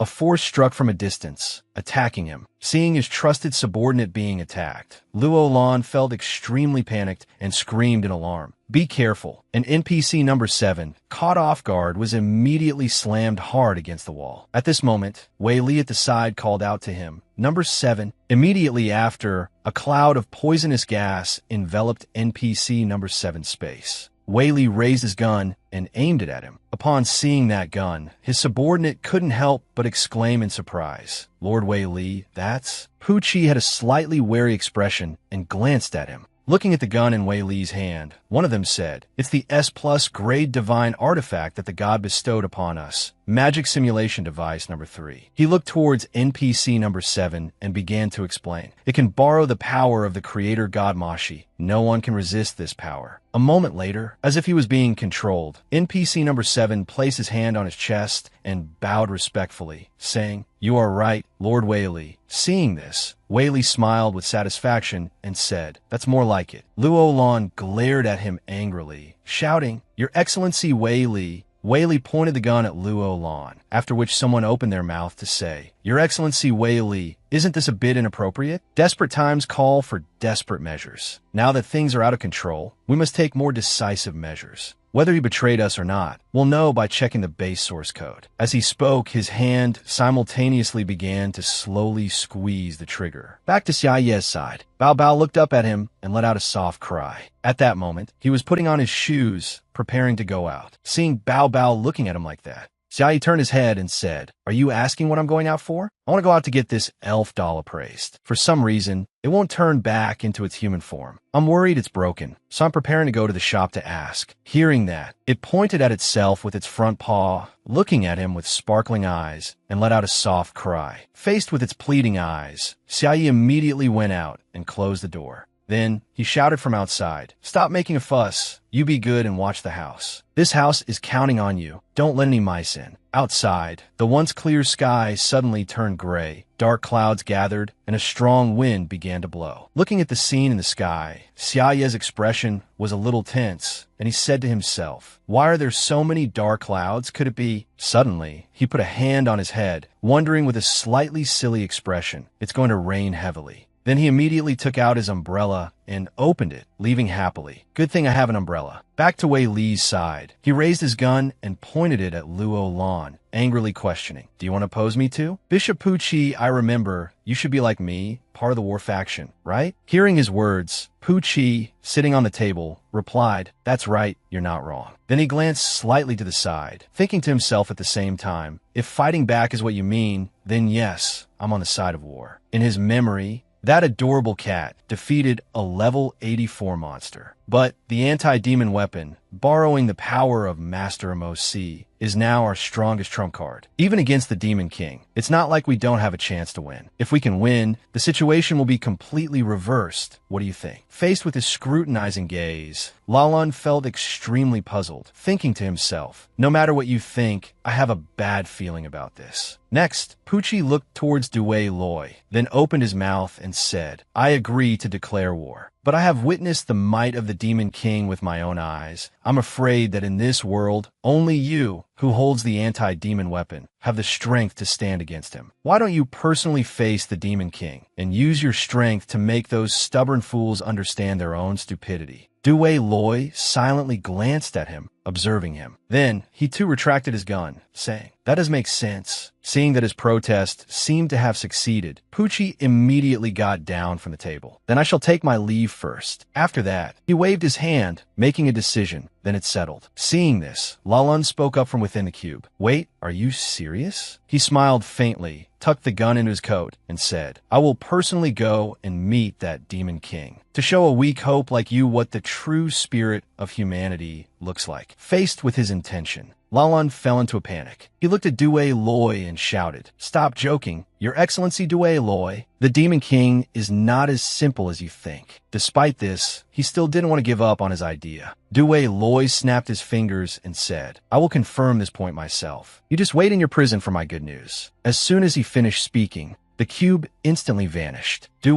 Loi waved his hand, and Lalan suddenly vanished from the room. Then he looked down at the crowd below, smiled, and said, "All right, prepare for war with the Demon King. Shut down all services in the game world, such as the shops and the trading floor of the safe zone. Evacuate all NPCs from the safe zone. Shut down the amplifier, although it makes no difference whether it's shut down or not." As soon as he finished speaking, Due Loi's airship slowly emerged from the dark clouds. Due Loi continued to command. Anti-demon weapon number 3+. Now target the safe zone. Prepare to fire directly. Faced with the strange object that appeared in the sky, everyone looked up with extremely bewildered expressions. Pucci approached him and asked, "Lord Due Loi, are you planning to abandon the safe zone?" Hearing this, Due Loi immediately turned his head and replied, "It's about to become the Demon King's final dungeon. What's the point of keeping it?" Faced with his question, he replied, "That's true." Then he suddenly laughed, a somewhat cruel smile. Pucci glanced over, thinking to himself at the same time, "His Excellency Due Loi is on point this time. If we win, my pension is secured." Due Loi now looked down below, loudly commanding, "Army, march with me." Below were countless sharp swords and blades. "Even if we can't kill the Demon King, we must still reclaim the elf." Then he looked up again, his expression extremely arrogant as he said, "Also, contact the media, arrange a global live broadcast. Let everyone in the world see what true hope looks like." Xiaoyi arrived at the place, only to find it closed. It's closed." Seeing the closed scene, he suddenly realized something. Could it be? He thought happily, is today a statutory holiday? Suddenly, in the distance, a crowd of people was running out of this place. They ran while saying, "Get out of the city now, or it'll be too late." Xiaoyi stared at them blankly, not knowing what had happened. He stood there thinking, are they going on a trip because it's a holiday? Suddenly someone called out to him, "Hey, you kid over there, what are you still standing there for? The amplifier just shut down, run." After hearing this, Xiaoyi said doubtfully, "The amplifier shut down? Could it be that even the system's divine artifact is on holiday? Are the benefits in this game world that good?" As he stood there thinking,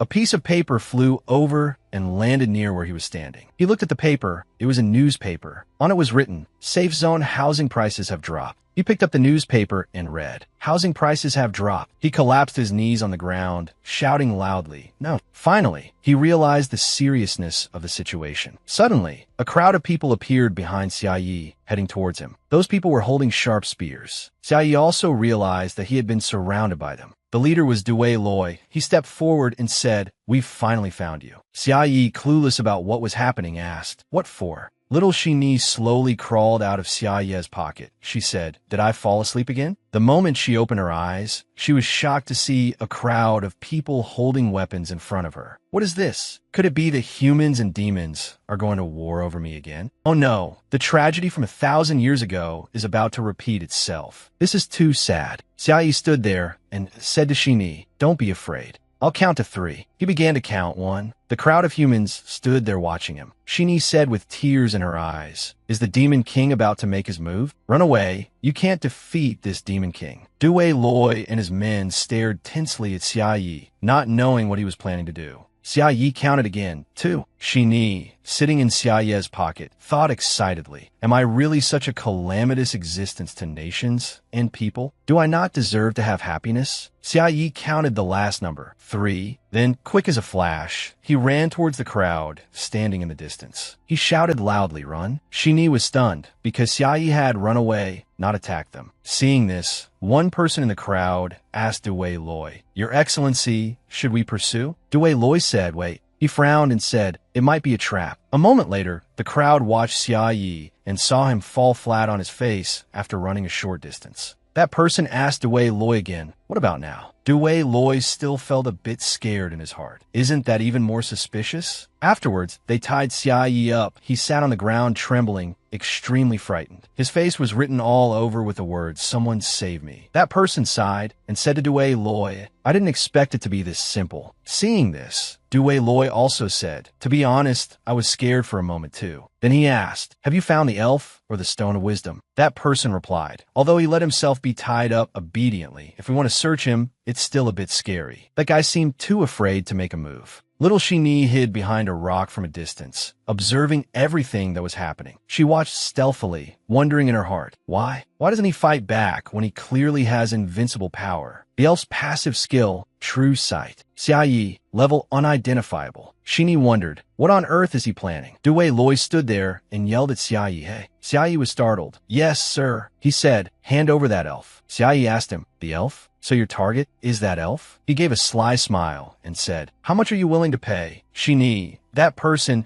and Dui Loi were all stunned by this sentence from Xia Yi. "How much?" Shini thought with a broken heart. He wants to sell me? Dui Loi also stood there dumbfounded, thinking, he wants to sell the elf to me? What on earth is going on? Xia Yi sat there chuckling to himself. "Well, so you wanted this thing. Why didn't you say so earlier? You scare me to death." Then he let out a sigh of relief. Dui Loi, on the other hand, stood there thinking to himself, there's a conspiracy, there's definitely a conspiracy. This is a priceless treasure, a power that can break the balance, comparable to a divine artifact. How can he just sell it like that? Pretending to be captured, pretending to make a deal, it's all fake. It must all be fake. I'm different from Lalan. I absolutely won't be fooled by him. Then he let out a loud shout. Ah, not a single coin. Very heroic. After he spoke, everyone was silent for a moment. After hearing this, Xia Yi said angrily, "Try to get it for free?" Dui Loi didn't understand what he was saying and asked, "Get it for free? Get what for free?" Then Xia Yi glanced at that person and said, "What about you? You want that elf doll too?" Hearing this, that person said hesitantly. He blushed and said, "How could I not want it?" After hearing this, Xia Yi immediately asked, "Then how much are you willing to pay?" After that, the atmosphere at the scene became unusually quiet. People all over the world also seemed to be watching them through the live stream on social media. After a moment, that person thought seriously and said, I earn 13 gold coins a month, and I've saved up 430 gold coins so far. If you support a loan prepayment plan, I think I could pay around 1,200 gold coins." After hearing this, Xia Yi shouted, "Any higher bidders?" The people present were all stunned upon hearing this. They all had the same thought in their minds. What, higher bidders? Seeing this, Dui Loi said angrily, "Damn it, are you treating this like an auction?" But then, All sorts of sounds rang out. I'll add 100. I'll add 500. I can pay in full on the spot. Seeing his subordinates like this, Due Loi was stunned and said, "You guys actually?" Shini, hiding behind the rock, thought in fear. They're actually holding an auction? How did it come to this? They continued to discuss. Another 100. Let me have it. Look at me. I sincerely want it. Brother, we've been brothers for 10 years, and you're still competing with me. Shini thought again. With just this one move, he has eliminated all the soldiers' hostility. She thought stealthily from behind the rock. Could it be? Shini secretly looked at Xiaoyi, a guess flashing through her mind. This was all part of his plan. Around the place where they and Xiaoyi were standing, there were many cameras live streaming on social media. They were still shouting prices. 1,300 gold coins. 1,350 gold coins. 1,800 gold coins. 2,000 gold coins. 2,500 gold coins. 3,000 gold coins. Xiaoyi, on the other hand, sat there with a smug smile. The price keeps getting higher. It's the most melodious music in the world. The more Xiaoyi thought about it, the happier he became, and he laughed smugly. Then he shouted loudly, "Any higher bidders?" He looked tense, but in reality, he was celebrating inwardly. That person noticed something and said to Due Loi, "Your Excellency, people online have started joining the auction too." Due Loi was stunned and asked, "What?" That person said, "Because you arranged for a global live broadcast, everyone in the world can see this auction." Due Loi said to that guy, "Ridiculous. How would these new players know the value of the elf?" Hearing that, the person replied, "They don't." They said, "As long as it's pretty, it's fine." Hearing such a reason, Due Loi was stunned, speechless. He said, "Even so, where would they get the money to bid?" That guy replied, "They're crowdfunding on the forums." Due Loi, Shini, and that person were all stunned by this. Crowdfunding is also an option. Shini was a child abandoned by time who had slept for 1,000 years. She didn't understand what crowdfunding was. The so-called crowdfunding is an investment model where investors invest in projects, companies, and items and receive certain benefits and ownership rights. At this moment, money from all over the world was pouring in here. Seeing this, Due Loi hurriedly ordered his subordinate, "Quick, turn off the live broadcast. Right now, immediately." The subordinate immediately complied. Yes, yes. Shini thought from afar. Not only did he neutralize the enemy's hostility and morale, but he also connected everyone in the world together. Shini, hiding stealthily behind the rock, thought, "This Demon King, he's so different, so brilliant." In Shini's eyes, Xiaoyi was like a great man. Xiaoyi sat there thinking. Wholesale souvenirs from the dungeon shop, sold to this bunch of soldiers, and even broadcast live. My God, I never expected such a good business opportunity. The so-called shop souvenirs. I wonder if I can ask Xiao how to stock up from the souvenir shop. That way we can all get rich together. They're so amazing. To be able to come up with something so amazing. Somewhere, Xiao Yuan and Hao Ran were standing very close to each other. Xiao Yuan noticed Hao Ran sensed something and asked, "What's wrong?" Hao Ran replied, "It feels like the Lord Demon King is thinking of me." Not far from where the two were standing, there was a sign that read, "Humanity's first team to undertake the robot chicken escort mission will receive 1,500 points upon completion." Back to where Xiaoyi was standing, she and I timidly stepped out from behind a rock, saying, "Mr. Xiaoyi." Xiaoyi had already seen her. With tears in her eyes, she said, "Are you really going to sell me?" Xiaoyi was stunned by this question. He said to she and I just want to survive too. Thinking of that ferocious face, he explained, "If I don't hand you over, they'll just take you by force." Hearing this, she and I asked, "Why not fight back?" Hearing her say that, Xiaoyi immediately replied, "Resisting violence only begets more violence." Xiaoyi imagined that if he resisted, he would be beaten and scorned by them. They would say, "He dares to resist. Beat him hard." She and I was moved by Xiaoyi's words. She thought, violence only begets more violence. Such a simple sentence, yet it explains why the world fell into war. So this is what he thinks. To personally sever the 1,000-year-long tragedy of war. Such a benevolent demon king. Is this his true nature? Then she and I said to Xiaoyi, "If what you say is true, maybe it's really possible to create a peaceful world without bloodshed." Hearing her say that, Xiaoyi was stunned. Xiaoyi looked at she and I and said, "What an adorable girl." Meanwhile, she stood there trembling and said, "For a world like that, I am willing." As she and I was speaking, a voice called out, 5,400 gold coins, going once. Hearing this, Xiaoyi immediately turned his attention that way. He said, what? 5,400 gold coins already? Seeing this, she and I looked furious, but the voice continued to call out, 5,400 gold coins, going twice. 5,400 gold coins, going 3 times. The person said, congratulations to Councilman Wei Li for the highest bid. Despite this, he didn't look very happy. Wei Li thought with a blank expression, in the end, I still had to join the auction. To hold the elf's wisdom stone in my hands, I single-handedly fought against the world's fundraisers, bankrupting myself, but I suppose that could be considered heroic. But if I can obtain the elf like this, plus Advent number 3, the Parliament and the world will be in the palm of my hand. He seemed distracted, his face weary. He continued to think, calm down, Wei Li, victory is right before your eyes. A moment later, Wei Li held a bag of gold, ready to trade with Xiaoyi, but the system displayed a message. Transaction failed. Both of them were stunned by the system. The system announced, the elf Shi Ni is soul-bound to Xiaoyi and cannot be traded. Wei Li looked down at Xiaoye's hand. Shi and I was sitting on Xiaoye's hand, muttering something. A moment later, Shi and I flew up, much to Wei Li's astonishment. Then Shi and I flew over and landed on Xiaoye's hand, bowing. She said, the contract is formed. From now on, you are my master. Then Xiaoyi looked up and said awkwardly to Wei Li, sorry, big bro, I didn't know it would turn out like this. Hearing this, Wei Li became furious. He said, you dare to mock me. You really are mocking me. Seeing Wei Li so angry and radiating such an aura, Xiaoyi said to him in fear, big bro, I really didn't do it on purpose. Big bro, let me explain. He continued, just let me explain. She and I sat on Xiaoye's head. She struck a seductive pose and said to Wei Li, what's done is done. You should give up and stop fantasizing about me. She and I sighed, shrugged, and continued, besides, you're too old, you're not my type. Hearing her say this, Xiaoye's jaw dropped in shock. He quickly said, that's not what I told you to say. Wei Li was also stunned by what she and I said. He angrily pulled out a gun, pointed it at Xiaoyi, and roared. That's enough. Xiaoyi was scared to death by him. Something appeared in the sky. Wei Li continued, if you have something to say it after you've taken a blast from my cannon. Then, the map cannon began to charge. Down below, a cat licking its paws noticed the map cannon.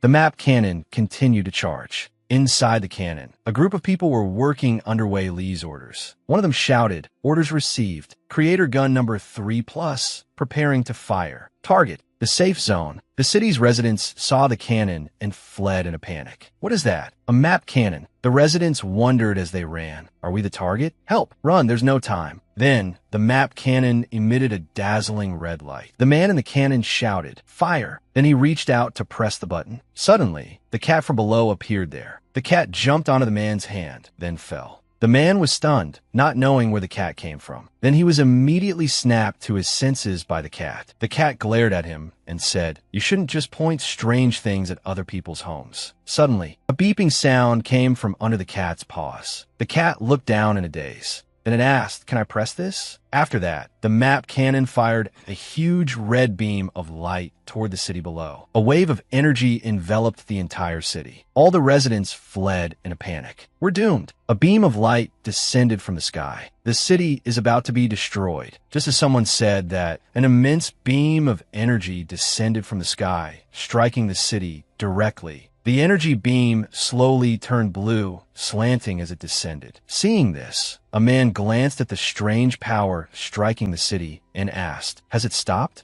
Another voice immediately replied, it's more than just stopped. Indeed, it was as if the energy beam from within the city suddenly converged on a single point, as if something was being sucked back. It formed a spiral, as if being drawn into something. It was Bao Bao, its mouth wide open, sucking the energy beam descending from the sky into its body. Witnessing this scene, the NPC couldn't help but exclaim in astonishment. How is this possible? That's the power of the Creator, the supreme, most powerful force in this world. The energy grew larger, continuously rushing toward Bao Bao. After a while, it gradually absorbed all the terrifying energy surrounding the city. Having eaten its fill, it let out a burp. Then it glanced at the NPC behind it, its expression not very pleased. Bao Bao rubbed its full belly and said, "The taste isn't too bad." At the same time, it thought to itself, "It's a bit like the cat food my master makes." Witnessing this, the NPC was utterly terrified. Bao Bao stood on its hind legs, looked at him, and said, "Excuse me, you could drop map cannons anywhere on this map, but aiming at my home is really a bit rude." Faced with its murderous expression, the man's face instantly turned pale, and he stammered in terror. "You." Overcome with terror, the NPC couldn't stand steady and collapsed to the ground. He looked at Bao Bao with horrified eyes and said, "What in the world are you? Why do you also have creator-level abilities?" In response to his words, Bao Bao opened its mouth, its eyes fierce, and said, "You should be asking what kind of being my master is. I'm merely a cat he keeps to watch the house." Looking at Bao Bao's silhouette, the man was terrified. Outside, in the sky, a strange machine flashed with electricity. In just a moment, a loud explosion rang out. The energy from the explosion was incredibly powerful, spreading in all directions. Faced with this scene, the panicking crowd running below looked up at the sky, constantly crying out, What's happening now? An explosion? No, it's not an explosion, that's fireworks." From that explosion, magnificent fireworks formed. Immediately after, countless people fell from the sky. Bao Bao leaped back and forth on the broken walls in midair. Suddenly, it glanced to the side and exclaimed in surprise, "That's Luo Lan." He was trapped in a cube. When Luo Lan saw Bao Bao, his expression was one of utter astonishment. It stood outside and said, "You're..." Then it glanced at him again, smiling smugly. Next, Bao Bao raised its paw and snapped. The cube surrounding Luo Lan instantly shattered into pieces. A moment later, he registered the change, looked around in astonishment, and uttered, "Why?" But before he could finish his sentence, he saw Bao Bao leap onto a wall fragment and run off into the distance. Luo Lan quietly glanced at Bao Bao's departing figure. Down below, everyone simultaneously looked up at the sky, watching the strange objects falling from above, and they cried out in succession, "Something else is falling. Are these fireworks made of steel? How is that possible?" A young man in a blue shirt looked up at the sky with tears in his eyes and said in shock, "If these things fall, everyone will die." His friend in the red shirt smiled and pointed at the sky, continuing, "Look, that's..." The moment they saw Luo Lan slowly descending to the ground, the surrounding crowd cheered endlessly. "It's Sir Luo Lan. It's like a savior appearing from within the fireworks." He crushed all the falling steel fragments into dust. All the steel and danger were blown away by the wind, turning into tiny points of light. So is Lord Luo Lan. Lord Luo Lan saved us. He truly is the hope of humanity. After landing, he slowly stood up and walked toward the people. At that moment, countless people surrounded him, their voices filled with admiration. "Lord Luo Lan, thank you. Without you, what would we have done? Lord Luo Lan, I'm a member of your fan club." Luo Lan looked at the surrounding crowd with an embarrassed expression and politely demurred, "Actually, I didn't do anything." Someone in the crowd looked at him and said, "Please guide me, Lord Luo Lan." As if sensing someone staring at him, Luo Lan shifted his gaze to the side. It was Bao Bao, sitting on a nearby building watching him. It smiled, glanced at him, and said, "That back scratch you gave me last time was pretty nice." Seeing this,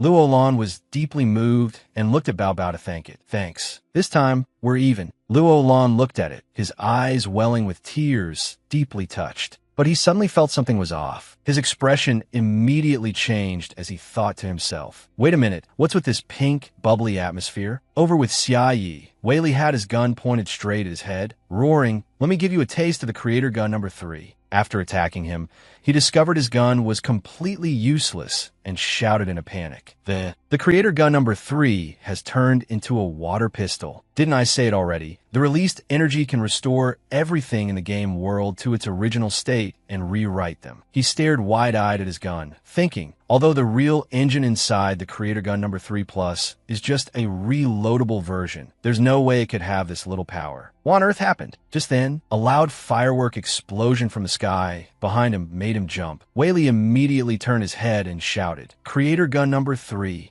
He turned his head to see his power source exploding into fireworks, slowly drifting down. Wei Li's eyes widened, his face a mask of utter horror, and he cried out. It turned into fireworks. At this moment, Xiaoyi walked up from behind him, his eyes gradually darkening. He patted him lightly on the shoulder and called out, "Hey, big bro." He looked at him with a somewhat contemptuous gaze and said, "You can't just shoot people with a water pistol because a deal fell through. You're not a kid." At the same time, he thought to himself, "I was scared half to death. I'm a little pissed." Due Loi turned his head to watch the fireworks in the sky with Hada. He stood beside him, saw this, and continued, "Mobilizing so many people, and even saying you'd give me a taste of the cannon. I didn't expect it to be just celebratory fireworks. Though it was quite grand, I'll admit." Looking at the scene before him, Due Loi's expression was one of disbelief as he thought to himself, celebratory fireworks? The most powerful weapon the system granted us, and it's just described as quite grand. He began to question his existence, his face stiff and staggered backward like a soulless person. Seeing this, he stepped forward to support him. This sudden action from him caught Due Loi psychologically unprepared, making him jump. He slowly raised his head to look at him. Hada smiled, his face filled with killing intent as he looked at him and said, "I have a pretty good temper, but you can't joke around like that." Following that,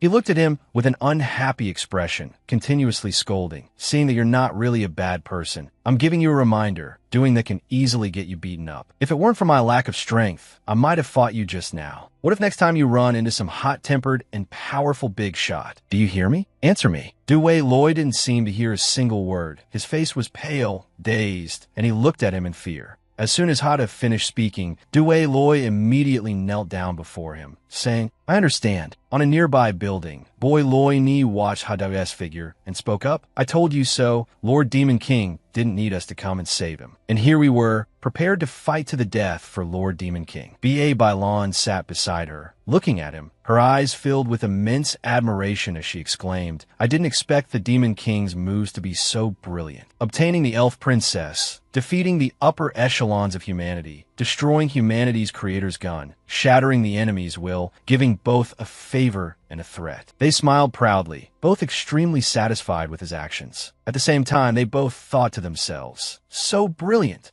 As if instinctively sensing something, Hada glanced back. But in that spot, the figures of Boy Loi Ni and B.A. Bailon had long since vanished. Hada kept glancing over, trying to search for them. Seeing this, Hai Ni, sitting on his head, asked in confusion, "Master, is there something over there?" Hada glanced at her and replied, "Just an illusion." Then he continued, "All right, if the deal didn't go through, then I'm going home." Hearing this, Hai Ni, sitting on his head, couldn't help but ask in surprise, "I'm also going home with you?" He looked up at the top of his own head and replied, "You're already bound to me, so there's no other way. Come home with me." Then he spoke up and asked, "But I don't support freeloaders. Do you have anything on you that can grow out every day to be sold for money?" To his question, Hai Ni answered frankly, "I don't seem to have that ability." Seeing this, Hada then asked, "All right, what housework do you know how to do? Speaking of which, when does this vacation end anyway?" He asked while slowly walking toward his home. In the distance, two men in cloaks were watching his retreating back. Even though Hada had walked far away, the words he left behind still echoed in the ears of the two supervisors. If this safe zone is no longer safe, the deal won't be completed and the house will lose its value. Then how are we supposed to live? They looked at him, their expressions utterly stunned, unable to speak. Immediately after, one of the two turned his head and said to someone behind him, "Lord Due Loi, they've left." Due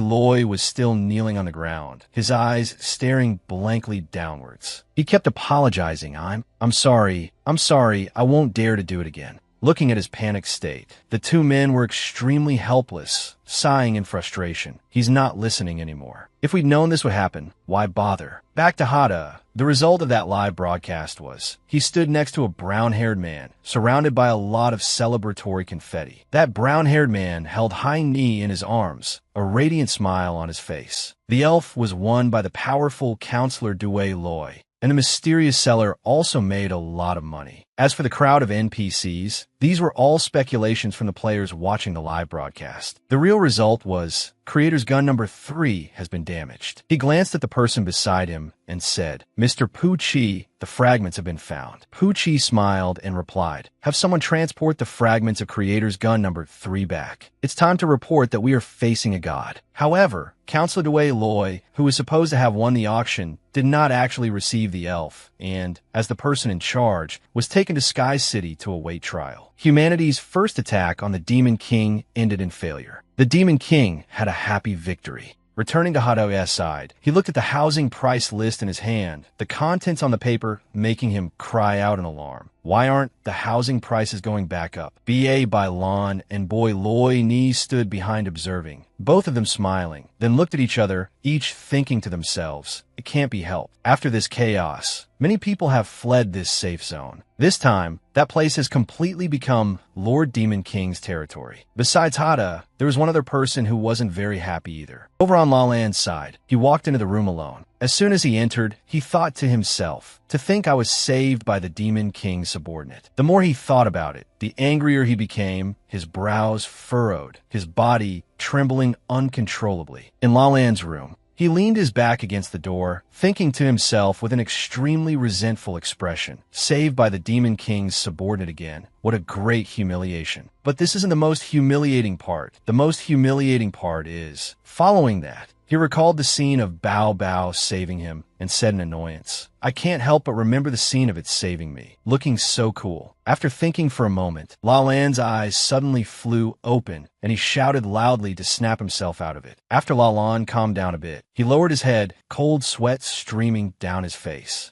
At the same time, he told himself silently, that's the Demon King's subordinate, the most evil enemy in the world. Remember what evil things it has done. The people in the safe zone survived this time thanks to its saving them. But after remembering that cat named Bao Bao, his eyes suddenly lit up and he thought to himself, could it be that it's actually a kind and gentle cat? Seeing his thoughts straying further and further, La Lan immediately turned around, slammed his head against the wall with force, and shouted, "The more I think, the more wrong it feels. I am the hope of humanity, the leader of the human players in destroying the evil demons. I can't be seduced by the Demon King." At this moment, an NPC approached from a distance. He said, "Sir La Lan, there's a package for you." Hearing this, La Lan turned his head, looking at him while panting tiredly. Upon seeing La Lan's blood-covered face, the NPC was instantly stunned, his expression a little panicked. La Lan took the box in his hand, staring at it, and said with an extremely vigilant expression, "How careless. I was almost bewitched by them, fighting the Demon King. You really can't let your guard down for even a second." At this moment, one of his hands also clenched into a fist, and an aura of energy enveloped his body. La Lan thought to himself, no fear, level 10 magic, level 9 protection, level 1 all attribute enhancement. Magic resistance has reached the current level cap. But when he saw the attached letter on the box, he said in great surprise, this was sent from the safe zone. La Lan picked up the letter and opened it, slowly reading, "Big bro La Lan, you were the first person I met who helped me. I don't know how to thank you enough. A small token of my appreciation, I hope you won't mind." Inside the gift box was a handmade cat doll, extremely adorable. Below the cat was a padding of white cotton layers. The moment he saw this gift, La Lan absolutely loved it, his eyes sparkling as he thought and praised. So cute. Afterwards, La Lan leaned his back against the door again, his face flushed red with embarrassment, panting non-stop while thinking to himself, who could possibly resist this? Over on Hade's side, a message was sent to his phone. Seeing that La Lan had replied about his gift, he was very happy and thought to himself, looks like big bro La Lan has received my goods. Then he walked towards the bathroom, placed a towel on the rack, and called inside. "I'm leaving the towel here." Inside, Heine's voice came from the bathtub. "Yes, all right, thank you." She sat comfortably in the large, hot bathtub. Hade's action moved her deeply, and she thought to herself, the Demon King is so warm and considerate. This Demon King is so different, to have such immense strength, yet possess such a noble character. Suddenly, her expression changed instantly, as if realizing something was wrong, and she thought in a panic. The prophecy said that humanity would be the final victor. How could this be allowed to happen? Afterwards, Heine recalled the behavior of Haonin's group and told herself, instead of letting the world fall into the hands of those people, not a single one of them is a good person. It's better to let the Demon King rule the world. If it's him, perhaps he can really change the future and eliminate war. Let me use the wisdom of the elves to help you obtain everything. Naming our first child peace and love should be fine. Oh my, is it not good to decide this on my own? Maybe I should still ask Lord Hada. Suddenly, at this moment, a person appeared behind her, carrying an extremely terrifying killing intent. It was Boy Loini. Her face darkened as she looked at Haini and said, "Hey newbie." Boy Loini glared at Haini with eyes full of killing intent, warning, "I advise you not to do anything unnecessary." Faced with her terrifying gaze, Heine's face immediately turned pale, and she said in a panic, "Wah." But before she could finish, B.A. Bailan appeared out of nowhere, walked to Heine's side, and placed a hand on her shoulder. B.A. Bailan's expression looked extremely fierce. "Behave yourself. Don't blame us for not warning you." Faced with her terrifying gaze, Heine glanced over, extremely panicked, and thought to herself, "What? Are they Lord Hadaya's subordinates?" Looking at the two unfriendly-looking people beside her, along with the extremely terrifying killing intent, created an incredibly heavy pressure on Heine. She secretly glanced to both sides, thinking, looking closely, they're S-rank great demons, with levels exceeding 3 digits. What's going on? Unlike the Demon King, they radiate an extremely dangerous aura. Could it be that they want to go against the Demon King's will, preparing to execute me privately and seize the Stone of Wisdom, the legacy of the elves? But I've already decided to help the Demon King. Seeing them tighten their grip on her shoulder, Heine grew even more frightened, her body trembling uncontrollably as she thought, "I should have realized sooner. Even if the Demon King is benevolent, his subordinates are all bloodthirsty demons. How could they possibly ignore the power of my elven race? Should I resist? If I fight, what will the Demon King think? But if I don't resist, Just then, what broke her train of thought was Boy Loini standing up, crossing her arms, looking down at her, and shouting angrily. "Don't think that just because the master lets you skip housework and doesn't make you cut off your horns to sell, you're the mistress of the house." At the same time, B.A. Bailan beside her also pointed at Haini very angrily, continuing, that's right. Don't think you're all that." Faced with their scolding, Heine didn't dare to fight back and could only tremble in fear, silently trying to endure it. As if realizing something was wrong, her fear instantly vanished. She turned her head to glance at them, her expression a little confused as she said, "What's going on?" At the same time, Heine thought to herself, this is like dialogue from a background character in some third-rate comic. As for them, Boy Loi Ni was still crossing her arms, complaining unhappily. "You should know that to follow the master, I've eaten so many rotten apples, been killed by those disgusting humans, and had a hard time getting back to the master's side." And B.A. Bailan beside her proudly raised her head, continuing, "As noble as we are, we have to play the role of pets, and even have to pretend to be friendly with those selfish and nasty humans." Suddenly,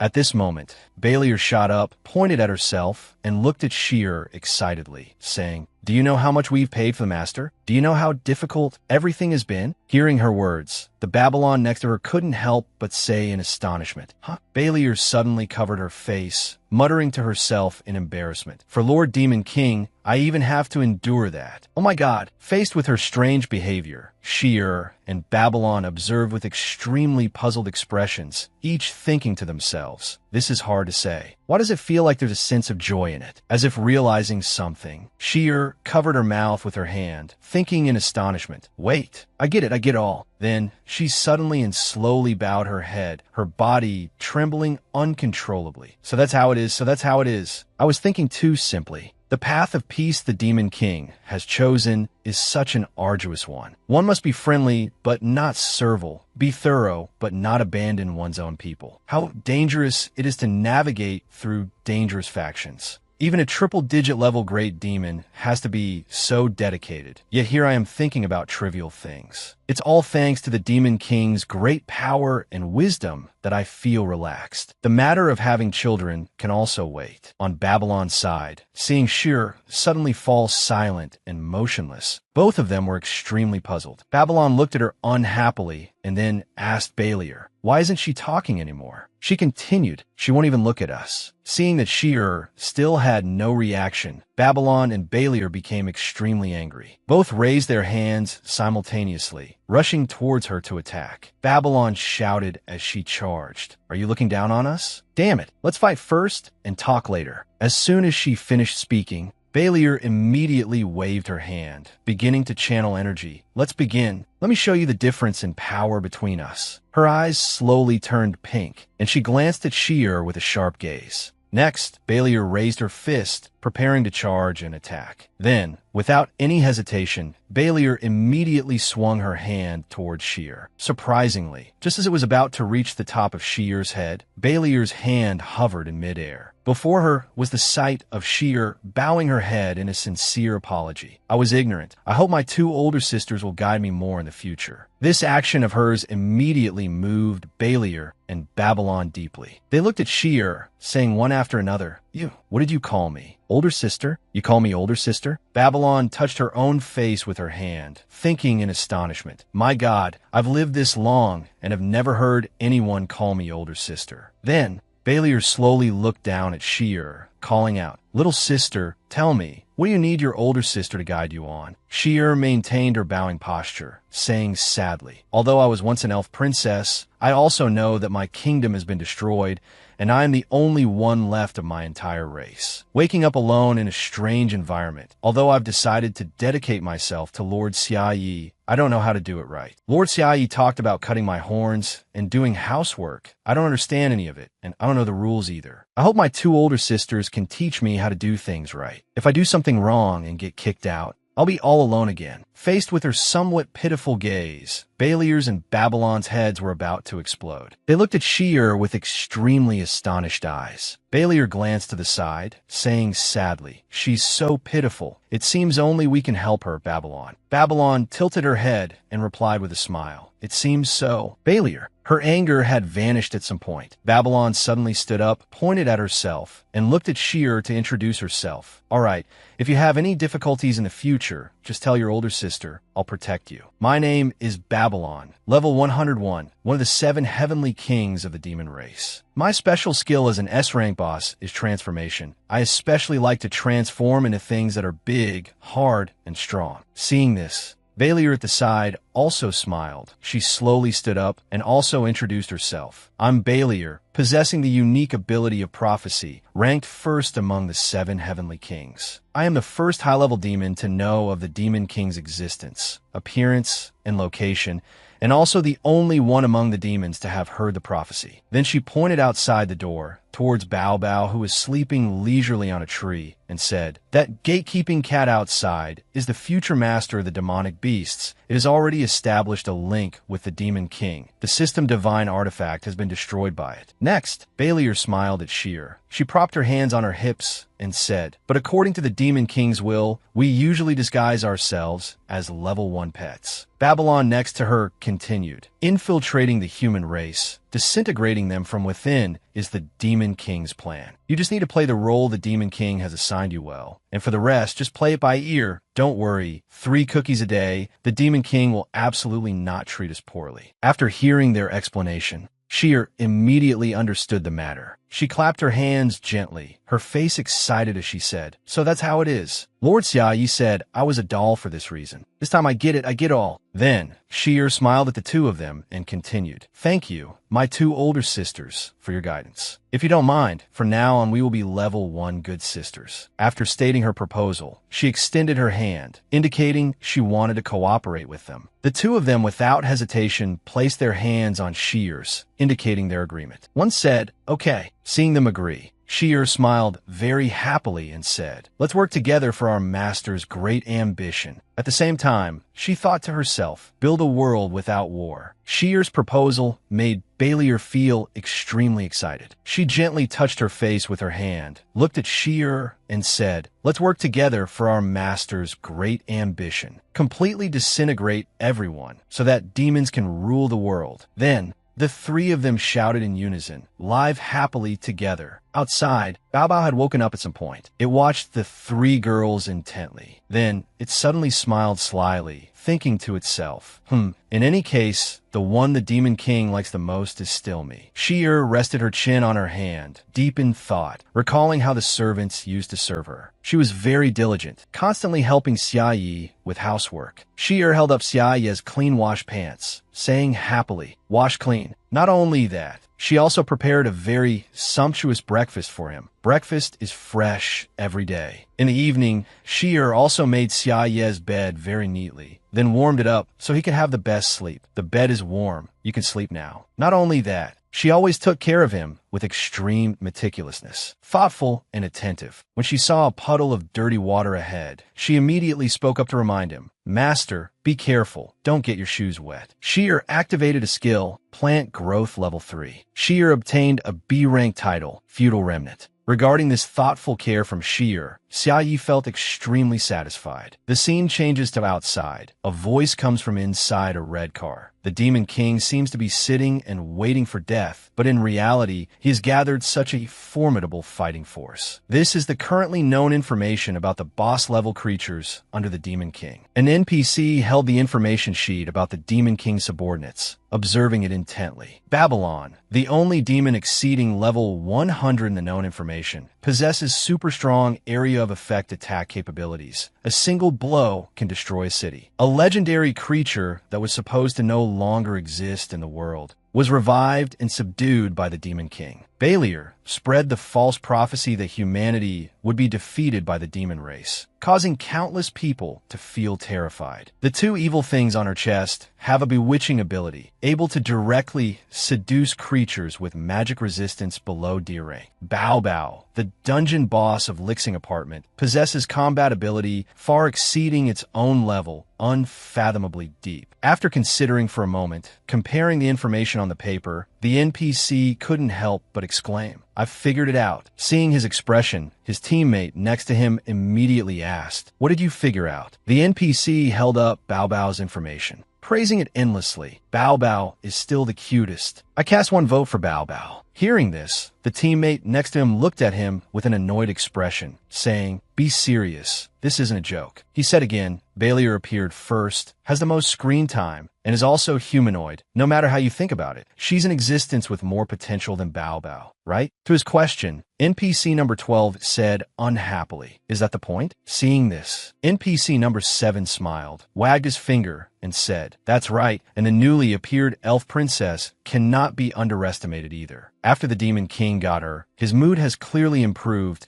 It seems he has no intention of destroying the world for the time being. Hearing his words made his teammate next to him extremely annoyed, and soon the two immediately had a conflict, arguing endlessly. "You think this is all a coincidence? You have a point, I get it. The car also swerved uncontrollably along with them. After the two finished arguing, NPC number 12 held the profile, turned his head to the side and said, "But there's one thing I still haven't figured out. I heard that after the elf appeared, even the mutated species became more active. Moreover, this elf's level is only in the double digits, while the Demon King's is in the 4 digits. Why does Lord Luolan think that having her means having the power to defeat the Demon King? What exactly is this so-called elf power that can shake heaven and earth?" To NPC number 12 question, NPC number 7 rested his arm on the window. He glanced at the scenery outside and answered, "This is not a secret that our rank can access." At the same time, he thought to himself, even the mutated species are affected? The power of the elves is coveted by all races. Then, on the way, the two of them discussed endlessly. That has nothing to do with us. We just need to do our job well. Is our job to monitor the Demon King going to the supermarket? We'll wait here, wait for him to finish shopping, see if he needs a ride, and then take him home. On Xia Ye's side,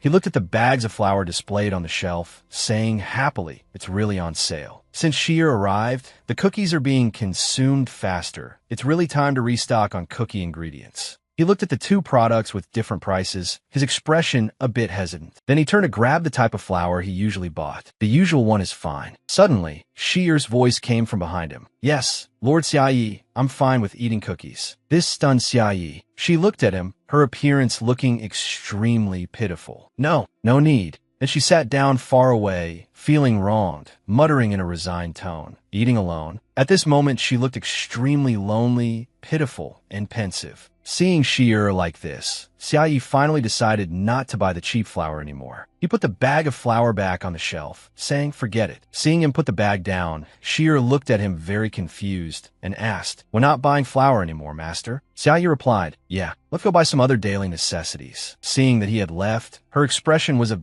bit puzzled, her eyes following him. In the end, the two of them arrived at a pet store. Then Xiaoyi bought 2 cat beds for 3 silver and 50 coins. A brand new rug, 40 silver and 50 coins. A new bed, 6 gold and 20 silver. After a while of shopping, Xiaoyi looked at Shi'er, who was following behind him, and said, "I'm going to pay." She looked at him, replying happily, "Yes." Then he walked towards the checkout counter, while Shi'er waited outside. She rested her chin on her hand, her expression a bit puzzled, recalling the things Xiaoyi had bought. 2 cat beds, 1 bed. At Belier in Babylon's place, the two were inside the house. Suddenly, both of their expressions became panicked, as if they had sensed an ominous premonition. "What's wrong? I have a bad feeling." Xiaoyi walked out carrying 2 bags of items, calling to Shi'er, "Let's go home." Nearby, an argument had broken out. A man yelled loudly, "Damn old hag, give that back to me." He violently snatched the bag, pushing the old woman down. "You had to do it the hard way." The accomplice behind who got the item quickly ordered, "Got it, let's go." After they left, food was scattered everywhere. The old woman stood up trembling, letting out a soft cry. A strange exclamation mark was above her head. Xiaoyi walked over and asked with concern, "Ma'am, are you all right?" The old woman didn't answer, so he picked up the food that had fallen on the ground. After a moment, she said sadly that it was her eldest son. He had done this more than once or twice. Xiaoyi helped her to a chair to rest, and after listening to her story, he asked, "Did he rob you of your money?" The old woman replied in a somewhat helpless tone. The boy said he needed money to increase his combat power, or he wouldn't be able to survive. "There's nothing I can do about it." This old woman possessed a primary tailor production skill, earning a meager profit by sewing linen bags. Her brow furrowed tighter as she continued, "He always takes my food money and even uses violence. It's heartbreaking." But then her emotions gradually turned to anger, and she scolded, "The most outrageous thing is that when Xiao Bai protected me, he actually retaliated and did something like that to Xiao Bai." He looked at a ball of fur in her arms and wondered, "Xiao Bai?" So she held out the dog, whose head was covered in a red liquid, and said, "He smeared it with chili sauce, just like this." Seeing the little dog with its innocent eyes and pure white fur, Shi'er's and Xiaoye's eyes immediately lit up as they gazed at the adorable puppy. Suddenly, a notification panel appeared, catching his attention. The system panel displayed a daily quest, "Bathe Xiao Bai until he is clean. Completion will reward 200 experience points." Xiaoyi stared intently at the quest, thinking to himself, a daily quest. In other words, this old woman goes through this every day. Recalling how the little dog protected her, the old woman explained, "Xiao Bai knows who is good to him, so he always wants to protect me. But he's too small and weak and not very smart." Xiaoyi patted the dog's head and said sympathetically, "Poor thing. Let's give him a bath." So Xiaoyi accepted the daily quest, "Bathe Xiao Bai. Experience point reward, no experience points." Shi'er, standing behind him, smiled and offered, "Leave it to me, master." He replied with satisfaction,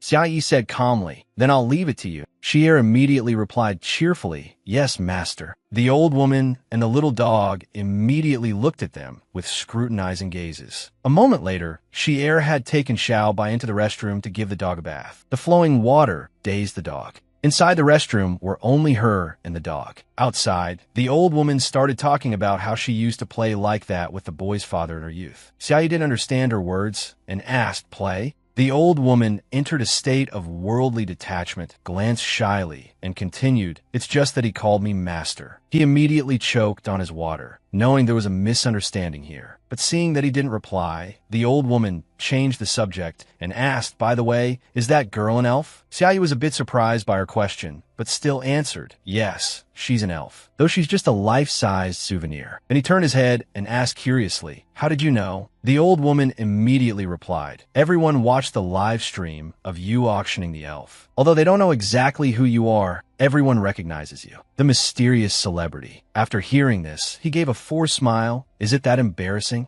Then the old woman was a little surprised again, but I didn't expect you to just walk such a precious elf around on the street. Xiaoyi was immediately stunned. What do you mean? Seeing this, the old woman gave him a cold glance, probably thinking to herself, is this guy pretending to be stupid, or is he really stupid? But then she returned to her gentle demeanor and said kindly, young man, I see you're kind-hearted and have clear eyes, so I'm giving you a reminder. She is an existence coveted by countless people. The slightest carelessness, and someone will come to snatch her away. Just as her words were still echoing in the restroom, a large hand with sharp claws grabbed Shi-Er's wrist. A giant wolf with glowing yellow eyes licked Xiao Bai's head and said, finally found you, elf. The withered wolf, with a ferocious face, introduced itself. I am a subordinate of the Great Hiss faction, the mutated withered wolf, under orders to find the elf. It continued with a smug laugh. It really took no effort at all. I heard the defense equipment of this safe zone was just junk, and it turns out to be true. Sheer was not panicked at all, but instead asked with some confusion. His faction? Could it be a wolf-type mutant species? The withered wolf squinted one eye and praised, as expected of an elf, your intelligence is indeed superior. Then it rambled on about its master. But the Great Hiss is different from ordinary mutants like us. We call him King. His pre-awakening talent was unprecedented. In a little more time, he will become an existence that replaces demons and humans, standing at the pinnacle of the world. At the same time, a furry figure was sitting in front of a TV screen. This guy was Hiss, of an unknown level. Its eyes glowed in the darkness. In front of the TV screen, it gave an order, bring her here. At this moment, the screen was live-streaming Shi-Er's image, accompanied by a series of astonished comments. The withered wolf on this end heard the order, smirked, and said, so I came here under orders. With the power and wisdom of an elf, the rise of our mutant species will be unstoppable. Shi-Er remained calm and spoke, if you're live-streaming, then you should know I already have a master. The withered wolf tightened its grip on her wrist and asked contemptuously, Master? Are you talking about that weak, scrawny rookie, or that old man with a face full of wrinkles? Hearing it speak, her face darkened as she ordered, Insolent one, you have only one chance. Take back your words, and I will not pursue the matter. The withered wolf immediately stuck out its filthy tongue, finding it amusing, and asked, you think you're in a position to make demands of me? Then it brought its finger close to Shi-Er's face and said, you look unhappy, but you can't escape my grasp at all. You think I can't see the reason why? It smiled, its eyes widening. That's right, relying on a sense of smell that can dig 3 feet into the ground to find you. I possess such a supreme sense of smell, I can smell. Its next words made Shi-Er's face darken, and she felt worried. Actually, your level is very low, isn't it? That's why you don't have the strength to escape at all. Back to Xiaoyi, he looked over with a questioning expression and asked, an existence coveted by many people. The next second,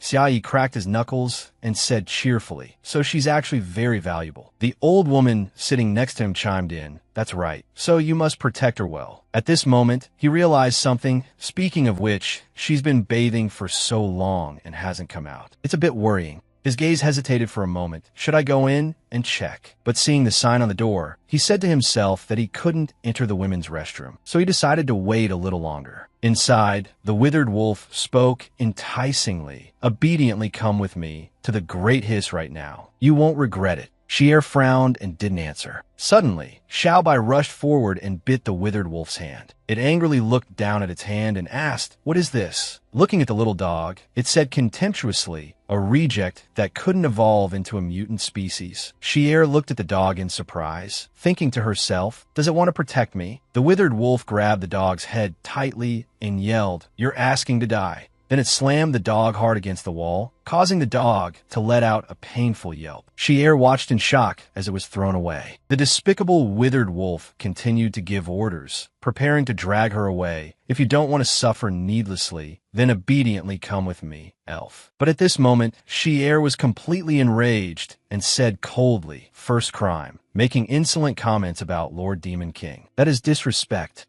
A murderous glint flashed in her eyes as she continued, second crime. Even though the kingdom is destroyed, I am still an elven princess. Going against my will is also disrespect. The withered wolf, still not realizing the danger, asked, "What are you talking about?" She-Air's power erupted as she said, "Many years ago, to prevent others from exploiting our power, I chose to seal myself. But do you know what the so-called elven power that can shake the balance of the world is?" The withered wolf now began to break out in a cold sweat, asking what. Xiao Bai's body suddenly shone with She-Air's blue power. Its trembling legs supported its body. The next second, its eyes became more intelligent, also causing the withered wolf to scream in shock. That dog is still alive. But in terms of size, Xiao Bai was the smallest of the three here, and it let out a soft whimper. The withered wolf smirked contemptuously and asked, "Is this just a bluff or some kind of resurrection spell?" Then it saw the dog's level and asked with some confusion, "Why has its level become 75, the same as mine?" It regained its smug look and continued, "So that's it. This is the power of an elf. No wonder so many factions desire you. To be able to instantly level up others is truly astonishing." But before the withered wolf could finish, the dog suddenly lunged at it. The withered wolf took a defensive stance and shouted, "Same level, but my combat experience and size are my absolute advantages." But the next second, perhaps because it didn't screw its head on tight enough when it woke up this morning, Xiao Bai just gently bit its head, and its head and neck separated. The withered wolf let out a dazed cry. It looked at the notification panel and asked, "What is this?" Its own level had turned to 1. She-Air had cast the S+ rank skill, Energy Manipulation. Possessing the wisdom of an elf, she has a deep understanding of the world's energy flow. Swaps the level, attributes, and status of 2 targets. Could be used again to dispel. Only one instance of energy manipulation can exist in the world at a time. Only then did it realize it's not leveling up a target. Before being forced offline, it screamed, "It's a swap." The loud noise caused the ground to crack. In front of a phone screen displaying investment options, a man was sitting leisurely in a car when suddenly a huge explosion occurred in a tall building. 2 men hurriedly got out of the car, asking each other what happened. "It's in the direction of the supermarket."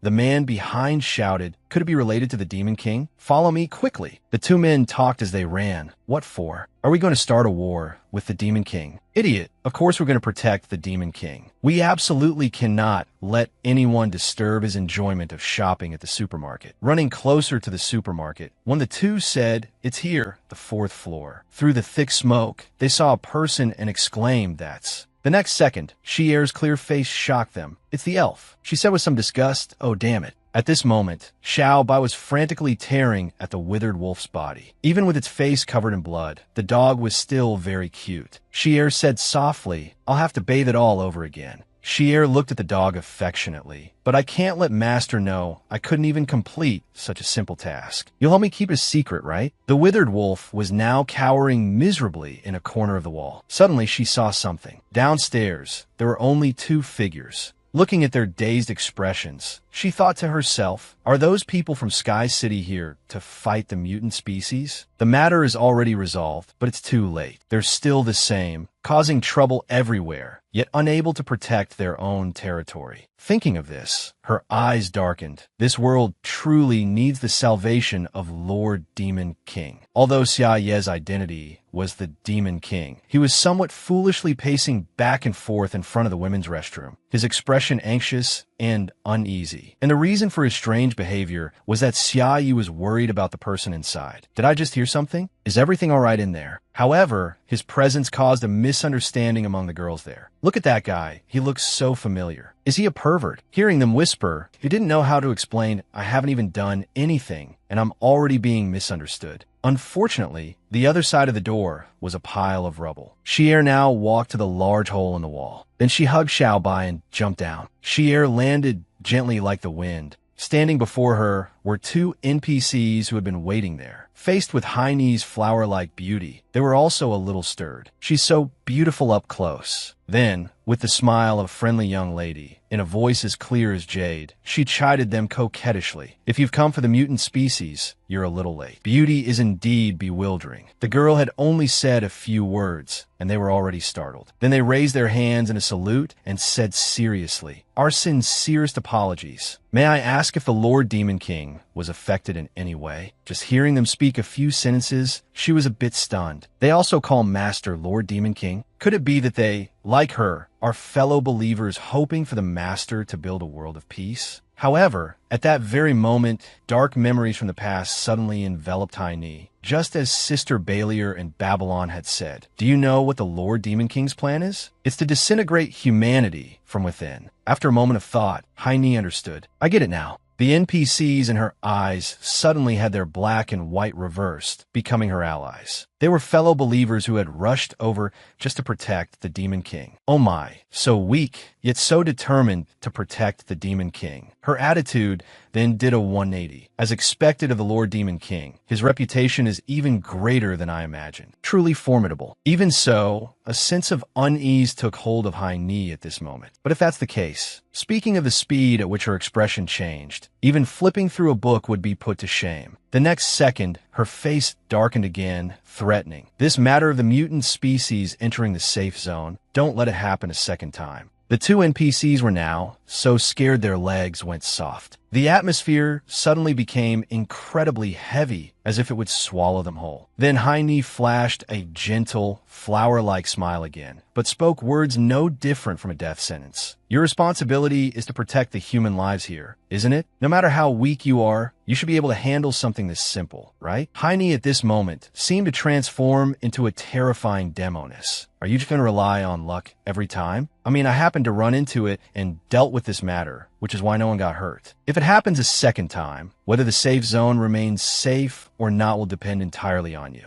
I will crush you like ants. If you don't want to die, then try harder. Hearing this, they were too scared to say another word, then immediately knelt on the ground, obeying her command. We're sorry, we know we were wrong. Faced with such a reverent act from the NPCs, Haini was also a little surprised. Are they performing a kneeling ceremony for me? I didn't expect them to revere the Lord Demon King so much. After imagining and confirming it for herself, Haini transformed into a holy mother radiating a sacred light. It's good that you understand. You may rise. However, after a series of threats, she had another favor to ask them. And one more thing. Haini immediately handed the blood-stained Xiaobai to them, requesting, "Could I trouble you to look after this little one for a moment?" Meanwhile, Hada was still loitering near the women's restroom, not leaving. As he approached the restroom door, she suddenly opened it. Seeing her appear before him, Hada breathed a sigh of relief. Haini, you're finally out. He immediately asked about her situation. Are you done showering? However, what was unexpected was that Hada was also stunned for 5 seconds, seeing the NPCs playing the role of janitorial staff, mopping the floor until it shone like a mirror. At this moment, Hada felt something was a bit strange, and a question arose. Did a pipe burst? Faced with his concerned expression, Haini confirmed without hesitation. Indeed, quite a bit of water was wasted. After they completed their task, she also expressed her gratitude. You've worked hard. The NPCs didn't dare to object, only replying, not at all, it was her duty. Seeing that Haini had run into trouble in the restroom without asking for his help, Hada also reminded her, if I'd known this was happening, I would have come in to help. Remember to call me next time. She also replied with a radiant smile. It was Haini's oversight. After taking Xiao Bai for a clean and fragrant spa treatment, Hada also returned it to the old woman. Ma'am, mission complete. After a good bath, the little one's eyes look much more spirited. Of course, to reciprocate Hade's enthusiasm, the old woman also gave him a small gift. You said you can't accumulate experience, so I'm giving you this as a token of my thanks.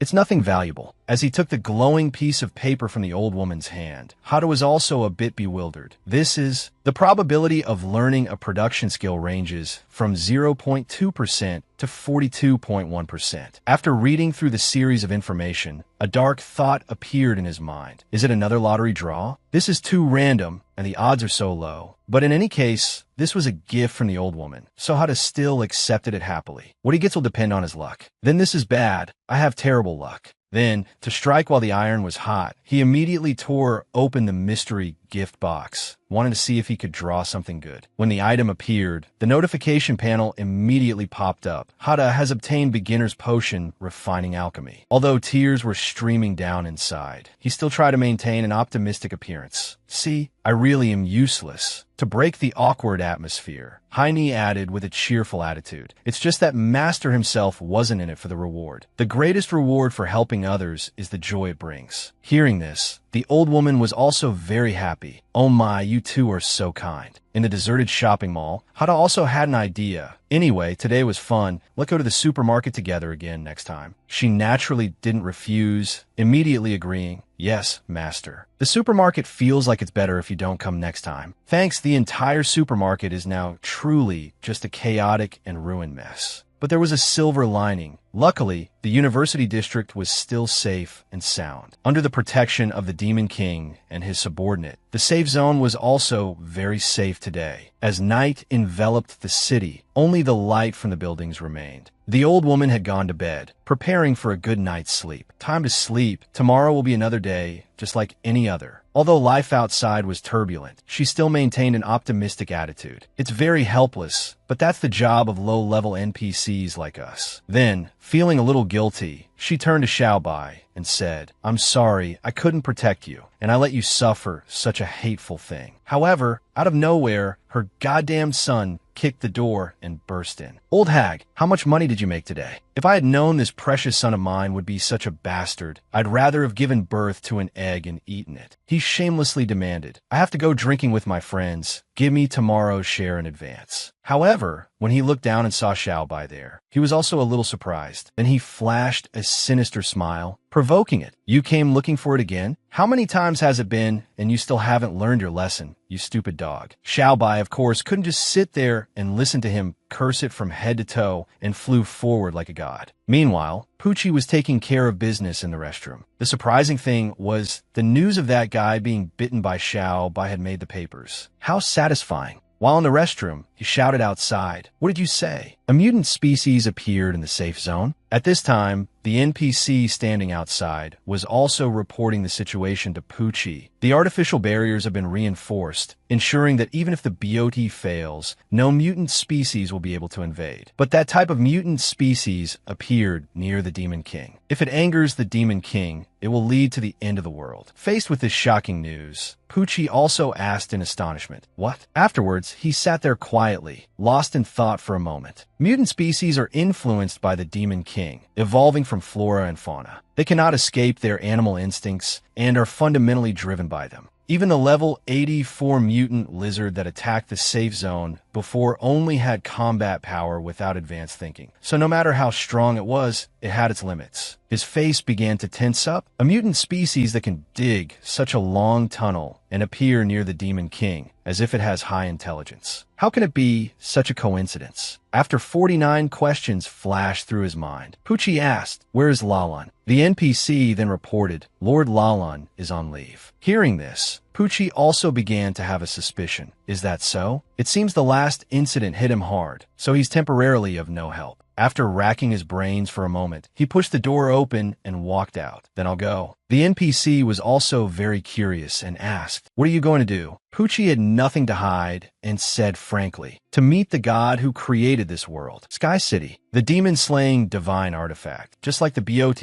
is a system-level weapon that the Master God bestowed upon us to fight against the demon race. And that mysterious person wearing a white mask is none other than the Creator God. Poochie and the NPC were now standing before the ruins of the system. It's been destroyed to this extent again. After witnessing this scene, he also didn't know what to do. Councilman Whaley has been punished, but what should we do next? Faced with Hai Dao's overwhelming power, Poochie also felt that this was not very feasible. The Demon King possesses such crushing power, it's fundamentally impossible to win. Massey, hearing their lively conversation, also chimed in for fun. No need to worry. As a spiritual-type player, he optimistically comforted them. Sincerity will be answered. Trust in the prophecy, we will definitely win. With all his faith in Massey, he stood before the giant statue to show his respect. The Master God would never deceive us, right? After much consideration, Massey also made a decision. No matter what, let's first report to the Master God that Demon Slayer number 3 has been destroyed. All our actions depend on the Master God. He will guide our next steps.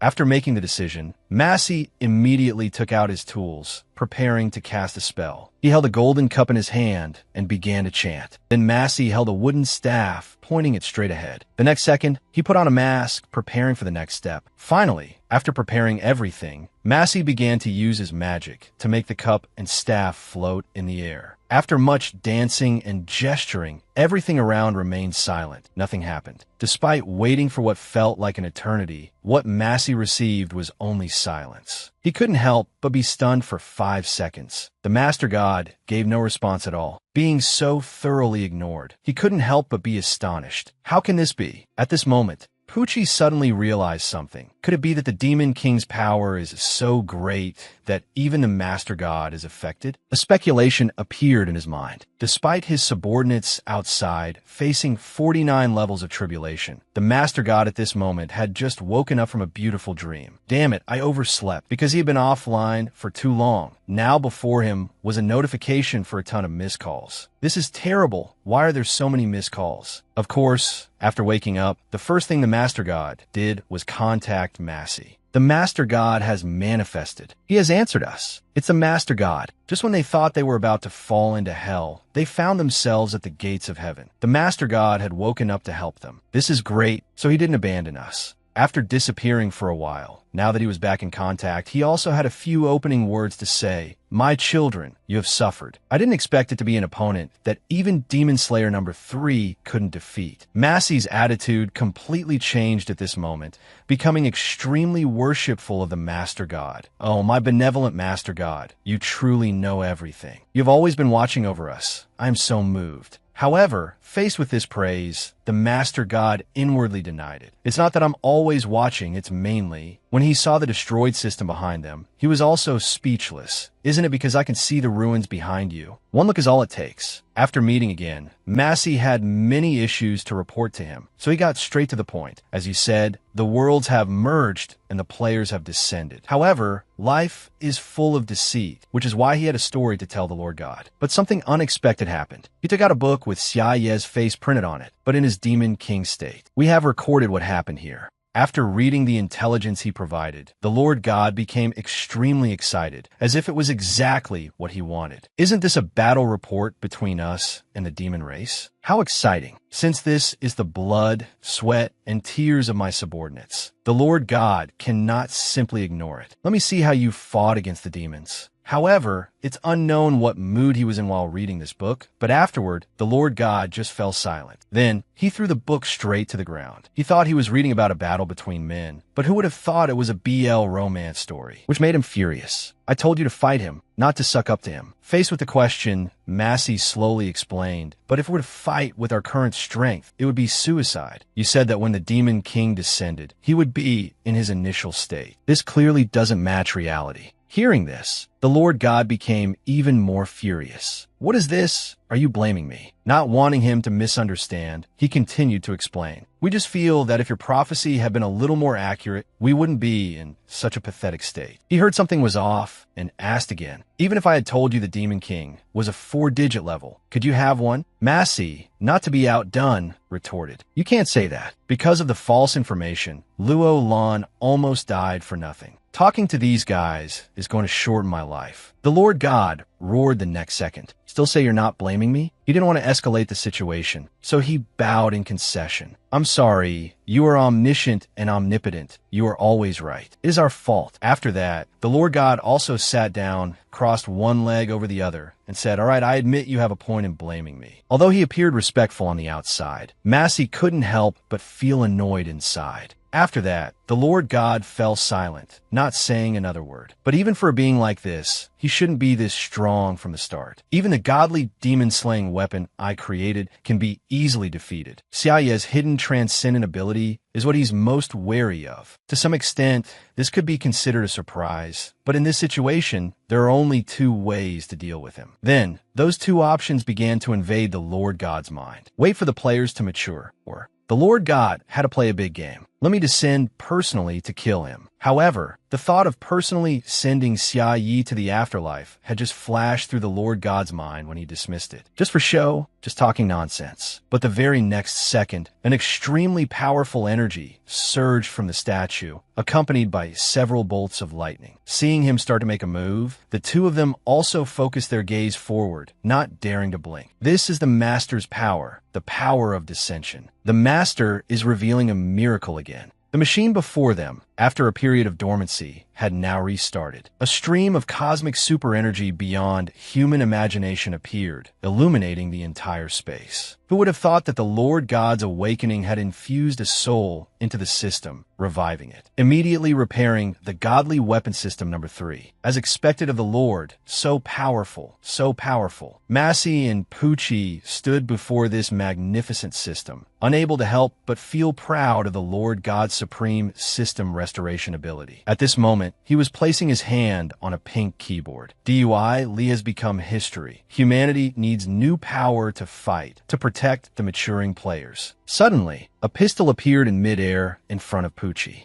The Lord God didn't beat around the bush, stating his intentions directly. The new master of the godly demon-slaying weapon number 3, you have been chosen by me. Take this weapon and continue to fight for humanity. Hearing this, Poochie was so stunned he froze, not expecting to be entrusted with such a great responsibility. The new master me? Then, he also explained to Poochie the reason for his decision. I have seen your ambition and courage to rise up. But he didn't know that Poochie only did so because he didn't want to die. Oh God, he felt he couldn't possibly handle this. So he spoke up. But even if the godly weapon system number 3 is repaired, I'm afraid it still won't be enough to win. However, faced with Poochie's anxiety, the Lord God said something that left him speechless. Don't worry, if you sacrifice yourself, you will go to heaven. Hearing this, he broke out in a cold sweat and froze for 5 seconds. Heaven? When Massey heard this, he couldn't help but feel secretly envious. How lucky to suddenly have a chance to go to heaven. So enviable. Seeing that he seemed interested in this, Poochie offered, then how about I give it to you? But Massey refused. No need, thank you.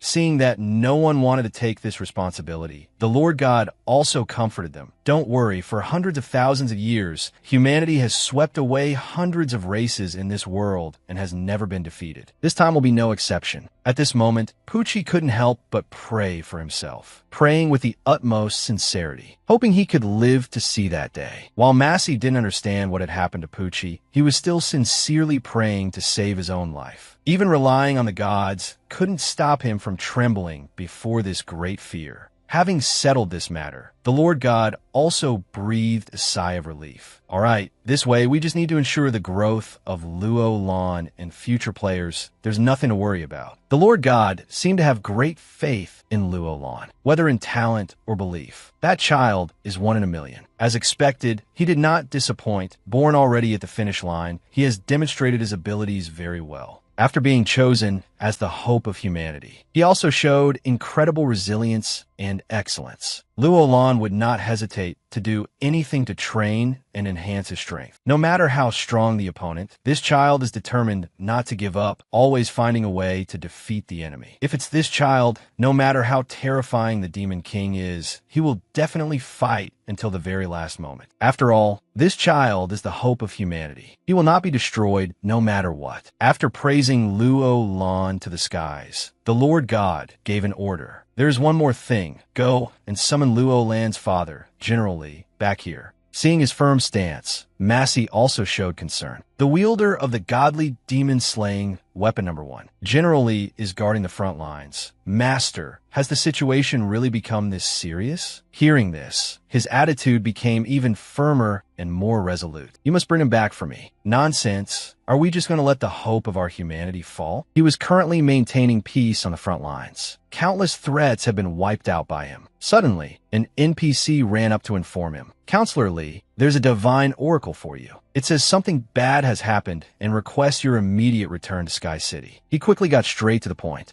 At that time, he was still standing by the cliff, his expression heavy. Understood. Now, he seemed to have understood the problem as well. Consider yourselves lucky. You detestable demons. Just wait until I return to retrieve the Leaf family's ultimate treasure. I will hunt you down to the last one. Lida, one of the 20 counselors, also one of the highest-ranking beings in Sky City. Unlike other counselors, this position is passed down from father to son. Since the founding of Sky City, the Leaf family has always been the vanguard against the demons. The current head of the family, Lida, is an unprecedented god of war, relying on the godly demon-slaying weapon number 1 bestowed by the Lord God. He has engaged the demon army 49 times without a single defeat. The demons who died tragically at his hands, their bodies piled up like mountains. Due to his extremely ruthless methods, combined with his rational calmness and cold indifference, he is known as the Iron-Blooded Demon Slayer. After returning to Sky City, Lida couldn't hide his curiosity and asked, "The Lord God had me abandon the confrontation with the demon army and summon me back. For what reason?" The NPC heard this and didn't hide anything, speaking honestly. This matter concerns Lord Luolan. When he heard this matter involved his son, he immediately turned around, his attitude changing. To confirm he had heard correctly, he asked again, "Luolan?" Suddenly, Li Da's long-suppressed emotions surged. "Luolan is my only son, the heir to the Leaf family, the first to go to Earth, leading the players in battle. As a father, Lida has always been by Luolan's side and is proud of him. Although I am called iron-blooded on the battlefield, as a father, I have never been absent from this child's upbringing. I am well aware of this child's excellence. He is the most hard-working and outstanding person in Sky City. He knew well that his son was a star who would lead humanity out of the shadow of the demons. The hope of humanity chosen by the Lord God. The chosen one who will lead us to final victory. This child has never disappointed me since he was young. He is the heir I am most proud of. Because he placed so much faith in his son, he seemed very surprised to hear that Luolan had caused some trouble. After entering, he asked again about Luolan's progress so far. Tell me, what outstanding achievements has Luolan made since arriving on Earth? However, what truly astonished him was that the inside was empty, with nothing left. He looked around, stunned, as if asking, "Where is this?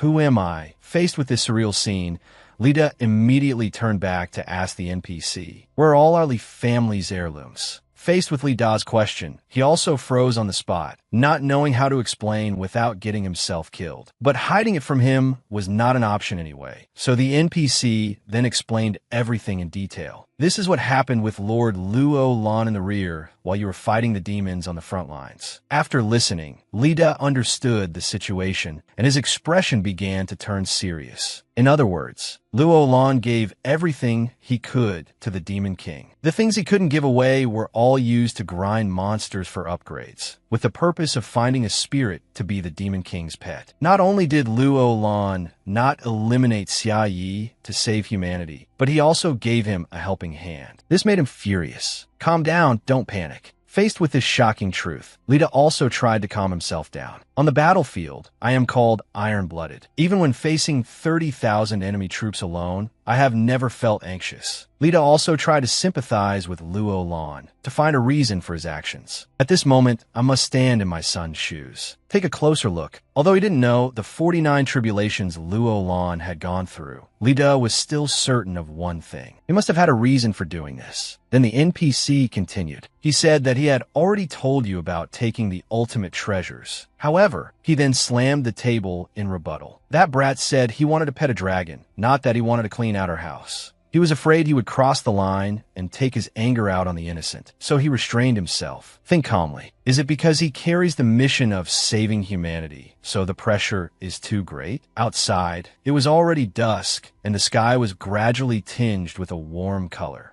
At the same time, Lida also made a decision full of warm, fatherly love. Or maybe I should find him a psychologist. Who would have thought Lida would actually do it, finding several psychologists for Luo Lan? Dad thinks these people are not bad. However, faced with his father's concern, he took the list, his face expressionless, looking dazed. He felt that Lida seemed to have misunderstood, so he explained, "I'm sorry to have disappointed you, Dad, but I don't need this, and it's not what you think." Suddenly, Li Da's expression turned stern, and he strictly asked Luo Lan, "Do you know why our family can be victorious in 100 battles and have the status we have today?" At that moment, he was also a little surprised, but still answered. Dad said, "It's because we have 100% faith in the Lord God." However, things are not that simple. That's right, but this saying isn't just an ordinary slogan. Then he held a glowing pendant in front of La Lan. "It's different from the props you lost. This is the true ultimate treasure of our clan. The demon-slaying divine weapon number 1, bestowed by the Lord God. The Duran pendant. The greater your reverence for the Lord God, the more strategic power you can unleash." Of course, it can also be used to test one's loyalty to the Lord God, because only by maintaining 100% reverence for the Lord God can its power be unleashed. Hearing this, La Lan's expression began to grow a little tense.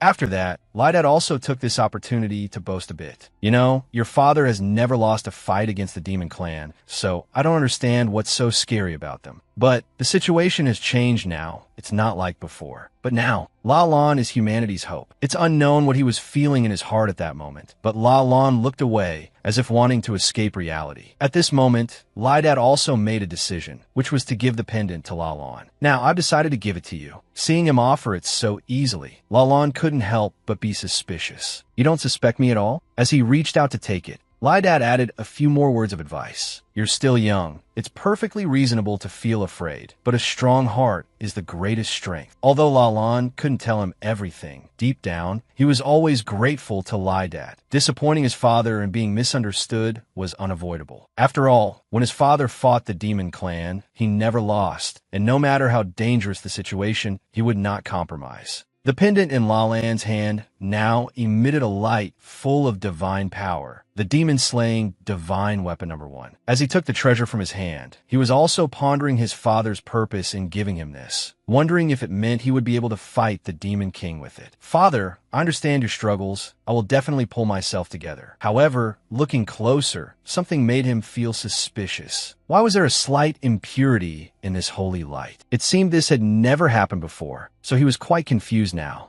Then, Lydad also began to doubt his life. Is it broken? It shouldn't be. The clan's 1,000-year records never said it could break. Could it be that the reverence for the Lord God has become impure? Just then, La Lan's attitude changed completely, and he snatched the paper. "Father, please hire this psychologist for me." "Oh, you have good taste. I like that type too." Afterward, La Lan calmed down and made a guess. The abnormality of the Duran pendant might be related to this. Suddenly, the pendant in his hand emitted a magical light. Then, a small, cute creature suddenly appeared in Lydad's hand. He observed it carefully. "Did you win this from a claw machine?" However, life is not a dream. In his hand now was a cat in a grumpy mode. No, on closer inspection, this is a system-level demonic weapon. The cat's eyes were blood red, radiating a murderous aura, as if it could take his life at any moment. At this point, Lydad also began to doubt his life. How could this be? This kind of system-level prop, there should only be 13 of them bestowed by the Lord God. The amplifier, demon-slaying divine weapon number 8, possesses absolute sealing power. It was taken apart, its components used to create safe zones on Earth. 66 zones in total. With his rich experience, he continued. The origin cannon, demon-slaying divine weapon number 3, possesses the power of essence. It can transform the power of faith into the power of essence. The stronger the spiritual power, the stronger the combat power. The Duran pendant, demon-slaying divine weapon number 1, has no limits. Seeing that even these ultimate weapons were no match for Hada, he was extremely worried. These 3 items are all on the list of system-level divine weapons, but these 3 currently cannot inflict major damage on the Demon King. Then, Lydat turned back to the harmless-looking little cat in his hand, and this thing looks very ordinary. However, it turns out to be small but mighty. The power hidden within the cat's body is not small at all, but it's even stronger, deeper and harder to perceive. Facing this thing, he was incredibly excited. This is amazing, Lalan. With just this, no matter how strong the enemy is, we can easily win. Then, Lydet immediately asked about its origin with an expectant tone. Where did you get it? However, the next answer stunned him into silence. A gift from the Demon King. Lalan answered very decisively, making it impossible for Lydet to believe it was true. A gift from the Demon King? The story didn't end there. Lalan added. Moreover, the Demon King has a lot of things like this at his place. This must be something he casually made. Hearing this fantastical story, Lydet just wanted to faint on the spot. There are many more casually made. However, as he continued to speak, Lydet had to endure one shock after another. Furthermore, even the S+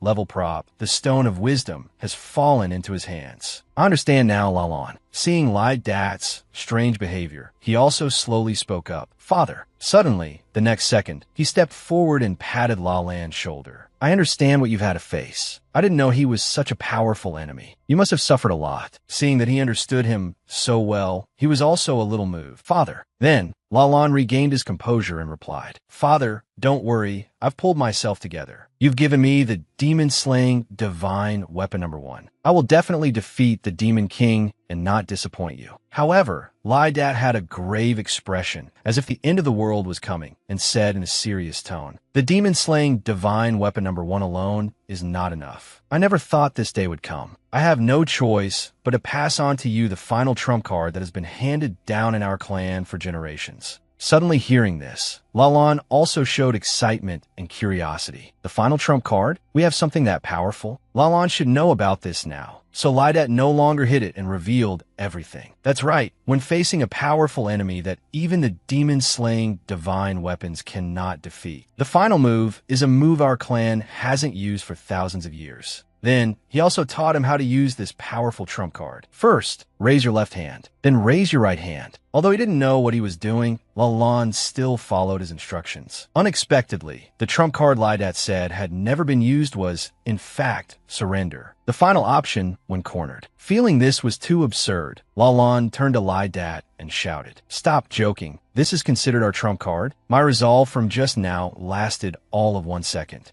At this moment, Lydet was also very proud of his sharp intuition. What? I have a follow-up move, and you saw through it already. As expected of the heir, I'm proud of. At this time, Lalan, still holding up both hands, asked blankly, What follow-up move? Truly, the older the ginger, the spicier it is. The next second, he revealed an even more powerful trump card. The upgraded version, kneeling and kowtowing. Lalan stared blankly at his father. You can be considered an iron-blooded demon slayer like this. Am I not also the hope of humanity? It's 6 of 1 and half a dozen of the other. Give me back my resolve. This really isn't a joke. There's no other way. Meanwhile, over with the beautiful demonesses, with no news of the Demon King, they were burning with anxiety. Things have gotten serious. We can't find Lord Demon King. Bailey Eyre is nowhere to be seen, and now there's no news from the 3 marbles either. They were now 30% helpless and 70% worried, as the situation showed no progress. We're at a dead end now. In contrast to everyone's impatience, Mom Mon sat calmly, thinking. After countless failures, she finally decided to send a team to find the whereabouts of Lord Demon King. He didn't seem to support Mom Mon's intention, but we only have 1 team left if we send him out. He turned his head, looking worried. Then we won't be able to protect the base and the children anymore. The little demons were eating happily without a care in the world. However, Mom Mon didn't want them to just stay put. They had to take action. If we can't find Lord Demon King, we're all dead. It's better than nothing. Since there was nothing left to lose anyway, she decided to make a big gamble. While our position hasn't been exposed, it's either win it all or lose it all. Demon Team, move out. Receiving her order, they didn't dare to hesitate and immediately set off to find the Demon King. At this moment, when they arrived at a desolate, empty plot of land, they also got out of the vehicle. And the Demon Team was now in a direct confrontation with a human convoy. The driver saw the Demon Team right in front of him and was scared out of his wits. It's demons. We've run into the Demon King's subordinates. On their side, there was no joy or welcome for the appearance of humans either. It's a human team. We've only been out for 3 kilometers, and we've already run into a human team. What bad luck. Then, on the human team side, a man dressed entirely in black also got out of the car. They also began to strengthen their defenses to guard against an enemy attack. The human side was on edge, immediately drawing their swords. "You audacious demons, let's fight to the death." But in reality, this was just posturing. Hearing this, the Demon Clan side also made a move immediately. "I'll hold them off. You guys run. You must find the Demon King." Then he also charged forward aggressively. "Kill them all." Both sides had now prepared their props and equipment, now just waiting for the battle to begin. After a moment of silence filled the air, the two sides finally charged at each other, fighting chaotically. Suddenly, in the heat of the battle, a world-shaking explosion occurred, a red color covering the entire sky. The human side was now struggling against its terrifying power. Even the Demon Clan had to stop in the face of the explosion's boundless power. What the hell is that? Then, a third party suddenly appeared, intervening in this battle. Ferris, S-Class, mutated wolf species, level unknown. He looked up ahead, unable to believe this fantastical scene. How is this possible? Now, their opponent was no longer each other, but Ferris, that dangerous furry monster. An S-Class mutated species, with a level exceeding 100. The humans had now truly lost all hope, having to face two such powerful opponents at the same time. This is absolutely impossible. It turned out, the reason Ferris came to join the fun today was because of its bottomless stomach. It came as soon as it smelled food. Perhaps at this moment, as they saw Ferris charging like a demon god, they were silently praying for their little lives. The nightmare it spread was only just beginning. Ferris immediately grabbed a person, and what happened next, everyone can probably guess. Using its hungry stomach, it immediately devoured the person's head. Everyone now officially joined Ferris's bloody feast. Ferris now looked at its hand and spoke. "My power has indeed been strengthened again. There is energy in its body, a fifth-tier characteristic, enhanced gluttony, upgrading through devouring creatures. Number of stacks, 34. Cooldown time, 29 minutes and 30 seconds. Withered Wolf now stepped forward, looked at Ferris, and spoke. "My lord, please come and see." It looked towards its subordinate and replied, "Just keep going like this. Maybe we can really devour a demon." Withered Wolf, instead, led Ferris closer to the bus and spoke. The group from just now seemed to be escorting this vehicle. The bus door slowly opened. The scene before it made it cry out in astonishment.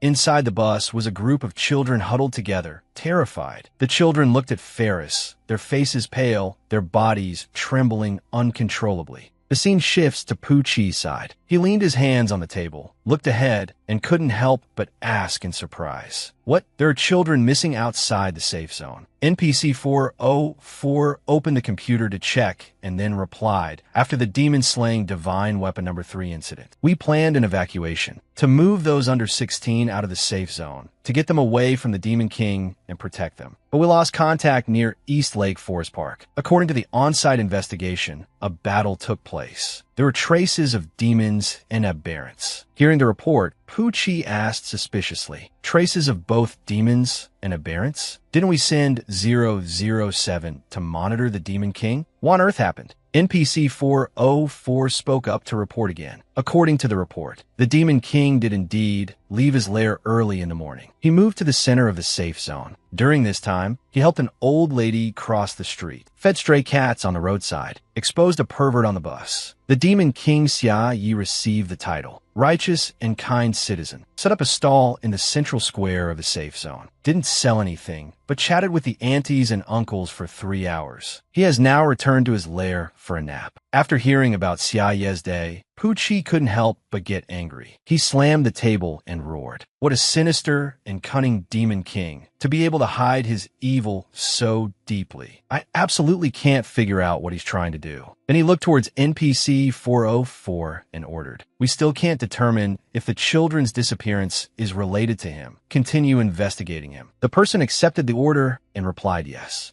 After he left the room, Poochie leaned on the table with both hands, lost in thought. Damn it, the children's disappearance is part of the NPC's plan. If the rumor spreads, Sky City's reputation will definitely be affected. We must find the children quickly. The hope of humanity, it's time to rise up. Then, he took out his phone to call someone. But just as he put the phone to his ear, the operator's voice came from the phone. "The number you have dialed is temporarily unavailable." His worried and deep expression immediately froze, filled with a sense of helplessness. A moment later, Pu Chi shouted angrily. What on earth are you trying to do, Luo Lan? At Xiaoye's mansion on Luo Lan's side. He had dark circles under his eyes from lack of sleep, listlessly looking at the gift box Li De was holding. He had chosen very carefully to pick a first meeting gift for the Demon King. Luo Lan glanced at it with a look of disgust, thinking to himself, the father I've been proud of since childhood is actually such a shameless bootlicker. As he looked down at his necklace, an ominous premonition immediately appeared. Duran pendant, 99% purity. Please check the owner's loyalty. Immediately after, he turned to Li De and roared angrily. Currying favor with the Demon King is only temporary. Our ultimate goal is to defeat him. Do you remember, father? Faced with his words, Li De was extremely confused and asked, isn't that a matter of course? Why say it out loud, and right in front of someone's house so loudly? At his question, Luo Lan was a bit embarrassed. He coughed dryly and replied, just as a precaution, a little reminder for you, father. Li De reached for the main gate, preparing to ring the doorbell, and at the same time, feeling that he was a bit strange, announced, then I'll ring the bell. Then, he reached out and rang the doorbell. Unexpectedly, a thick black smoke appeared outside, like a demon looking at them, roaring loudly, you are truly seeking your own death. The sight before him made Luo Lan panic, terrified in his heart. Could this be the Demon King's warning to those who intend to trespass on his territory? At this moment, Li De stood in front of him, gently pushed up his sunglasses, and said, I can feel it. As soon as Luo Lan heard his words, he felt extremely confused and blurted out, what? Then Li De pulled down one side of his glasses and said, I can feel this Demon King just as he can feel me. I am the iron-blooded demon slayer, who has slaughtered countless of his subordinates. This magical illusion is his most direct warning to me. How arrogant, how conceited. And that demon, it's the Demon King's subordinate. Its position is the doorbell. It looked at them and announced, the master is busy right now. Can't you come back another time? Luo Lan looked at it, exclaiming in astonishment, a doorbell? Li De next to him was speechless. The doorbell put its hands on its hips, smiled at them, and said, it's useless for you to look at me like that. I won't say anything. Bao Bao was sunbathing behind it. Bao Bao lifted its leg, turned its head, and looked at them.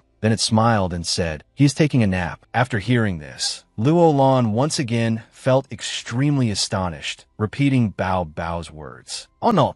Bao Bao looked at them, then glanced at the two small chairs by the door and said, if you want, you can sit there and wait. All right then. Then Luo Lan and Li De walked towards the chairs together and sat down very naturally. And so they scrolled on their phones until it got dark. But time flew by, and in a flash it was dusk. The sun began to set, the sunset scene appearing very clearly. Luo Lan's phone, after an afternoon of use, finally ran out of battery. The battery's dead. Then Luo Lan put his phone in his pocket, looked at his father, and said loudly in anger, Father, please be a little more serious. If the Demon King comes back and sees us scrolling on our phones, do you think that's appropriate? But in reality, he had just taken his out when his son gave him an unfriendly look. Another moment passed. Just then, Xiaoyi woke up. He hurriedly opened the door, looked at them sheepishly, and said, Sorry, Brother Luo Lan, I accidentally overslept a bit. As soon as they saw Xiaoyi appear, they both stood up at the same time, politely saying one after another, Not at all, not at all, we just got here. We didn't wait long. Our butts aren't numb at all. But even though they said that, in reality, their legs were so numb that they couldn't stop shaking as they stood in front of him. Seeing Li Da's presence, he couldn't help but ask in surprise, And this is? Luo Lan smiled and gestured to his side, introducing, This is my father, Li De. He currently works in the Sky City Council. After hearing this, Xia Yi was immediately stunned, thinking in confusion, why is a parent here to see me? Seeing his expression, Li De put a hand behind his neck and said shyly, I became your fan after watching that live broadcast. I heard Luo Lan knows you, so I came especially to visit. When Xia Yi heard the purpose of his visit, he exclaimed with great joy, So you're a fan from that broadcast? That was just a misunderstanding. Everyone misunderstood me. I'm not actually a tycoon or a rich person. I'm just an ordinary person with no combat ability. Then, he opened the door and gestured for them to come inside. In the living room, as soon as Li De sat down on the chair, he looked at him and said, Right, I understand,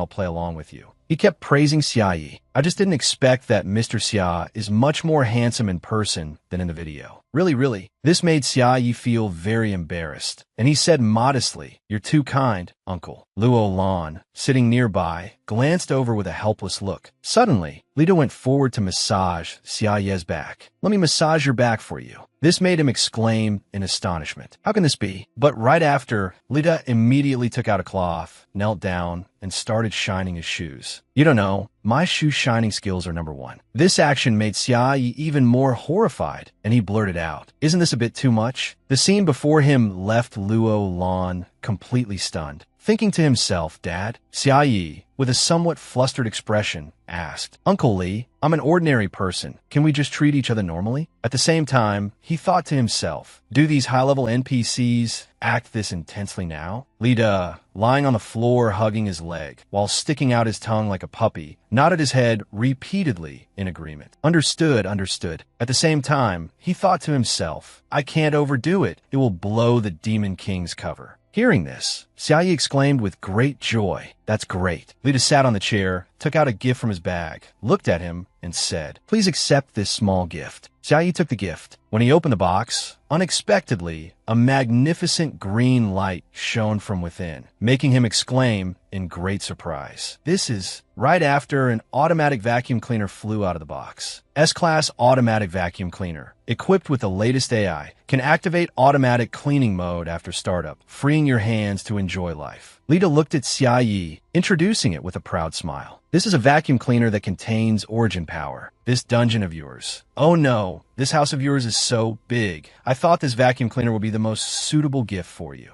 In the nearby pet activity area, Babylon and Belial were playing chess. When they both saw the vacuum cleaner, they couldn't help but stare after it in amazement. Suddenly, the vacuum cleaner rushed toward the two of them. Babylon and Belial immediately stood up, hugged each other, and ran away, with Belial shouting as she ran, "Don't you come over here." When the automatic vacuum cleaner touched Belial, it made her try to arch forward to dodge. Xia Yi, sitting on the chair, felt a bit helpless as he watched them constantly dodging the automatic vacuum cleaner. Then he turned his head, smiled at the two of them, and said, "This feels a bit interesting." As soon as he saw him smile, Li Da's eyes immediately became profound, and he glanced at him smugly, thinking to himself, "Success. To be able to make the Demon King smile so happily, I am truly something else. Learn from this, son." Then he proudly smiled and turned to his son. Faced with his father's gaze, Luo Lan felt extremely confused. Lita narrowed his eyes and thought to himself, gifting must be based on the other person's personality, preferences, and living conditions. The automatic vacuum cleaner can both help him clean the house and be used for amusement, not only perfectly meeting the Demon King's living needs, but also making him think of us whenever he sees the vacuum cleaner working hard. Luo Lan, however, looked at his father with an expression of utter astonishment. After understanding the meaning in his father's eyes, he frowned, glancing over with a look of dejection, thinking to himself, "Oh, as expected of you. Father, you're so amazing. I've truly learned something." But Lita was still speaking smugly. "But do you think this is all?" The two of them looked at each other, communicating through their thoughts, asking, "Did you think I was a bootlicker with no limits? What? Am I not?" He thought in horror. "It seems that both you and the Demon King have been mesmerized by me, overlooking my true intellect." At his father's thought, he couldn't help but exclaim in surprise, "True intellect? Could it be?" Before he could finish his words, a voice echoed in Li Da's mind. "That's right. This S-Class item may seem harmless to people and things, but in reality, it is equipped with the latest divine power AI system, with the ability to calculate." On Xia Ye's side, he was still looking at them, watching Belial and Babylon being constantly sucked at by the automatic vacuum cleaner, forcing them to hug each other and dodge. "It's so ticklish. I can't take it anymore. Hold me tight. Just bear with it." Lita thought in horror. It has the ability to accurately calculate the course of action that can best please everyone. Long-term use can paralyze the Demon King's will, causing him to become immersed in it and lose his mind. If things continue like this, we humans will win without a fight. At his father's thought, Luo Lan was extremely shocked and thought to himself, as expected of the iron-blooded demon slayer, with 100 victories out of 100 battles record against demons for many years. Let me try to control it. As soon as Xia Yi picked up the machine, a dazzling light suddenly burst forth. Lita turned his head in alarm and cried out, "What's wrong?" The head of the vacuum cleaner began to change. Then its body also slowly transformed, and it began to switch out its parts. Then it began to change the details inside the vacuum cleaner. In just a flash, the vacuum cleaner had completed its upgrade in Xia Ye's hands. He held the machine, asking in great surprise, "Uncle Li, why did it transform?" Faced with this sudden change, even Li De himself was extremely surprised, nodding in agreement. Right.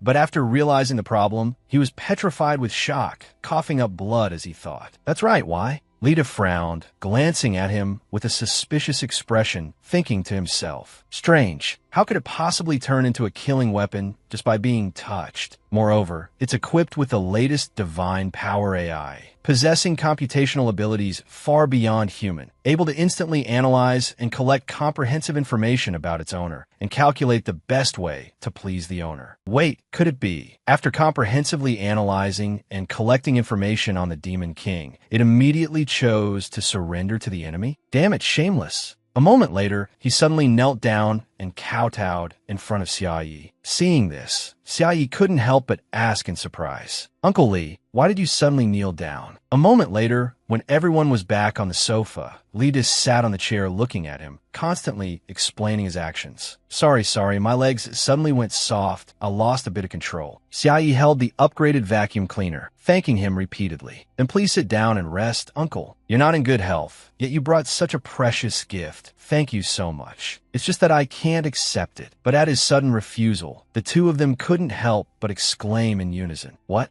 Lida immediately frowned, his expression extremely wary as he thought to himself, "The divine power AI has already sucked up to this extent, and he still won't accept it? Could it be that a living creature would be more to his liking?" But right after, he became extremely cheerful, smiling as he looked at him and asked, "So, Mr. Xia, you still prefer pets after all? You already have a goblin. So what about a dog person or a wolf person?" Xia Yi smiled gently and replied, "No, that's not it." Then he gently raised a hand to his face, explaining shyly, "Actually, there's something I might need your help with, so I should be the one giving you a gift, not the other way around. Receiving such a grand gift from you, I really don't know how to bring it up." As if understanding the situation, Lida immediately looked at him and offered, "So that's it. Is there another mission? Just leave it to us." Luo Lan, who was beside them, still looked bewildered and asked, "What is it?" Xia Yi then recounted, "Well, I just got back. I heard that some children had gone missing outside the safe zone." The surrounding residents looked at him and said, "Young man, you're a big shot now, living in a fancy house, and you even have a high-level NPC as a friend. If you have a chance, please help us think of a way." Even just persuading Luo Lan a little would be good. All of us in the safe zone know that he listens to you the most. If he agrees to help, he'll surely be able to find the children. And just as he finished speaking, Luo Lan had already walked over to a nearby charging phone to take a call. "So that's how it is. Got it. Send the files to my device." He was on the phone, finding out about the situation while it was charging. A notification appeared on the phone. "You have received information about the convoy attacked near the town." He looked at the phone screen, thinking to himself, mutated species attacking humans is a common occurrence. If they could wipe out all the guards before reinforcements arrived, then their combat power must be far superior. But for it to attract the Demon King's attention, could this incident hide a world-ending threat? At this moment, Xia Yi looked at him and suddenly spoke up. "This might be a bit sudden, but could I ask you two to go rescue those children?" His train of thought was interrupted, causing him to panic. "What?" Afraid they wouldn't agree, Xia Yi gently fidgeted with his fingers, putting on an extremely pitiful look, and sincerely pleaded with them, "Because I'm really worried about them." At this act of his, the two of them immediately froze like statues. Luo Lan glanced towards Xia Yi, his expression extremely wary as he thought to himself, "What? Is he insane? A dignified Demon King, urging us to save the player's children. If the war drags on, the children of today will become the core force against the Demon King in the future. In other words, children equal hope, equal the future. They will be the enemies who will crusade against him. He should be wishing for their deaths, pretending to be harmless, but actually having an evil and cunning plan." Luo Lan sat down on the chair, took out his device, and began to analyze for the two of them. The report says the tracks indicate the mutated species didn't kill the children on the spot, but dragged the bus away. We still can't determine the logic of their behavior and the reason behind it. But deliberately taking the children away must mean they have some purpose. Since there's a purpose, the children are very likely still alive right now. After hearing this, Xiaoyi was extremely relieved, moved to tears, and exclaimed, "They're still alive? That's wonderful. Demon King, thank heavens, that's great, that's great." Luo Lan witnessed this scene and was rendered speechless. At the same time, he glanced over with an extremely contemptuous look, thinking to himself, "Such exaggerated acting, and I have to pretend to believe it." But as long as he remains calm, this little bit of humiliation is nothing. He thought this to himself, but a few seconds later, he immediately turned to Xiaoyi, pretended to be moved, grabbed his hand, and cried out, "The gods are truly watching over us." Hearing this, Xiaoyi also immediately replied, "Yes, I think so too." Luo Lan put his hands on his hips, confidently assuring Xiaoyi, "Don't you worry, I will definitely rescue the children." Hearing this made him exclaim with joy, "Luo Lan, you're the best. Then I'll go tell everyone right away and wait for your good news." As he stepped out of his house, Luo Lan walked away with an extremely determined look in his eyes, affirming to himself, "I will definitely complete the mission." Such good acting, not fake at all. This couldn't help but horrify his father. In Luo Lan's office, he was surrounded by countless different screens. He waved his hand and gave an order. "NPC, receive your orders. Lock onto all mutated species above level 50 within a 100 kilometers radius and monitor their actions for the next 3 hours." The NPCs outside worked continuously, replying, screening for clans, showing signs of group activity. Luo Lan, inside the room, added, "At the same time, issue quests to the players, prioritize hunting carnivorous mutated species, and gather clues about the missing children from them." He observed his surroundings while thinking to himself, "This way, as soon as a clue is found, I'll be notified immediately. Just you wait for my good news, Demon King." Outside, Lita watched him from a distance. Seeing Luo Lan's enthusiasm for this mission, he couldn't help but be moved, thinking to himself, to think Luo Lan would work so hard to complete the Demon King's mission. The Demon King chose to cooperate with this kid and refused the S-Class Divine Power AI vacuum cleaner. It seems he's trying to win him over, no, to stabilize Luo Lan. In this aspect, he has already surpassed me. How reassuring. Then I can return to the National Assembly with peace of mind. Lita shouldered his weapon and said, "By holding back those corrupt officials, Luo Lan will have time to develop. This is something only I, as the first congressman, can do." But right after, he put the weapon down, leaning it against the wall beside him, and said, "From now on, your job is to keep my son company, Divine Power AI." At the same time, he turned to leave. As soon as the weapon touched the wall, unexpectedly, the wall suddenly turned red and laser-like beams of light appeared on it. This left him momentarily stunned and confused. The weapon leaning against the wall suddenly spoke. "Divine Power AI has connected to Sky City's dedicated network. Divine Power AI is expanding its surveillance network to cover all of humanity in Sky City. If there are any abnormalities, it will report to the Demon King immediately." He immediately replied, "Right, it has already surrendered to the enemy." But after realizing the mistake in the matter, Li Do was utterly horrified, petrified as he cried out. So this is the real reason the Demon King refused to accept the Divine Power AI? What an insidious and cunning Demon King. Over on Xiaoye's side, he stood on the street, looking at the people around him, saying continuously, "Luo Lan is on the case. Everyone, rest assured, we will definitely rescue the children. If even he can't do it, then I'm afraid no one in this world can." Hearing this, the people around him responded in kind, everyone expressing their agreement. That's right, we all know. Sky City just issued a lot of bounty quests, calling for everyone to hunt down mutated species and search for traces of the children. The rewards are very generous. At everyone's agreement, he exclaimed happily, "Is that so? That's great. Then we can rest easy." An old woman in a brown shirt nearby smiled and said, although we don't really understand the specific meaning. An auntie in a purple shirt next to her continued, "But I heard that if you complete a lot of them, your reputation in Sky City will increase, and all future transaction fees will be reduced by 5%. Hearing this, Xiaoyi was overjoyed. A moment later, hearing these words, he was also a little tempted. The people around him continued to discuss. But hunting mutated species is a bit dangerous. And besides, these quests were issued because I asked Luo Lan for help. If people find out I'm participating too, it would be a little embarrassing." After hearing this, Xiaoyi also fell into a bit of despair. Seeing this, a curly-haired auntie suddenly looked at him and asked, "Xiaoyi, are you interested too?" He put a hand behind his neck and replied shyly, "I'll pass."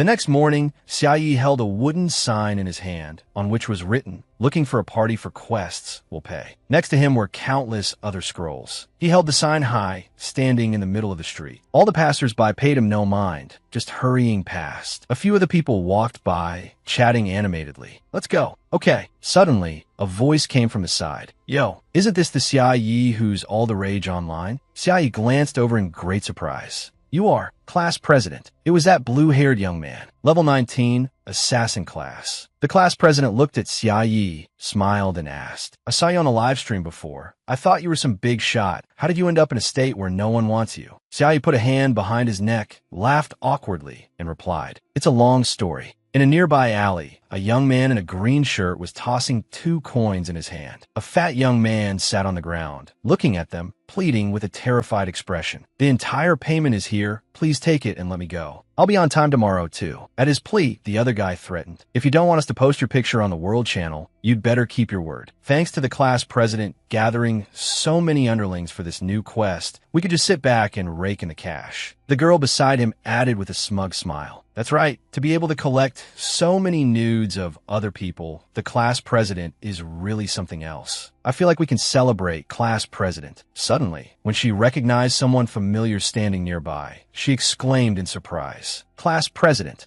Over on Xiaoye's side, the class president clapped him on the shoulder and said cheerfully, "So it was all a coincidence. I knew it. You're not that capable." "That's right. I'm probably still level 1. Unlike you, class president, you've been good at everything from the start." At this guy's action, the girl chuckled, flicked her hair, and said, My, is the class president developing a new underling? What an exemplary employee." He looked at Xiaoyi and asked, "Isn't that someone from our class?" "Rent a place off campus. I've never even seen him in class." She replied, "I don't have any impression of him either." Over on Xiaoye's side, the class president generously tossed money at him. "Seeing how pitiful you are, I'll help you out. This is a reward for you." Xiaoyi received 3 silver coins. Xiaoyi received 3 silver coins. He held the coins, his expression a little speechless. Then, Xiaoyi looked at them and said, "Speaking of which, your rank is considered pretty high, isn't it, class president?" The class president's rank has reached level 19, World Strategy, ranking 3445. At his question, the class president narrowed his eyes, looking at Xiaoyi with contempt, and said, "Considered high? You really don't know anything." Xiaoyi looked at them and said with a smile, "I really don't know much. I've only ever partied up once. So, could I ask you guys to take me on a quest? I've been waiting for a long time. It was really hard to find a team that's capable and willing to take me." Hearing his words, the class president put his hands on his hips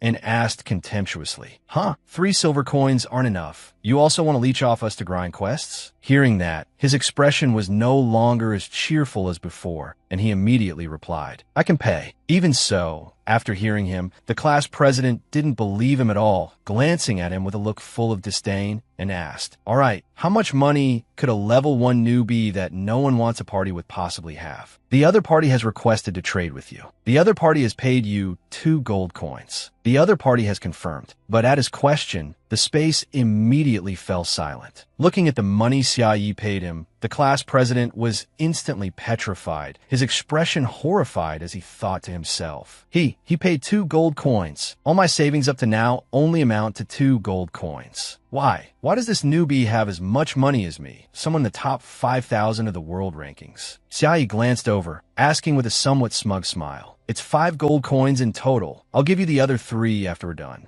What do you think? Given your level and rank, I think a little more expensive is fine. After all, even the world's top team only gets 10 gold coins." Meanwhile, that guy looked at him with a completely dazed expression. But then he became extremely angry, jealous, and annoyed, thinking to himself, "Damn it, why does he look like he just won first place? A nobody from the class, daring to show off in front of me just because of one live stream. I wasn't planning on dealing with him, but now I've changed my mind. Lure him out into the wild, teach him a lesson, take his nude photos, then rob him of all his assets, and see if he still dares to prance around in front of me." But right after, a wicked idea flashed through the class monitor's mind. He approached him and greeted him. "Since we're classmates, let's not talk about money. Isn't it natural for us to help each other?" Night fell quickly. In the areas where players were fighting monsters, the young man in the blue shirt put his hands in his pockets, looked at Hada, and reminded him, "Don't you go running around. If you get eaten by a variant, I'm not sure I can save you in time." Hada plopped down on the ground, opened his notification panel, and said to them with a smile, "Class monitor, don't scare me. You'll protect me, right? I haven't even paid you in full yet." The class monitor drew his weapon, got into a fighting stance, and replied while looking ahead, "But to be honest, I don't care about that little bit of payment from you." The levels of the three of them were Level 21 Apprentice Rogue, Level 20 Apprentice Rogue, Level 19 Apprentice Rogue. Meanwhile, Hada was trying to organize his scrolls, exclaiming in surprise, "Ah, these are the completed ones, and these are the unfinished ones." After submitting all the quests, one can receive the reputation title, Friend of Sky City. Having completed all the reports, Hada's face immediately lit up with immense joy. "It seems I've done enough to get the reputation reward." As evening came, the class monitor put his hands in his pockets, looked at Hada, and said, "If you're all done, let's head back." Hada, still diligently writing his reports, looked at the class monitor and politely declined. "Sorry, it's getting dark, and I really do have a lot of quests with me." A while later, Hada finally left with the class monitor. At this moment, a young man in a blue shirt approached from a distance and asked, "We've looked before. The quest difficulties were all very high. Why the sudden change of heart this time?" The woman next to him added, "I don't know. Let's ask when we turn the quest later." The class monitor glanced back,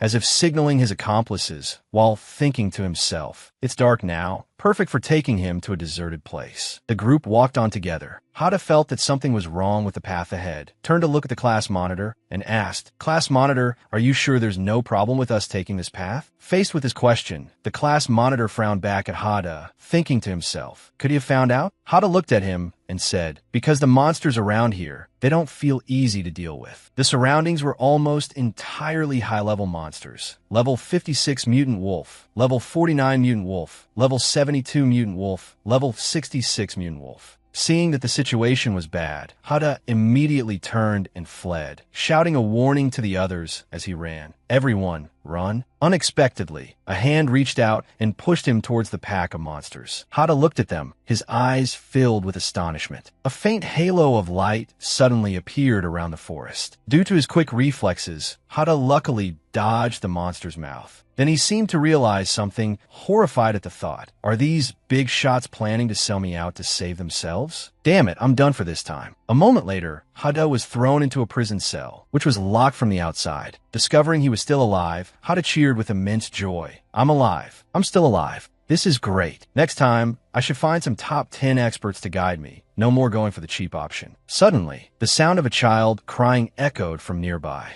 Hearing this sound, he was extremely surprised, thinking to himself, crying? Behind him were the missing children. Upon seeing them, Hada couldn't help but think in astonishment. These children, could they be the missing children? They're also the missing players and guards. Ah, so those big shots didn't escape either? Not just the children, all the missing people are still alive, just as Brother Lalon said. What are these beastmen planning to do? At this moment, a little girl in a yellow shirt among the crying children said, "It's so scary, it stinks, I want to go home." Suddenly, Hada pulled out a roasted chicken and offered it to the children. Upon seeing the roasted chicken, they all looked at him in amazement. Seeing the roasted chicken, the little girl in the red dress, far from being happy, said coldly, "I'm not eating it. Mom said the protein content is too high. I can't digest it." Hearing this, Hada pulled out a shiny iron sword. The girl in the red dress looked at the sword and said, "It doesn't glow. It's not cool at all." Hada's expression was a bit helpless. Even so, he still took out a Sailor Moon figurine and presented it to the little girl. Seeing this, the girl in the red dress immediately asked him suspiciously, "Big brother, are you a weeb?" The little girl's words made Hada feel utterly helpless. He sadly turned to face the corner of the wall, sighing to himself, "Are kids these days this hard to please?" The girl in the red dress looked at him curiously and asked, "Big brother, what is that?" Hada glanced at his potion, saying, "Oh, this? These potions are from a C-rank production skill I got from a previous quest. Basic purification potion. It can purify low-level negative statuses after use." The The girl in the red dress picked up a blue potion and asked, "Can bad feelings like fear, anxiety, and unhappiness be purified?" Hada turned his head and replied with a smile,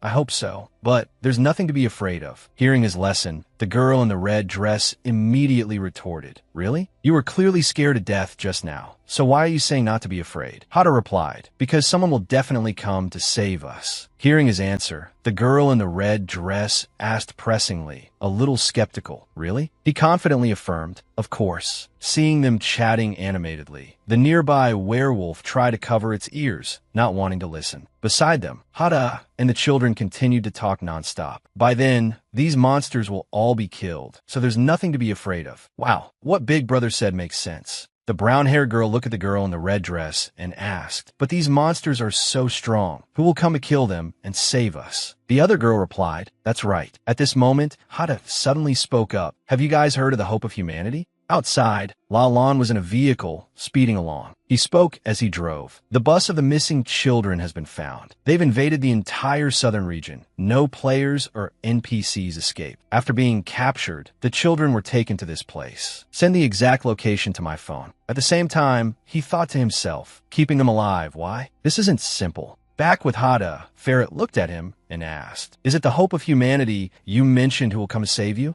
Hada glanced at it in alarm. It was the S-Class variant leader, Ferret. It crossed its arms, looking at Hada with a smug smile, and taunted, "Well, that's good news because he's the one I'm waiting for." In another area, two high-level monsters were standing guard strictly. Seeing someone approach, the werewolf guard shouted, "Who goes there?" "This is the lair of the Beast King Ferret. No entry without a summons." From a distance, a dark figure gradually approached. It was Lalan. He frowned, his face full of killing intent. His appearance immediately startled the werewolf guards, who shouted in panic, "Wait, wait." But before they could react, Lalan had already swept past and attacked them. In a flash, one of the two was eliminated by him. Ferret, inside the base, felt the constant tremors around it and couldn't help but shout in alarm. "What's going on? An earthquake?" Just as it finished speaking, a werewolf ran in panting from a distance, shouting as it ran, "Lord Ferret, it's Lalan. Lalan has broken in." Hearing this, Ferret turned to look at the werewolf and said, after waiting for so long, "He's finally here. As long as I can meet him, I can." Then it glanced at Hada at the same time. But before it could finish its sentence, a loud explosion erupted outside, destroying its base. The other werewolf was immediately thrown out. The massive explosion shook the old building, and a large hole appeared in the wall. Ferret turned its head in alarm to look to the side. Lalan stepped in, his eyes full of killing intent as he looked at the monsters and ordered, "Hand over the children." His terrifying gaze made Ferret extremely panicked, thinking in horror, "Is he really this scary?" I had mentally prepared myself, but I'm still scared stiff. It frowned slightly, looked at Lalan, and said, "As expected of the legendary hope of humanity, your presence and courage are truly admirable." Hearing this, he asked, "Cut the crap. Where are the people?" Facing Lalan's terrifying gaze, Ferret pointed to Hada and the nearby children, saying, "Don't be hasty. Not a single one is missing. They're all here." As for Hada, seeing him appear, he couldn't help but feel moved and overjoyed. Lalan saw Hada and immediately fell silent, trying to process the information. Noticing the anomaly, he couldn't help but think in surprise, "Why is the Demon King here too?" And Hada, seeing him appear, was overjoyed and said, "Brother Lalan, I've been waiting for you for so long. You really came. I asked you to come to save the children. I didn't expect you to save me too." At this moment, Ferret was standing between Lalan and Hada. Hada's words greatly surprised Lalan, who thought to himself, "So he really was waiting for me. Because he didn't trust me, he deliberately came to supervise me? He wanted to see my performance, to see if I would show up. If that's the case, then I'll put on a good show and let him see clearly." He then drew a sword from his side. Seeing this, Ferret exclaimed in alarm, "Lalan," but before it could finish its sentence, he had already launched an attack with his sword. A blazing red light flashed in his eyes. Lalan looked at it angrily and growled, "I won't spare a single one. Hand them all over to me." Faced with Lalan's terrifying gaze, the children were extremely frightened. They all ran behind Ferret, shouting, "So scary. Help, please don't hand us over." And Ferret, seeing this scene, was also extremely surprised, exclaiming, "Who's the real villain here?"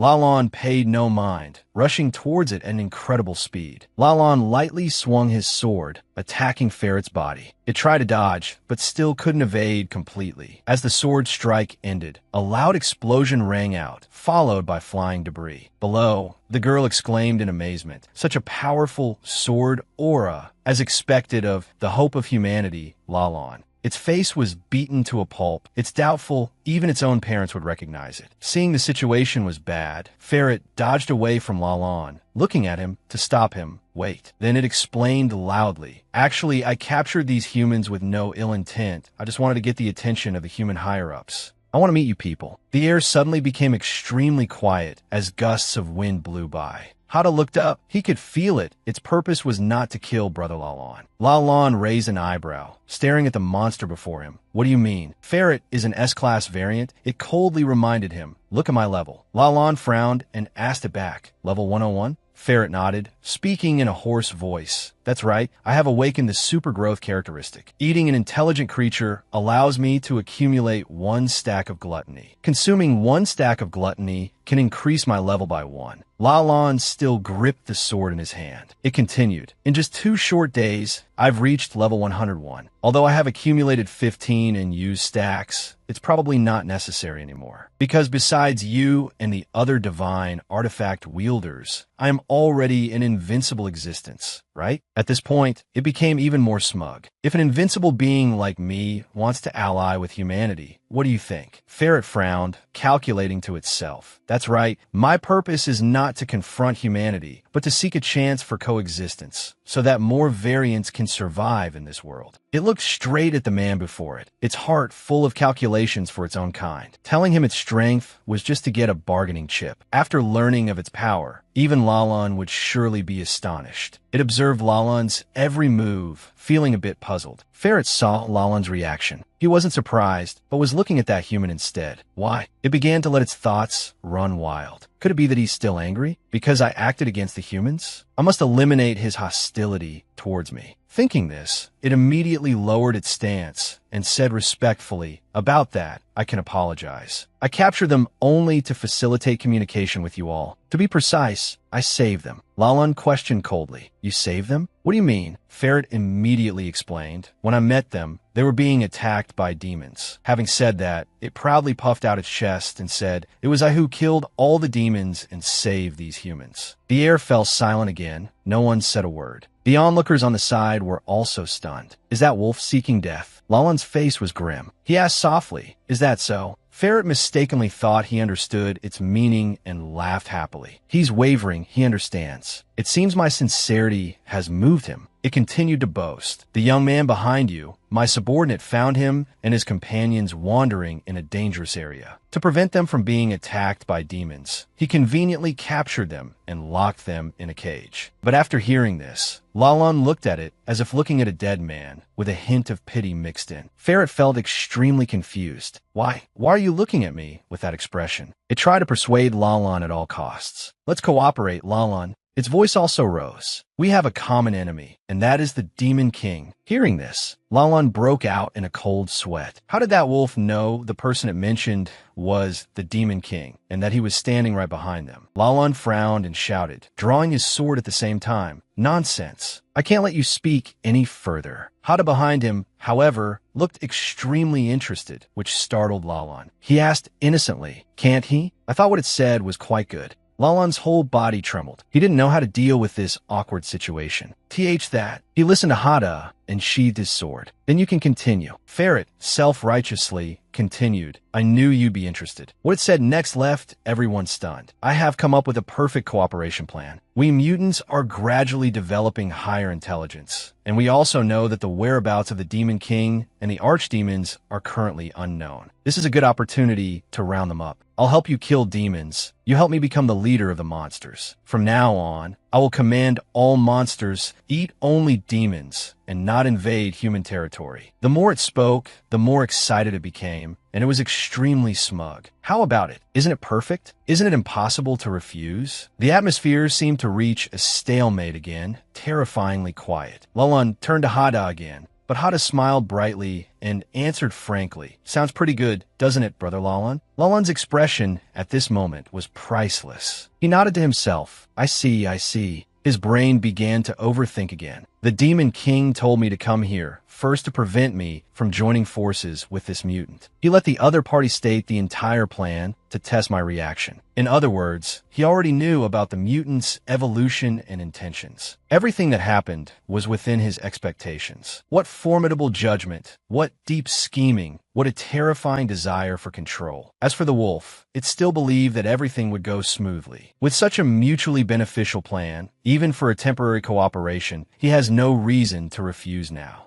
Lalan immediately cut off its thoughts. I refuse. Ferret was completely stunned. It didn't understand at all. Ferret asked in astonishment, "Wait, why?" Lalan didn't waste words on it and charged directly, thinking nonstop. Of course, it's because the Demon King is watching. The wolf, with its red eyes, asked. It had to know why. Just state whatever demands you have. Lalan attacked it directly. The wolf was very annoyed. Again, it shouted, demanding Lalan to renegotiate. But Lalan had no time to negotiate with it. He was under immense pressure and couldn't talk. He even declared in Hada's name, "I represent the Demon King to destroy you." The wolf didn't know whether to laugh or cry. It was truly helpless. Whose side are you on? Really? But in the next moment, it was slashed to pieces without even a chance to let out a tragic scream. Afterward, he even struck a cool pose. "Although we're both level 101, you're the type that power-leveled, you can't beat me. Besides, I'm a battle-hardened veteran." The dust gradually settled, revealing Lalan's figure.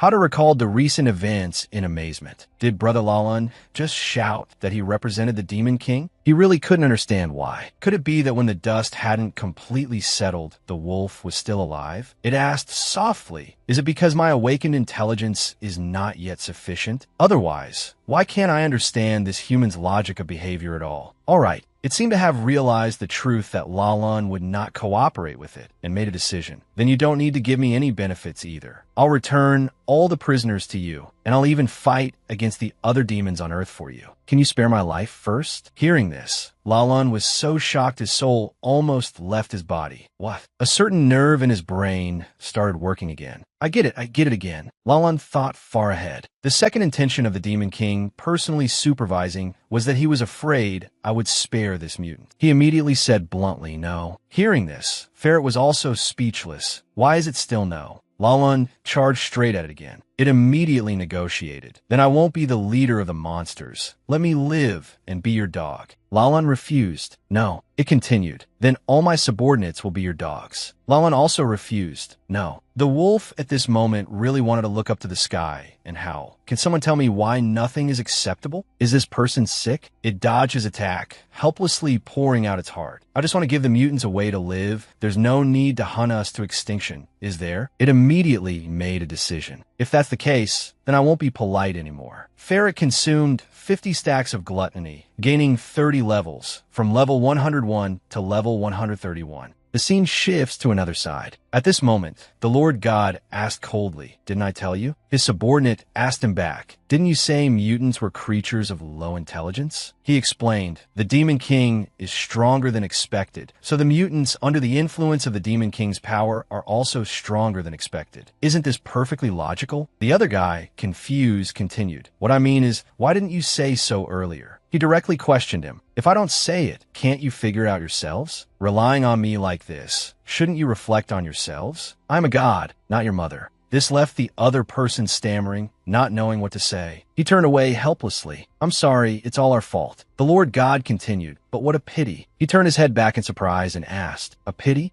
The Lord God sneered, his expression extremely smug. "Yes, an opportunity for an alliance has turned into a major crisis." He was talking about Lalan and Ferret. Ferret asked coldly, "Do you really think I can't beat you?" Hearing it say that, Lalan became vigilant. At this moment, Ferret's eyes looked as if they wanted to destroy everything. Lalan realized its intention and shouted, "It's a wide area attack. It wants to kill everyone." He turned his head and shouted at them, "Be careful. Use all your big life-saving moves." Everyone heard the order and acted immediately. Roger. They used shield wall skills and also stealth skills. True word shield skills. A few little girls also appeared. We're here to help too. Use defensive aura skill. Use armor enhancement skill. Use guardian's blessing skill. And Hada just stood there looking bewildered. I'm the only one who doesn't know anything. Lalan had also made his move. S-rank divine power shield. At the same time, Ferret also launched its attack towards them. In this critical situation, everyone whispered to each other. Although Lord Lalan's shield has blocked the damage for us. They hesitated and continued, but this attack, everyone's health bar is dropping. The situation is not good at all. But Hada was stunned to discover a fact. It doesn't hurt that much. On the other side, Lalan was still gritting his teeth to withstand this attack. The power is too great. The level difference is too large. If I use a reinforcement item, hell, breakthrough mode. He directly attacked Ferret. Looking at this level 131 mutant, Lalan also realized there's no chance to use a reinforcement item. My strength is only at the limit of this version. Damn it. He gritted his teeth and looked towards Hada, hoping to receive something. I've already refused to cooperate with the mutant. Isn't the demon king going to help? Hada innocently wondered to himself, what's wrong? Why don't I feel any pain? So lucky. In Lalan's eyes, this turned into such bad acting, and he's even playing dumb, deliberately avoiding my gaze. Ferret intended to finish Lalan in one blow. Die. Hope of humanity. Hada was extremely worried, but could only watch. Brother Lalan. Lalan cursed under his breath. I've already risked my life to this extent. You're still not going to help? A little girl shouted, Brother, I'll give you a hand. Lalan saw the green bottle. It's that bottle. It was thrown straight at Ferret's head. It immediately froze, stiffer than a dog that had eaten poison. Then in a flash, such a large wolf fell down with a thud. Everyone looked worriedly towards Lalan. The dust was thick and nothing could be seen clearly. Hada looked worriedly in that direction. Brother Lalan. A golden glow dispersed the gloomy fog. In Ferret's mouth was a sparkling golden ball of light, leaving Ferret stunned, completely uncomprehending. What? The force has changed? Lalan was activating the divine power shield skill. Ferret frowned, recalling everything. The shield he used just now was blown away by me. It felt that something had changed. Something was different. Seeing its confusion, Lalan kindly explained the reason. It's your level that has changed. Hearing this, Ferret was extremely confused. What? B-rank mutant Ferret. Under the effect of the purification potion, the gluttony state has been dispelled, returning to its original level. Level 76. My gluttony stacks are all gone. It took a few steps back.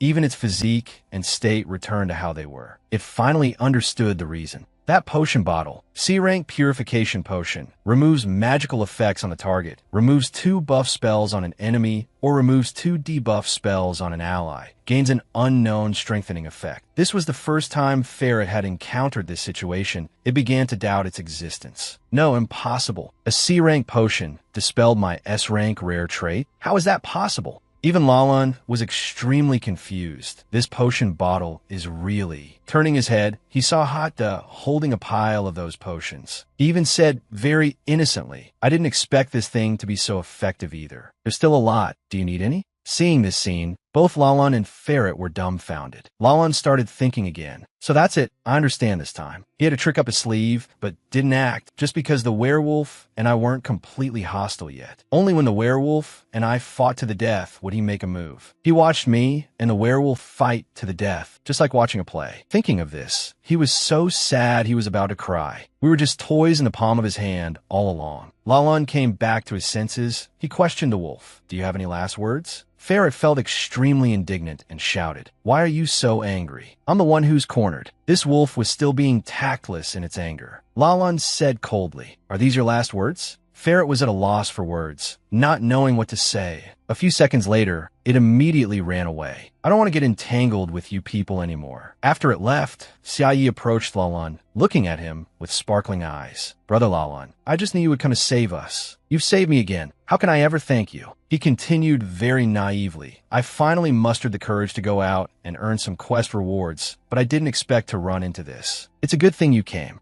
But in Lalan's eyes, he was not that simple at all. Sure enough, as soon as the matter was over, he reverted to his fake persona, as if nothing had happened. Although he knew this, Lalan had no other choice but to sigh. Lalan also played along with Xia Ye's act, his own acting skills quite exaggerated. Young Master Xia is right. Young Master Xia, please rest assured, as long as I am here, the variant will not be able to harm anyone. Xia Yi wholeheartedly agreed. I think so too. Lalan smiled and reminded him. Had enough fun? Shall we head back to the city? Xia Yi naively asked again. Is it all settled just like that? Lalan looked at him, puzzled, and asked, What do you think? Xia Yi said naively. The variant ran away, didn't it? Lalan explained seriously. Its characteristic has been removed, so it should no longer be a threat. But Xia Yi showed a sorrowful expression and even sighed. But for low-level players, it's still a dangerous menace, right? Even though it only attacked demons at first and didn't harm humans, didn't you just refuse to ally with it? Lalan didn't hesitate and immediately got in the car. Got it. I'm leaving right now. Xia Yi immediately switched to a cheerful expression, clapping to cheer him on. Someone spoke up and asked, Lord Lalan. He instructed seriously, I'll leave the rest to you. I've eliminated all the troublesome beastmen nearby. Just take the children and the other normal players back to the safe zone.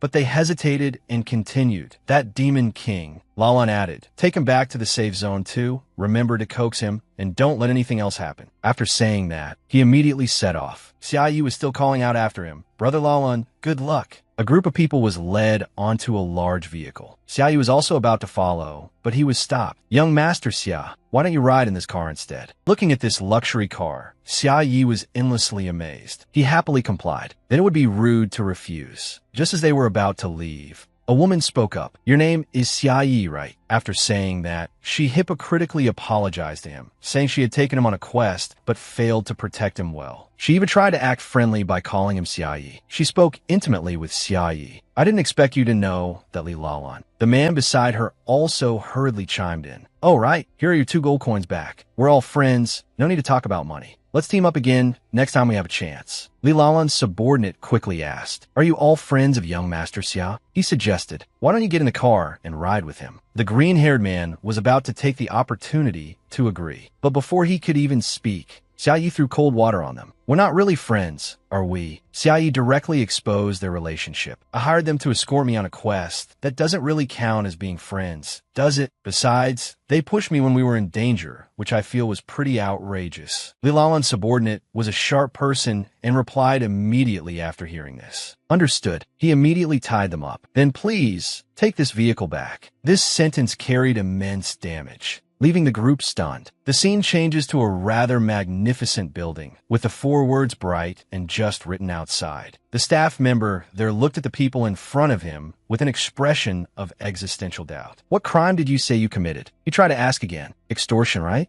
The staff member glanced at the form in his hand. Looking at this form, their crime was listed as pushing the Demon King, also known as the commoner Xia Yi. The penalty is 3 years of reformatory imprisonment. The staff member considered for a moment, then continued. It could also be changed to fraudulent extortion. Hearing this, the 3 of them also began to question their existence. It could be. Today's news broadcast aired the morning report. Sky City has incidentally uncovered a malicious case of illegal extortion, harming low-level players and collecting protection fees. We call on all players to increase their combat power through official channels, get along with each other, and build a harmonious world together. The announcer also enthusiastically announced. In addition, news from the front lines indicates that the missing children have been found. The suspect is a mutated wolf named Ferret, who is currently on the run. Humanity's hope, Li Lalan, is in pursuit. Ferret's obscured face was exceptionally broadcast on television. She continued to announce without any shame. That we were able to successfully rescue the children this time is also thanks to the enthusiastic help of young Master Xia Yi. With that said, she handed the microphone to Xia Yi. Young Master Xia Yi, may I ask what your thoughts are? Xia Yi shyly stated. It was all a coincidence, just a coincidence. She also mentioned another matter. Young Master Xia Yi, last time at the spirit auction in the safe zone. It seems you also personally participated. She was speaking excitedly when a figure stepped forward. There are legends about you among the masses, saying you were a god-tier big shot. She tried to finish the interview. May I ask what your true identity is? But she was blocked by Li Lalan's subordinate, and even the camera was covered. That's enough. That's enough. No more questions. In another corner, Belial and Babylon were also watching TV. Why don't you appear on the ranking board? Is Sky City intentionally concealing your identity? Do you and Lilalan have some kind of shady deal? Belial was quietly munching on a cookie while watching the commotion, when she suddenly opened her mouth to ask Babylon, could that wolf's target be? Ferret was moving at a speed of 140 kilometers per hour. It kept comforting itself, rushing forward without stopping. I can't fall here. Although I still don't understand why things turn out this way. It clearly didn't understand. It clearly had a cheat-like characteristic and could even propose a perfect cooperation plan. Yet humans wouldn't even give it the chance to be their dog. But Ferret still held an undying belief. But it's okay, as long as I survive and grow, it will be Lilalan's turn to be my dog later. It was getting closer and closer to a tower, which was a stronghold built by the demons after arriving on Earth. The great demons aren't here. The stronghold is empty. I originally planned to save it as reserve food. Now it can be put to good use. This tower was cracked, and its architecture was very strange. Inside were a few demon children. Ferret walked straight forward. I have to start over. I can only sacrifice you all. Seeing it, the children immediately fell silent. Become my nutrients. A shattering sound was heard. A level 85 female demon guard spoke up. A mere level 76 mutant dares to barge into the demon clan's territory? It immediately knocked her to the ground, its tone extremely decisive. Get lost. The girl was instantly defeated, as her actual level was only 36, and she obediently rolled away after one move. Seeing this scene, the children were scared out of their wits. Mommy! Ferret opened its mouth wide, intending to swallow the children in one gulp. Gluttony! Activate! Suddenly, a beam of light stopped Ferret's action. The children were stunned for a moment. The female demon guard also looked up. It's not over yet. As long as I'm alive, I won't let you harm those children. Ferret, like a crazed beast, rushed towards the female demon guard. It crashed straight into her. A loud explosion rang out along with a cloud of dust. The female demon guard was completely unconscious. Ferret's whole body trembled, and it slowly turned its head. You are. A plump face appeared. It was Belial and Babylon who had arrived. The corner of Belial's mouth curled into a cold smile. Look here. The wolf ferret also knew who this was. It's Lord Belial and Lord Babylon. Seeing them was like seeing hell, and Ferret stammered. Great demons. Why? Aren't you dead? Was my investigation flawed? But Belial's face immediately darkened. Wait, it's a mutated wolf. I can smell you. You have that teenager scent on you.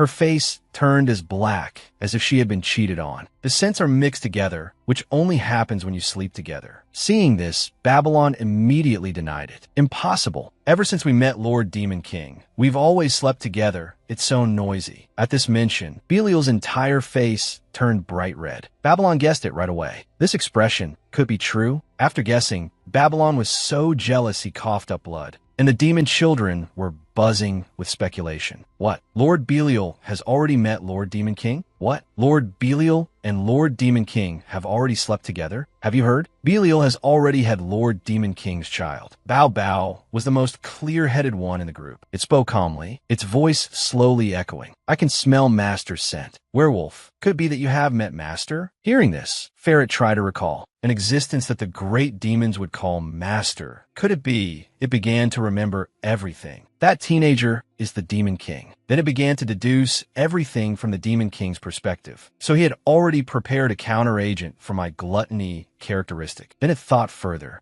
and pretended to be captured. It finally realized the truth. Completely wrong, sneaking into my own den. Thinking of this, Ferret was scared out of its wits. Oh my God, what did I say in front of him? Recalling the words it had just said, including but not limited to, kill those demons, use demons as food, only use demons as food. It felt like it had discovered a new world. So that's why Lilalan shouted, I represent the Demon King. I will destroy you on behalf of the Demon King. It felt like a clown, completely clueless. So I was the only one kept in the dark. Bao Bao's small figure also appeared in front of Ferret. Bao Bao said to it coldly, now that you know the truth, you can rest in peace, right? Ferret thought weakly. Forgive me, I can't get up. It lay down. Actually, I don't want to live anymore either. Suddenly, Bao Bao came closer, causing it to shut its eyes tightly. Bao Bao suspiciously observed this wolf from head to toe. It felt extremely puzzled. This mutant's power comes from Master. That stream of power is converging on it. Why? Bao also began to think deeply. Could it be? It thought, Xia, you must have some reason. Does Master have a use for keeping it? Bao finally made a decision. It turned its head. Then I'll give you a chance. Bao's words made Ferret feel like it had found a lifeline. I'll take you to see Master to atone for your crimes. Belial looked at Bao respectfully and said, after seeing its target on TV, we were always worried. Thank you for your hard work, Lord Bao, for coming with us. Bao glanced at them. If you get scolded by Lord Demon King for acting on your own, it's all your fault, understand?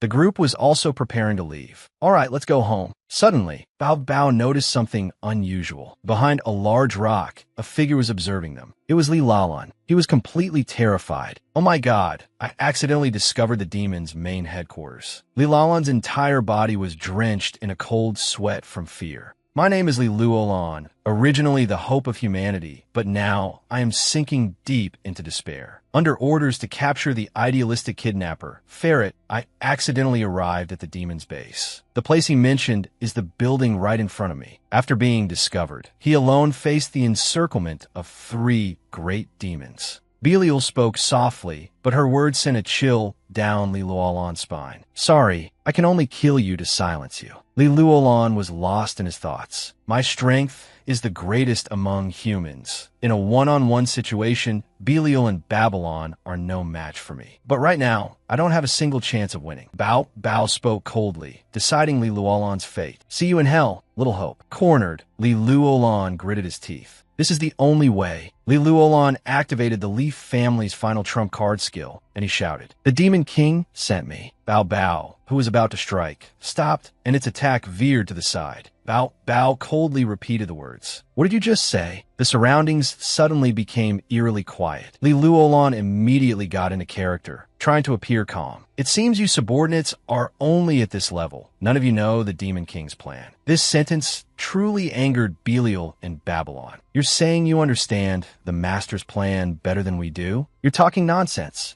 Bao interrupted. Let him speak. Li Luolan immediately explained. Initially, he gave me a mission, asking me to save the children kidnapped by the mutants. He recounted the entire incident, including Xia Ye's words. The children are so pitifully weak, they should just stay obediently in the safe zone. I'm so worried. Can you go and rescue the children? When I arrived, I found that he was already waiting at the scene. Then the mutants ran here, and I ran into you. After hearing this, Babylon quickly denied it. She didn't think Xia Yi would do such a thing. How is that possible? If he wanted to kill the mutants, he could have just killed them directly. Why would Lord Demon King do something so boring? But Belial said in a low voice, No, he's telling the truth. This greatly surprised Babylon. What? She turned to Babylon to explain. As a humanoid demon with the ability of foresight, and also the one closest to Lord Demon King, I've known about this plan for a long time. After hearing this, Babylon was even more shocked. Bao also played along, adding, If everyone already knows, then I don't need to pretend anymore. This is indeed the Master's plan. Babylon was now completely bewildered.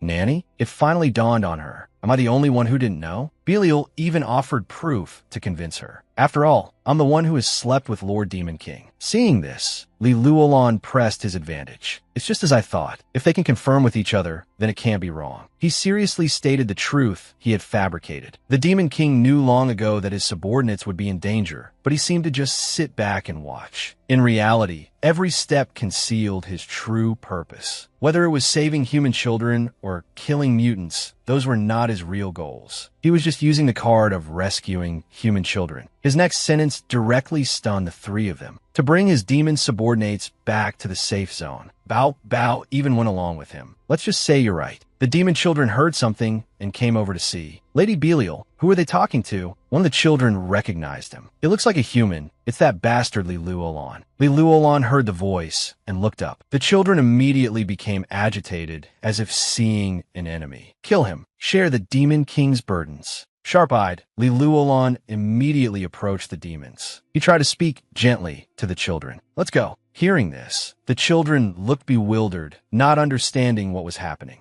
Li Luolan immediately promised them. I'll take you to see Lord Demon King. Suddenly, in a corner of Xiaoye's house, the system announced, "Your application has not been approved. Your application has been rejected by the system." Xiaoye heard the doorbell outside. "Who's here?" But the system next to him was still announcing, "Your application has been rejected by the system again." Xiaoye opened the door and was a bit stunned by the sight before him. "You guys," his expression was quite helpless. "Want to raise this thing?" He looked towards Li Luolan and the children, asking blankly, "So I have to raise these children?" The demon children looked at him with sparkling eyes. "Please adopt us." Xiaoye's expression at this moment was priceless. "Did you ask me? Who decided this? Why?" Xiaoye exposed this extremely absurd reasoning. "What are you guys thinking? A little pet raising a pet. Does that make sense?" He even made some appearance-shaming remarks. "Besides, this thing eats a lot, right?" Hearing this, Ferret's heart was filled with terror. He was rejected. Bao Bao looked at it with a murderous gaze. Rejection means only one path, death. Then Xiaoye began to lecture them. "You can't even support yourselves, and you want to raise a pet? Have you thought about who's responsible for its food?" Speaking of which, he suddenly paused. "Wait a minute. Speaking of my food expenses," he looked at Belial and Babylon and suddenly realized they're the ones paying. He suddenly let out a sigh of relief and said cheerfully, "Actually, I still spoil you guys a lot. If you really want to keep it, then take it to the backyard and tie it up." Bao Bao was very satisfied with this answer. "See, this is what the master really wants. He was just pretending to refuse to scare me a little." And Ferret was so happy he was about to cry. "Lord Demon King has forgiven me." It looked at Xiaoye with puppy dog eyes. "Lord Demon King,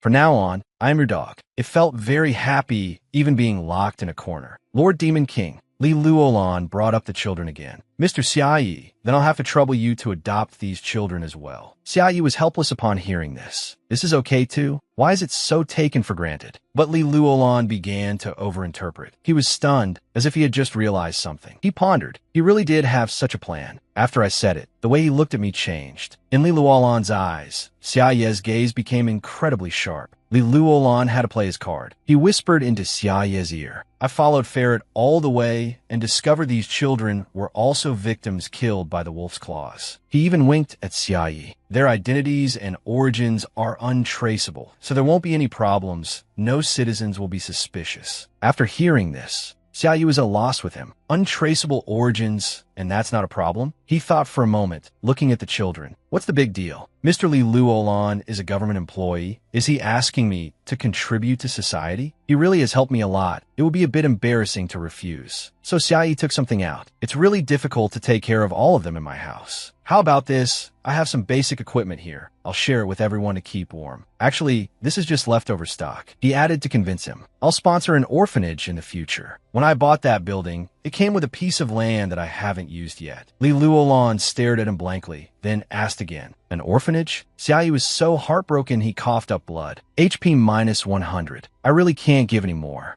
The little demon imps tug at his clothes. They were about to call him Demon King, but managed to stop themselves. "Brother Xiaoye, these little imps acted very cute. Is our identity that of orphans? The kind with nowhere to turn?" MHM. Hearing this, Xiaoye started to soften again. So pitiful. He thought about it, and, come to think of it, maybe it's possible. Xiaoye looked up and smiled as he offered his opinion. "If Mr. Li Luolan really needs my help, I have an idea." Li Luolan asked blankly, "An idea?" Xiaoye began to present his idea. "How about we establish a guild, take everyone and link them closely, care for each other, and help each other?" These little imps also listened to him very seriously. "With an organization, you're no longer without a place to turn." He smiled thoughtfully. "If I have to spend money, it should at least be mutually beneficial." He also knew the conditions for establishing a guild are extremely strict. Not only do you have to pay an extremely high fee, but there are also requirements for strategy and number of members. But after having a guild, the processing fees are the highest, but they can be reduced by 15%. That way, with my reputation, I can get another 5% reduction for a total of 20% off. His brain was working at high speed. Moreover, I can also use the guild to participate in more activities and earn more money. Calculating it this way, it won't be a loss. He handed Li Luolan a guild application form. This is really just a coincidence. If not, then forget it. But Li Luolan was thinking deeply. Pretending to refuse in order to establish a guild? If it's just at this level, then it's fine. MHM. Li Luolan approved the establishment of the guild. He suddenly realized something. the name of this guild, a notification also appeared above his head. Congratulations to Xia Yi for establishing the Overworld Guild. When everyone heard the guild name was Overworld, the little imps felt that Overworld meant the whole world, meaning everyone in the world could join and rely on each other. So heartwarming. Each of them had different thoughts. Overworld means to surpass the world, meaning the master wants to create an unprecedented world where all races can coexist peacefully. But Belial had a darker thought. A bunch of fools, that obviously means, in her eyes, over is the end and world is the world. Li Luolan seemed to have a similar thought. He stammered. Li Luolan truly couldn't cry, even if he wanted to. He was filled with regret. What did I just approve? At some point, the Overworld Guild was established. Hao Ran received the notification and smiled immediately. Lord Demon King has established a guild. In Xiaoye's house, he sat on the sofa and received a notification. Qin Hao Ran request to join your guild. Anliu Liujiu, Xiao Yuan request to join your guild. Xiaoyi looked at these notifications thoughtfully for a moment. On the other side, they also received a notification at the same time. You have joined the Overworld Guild. Hao Ran frowned when he saw the notification. This is the notification clearly displayed. You have become the dungeon boss of level 36 to 35, receiving the title Qin Hao Ran, minion of the Demon King. Seeing this, he immediately looked at the people around him with a hostile gaze. Xiao Hao. He turned around and saw the group of people. That group of people was extremely confused. What's wrong with them? They felt that Hao Ran's group was a bit strange. Why? Looking at Hao Ran's eyes, they also realized they've suddenly become the enemy faction. The scene changes to a corner of a door. Phantom also sensed the difference. This feeling is, it also received a notification. You have become the dungeon boss of level 103 to 109, receiving the title Gatekeeper of the Demon King's lair. It had completely adapted to its current image. I was originally just an illusion. Lord Demon King suddenly granted me a physical form. On a certain map, there was a red dot. The observer reported. A red dot suddenly appeared on the map. It's a dungeon. The others also asked in astonishment. The Demon King's luxury villa in the safe zone has completely turned into a dungeon? Pucci seriously observed the current situation, recalculating the risk. The risk is too great. It cannot be calculated. Pucci's entire face darkened, thinking about everything. The player's upgrade progress hasn't improved much, but the Demon King's power is expanding day by day. He frowned and thought, humanity has never faced such a terrifying enemy. He clenched the cross in his hand. Oh God, his call seemed to have been transmitted to some other place. Please bless us. An indistinct figure chuckled lightly. Don't worry. In the worst-case scenario, I will descend personally. A corner of Xia Ye's house appeared again. Li Luolan was still standing there, reflecting on his actions. He realized he had done wrong. How did it come to this? I feel I no longer have the face to be humanity's hope. His whole body trembled, but he tried to calm himself. I can't give up. Li Luolan, no matter how dark the path ahead is, there is only hope. He gritted his teeth and accepted reality. Only hope never disappears. Up above, Babylon looked down at the scene and sneered. Serve him right. She raised an eyebrow, mocking him. It's useless no matter what, because Belier also chimed in. The Lord Demon King has already prepared everything. The two of them stood there discussing life. Our victory is an undeniable future. But for us, as she was speaking, the two heard a call. Hey, it's time to eat. As soon as the two heard about eating, their eyes lit up. Coming. Belier sat in front of some small cookies. For us, the three of them ate cookies and chatted happily. Just being the master's little pets is happiness enough. Ferris was also eating with great relish. It looked up, its eyes filled with terror, its whole body trembling. It asked, Lord Demon King, why have you come again? Xiaoyi brought up the past to remind it. You are the mutated Wolf King who intended to cooperate with Li Luolan to devour all the demons in the world. He asked it coldly. I'm not mistaken, am I? As he said this, he suddenly laughed.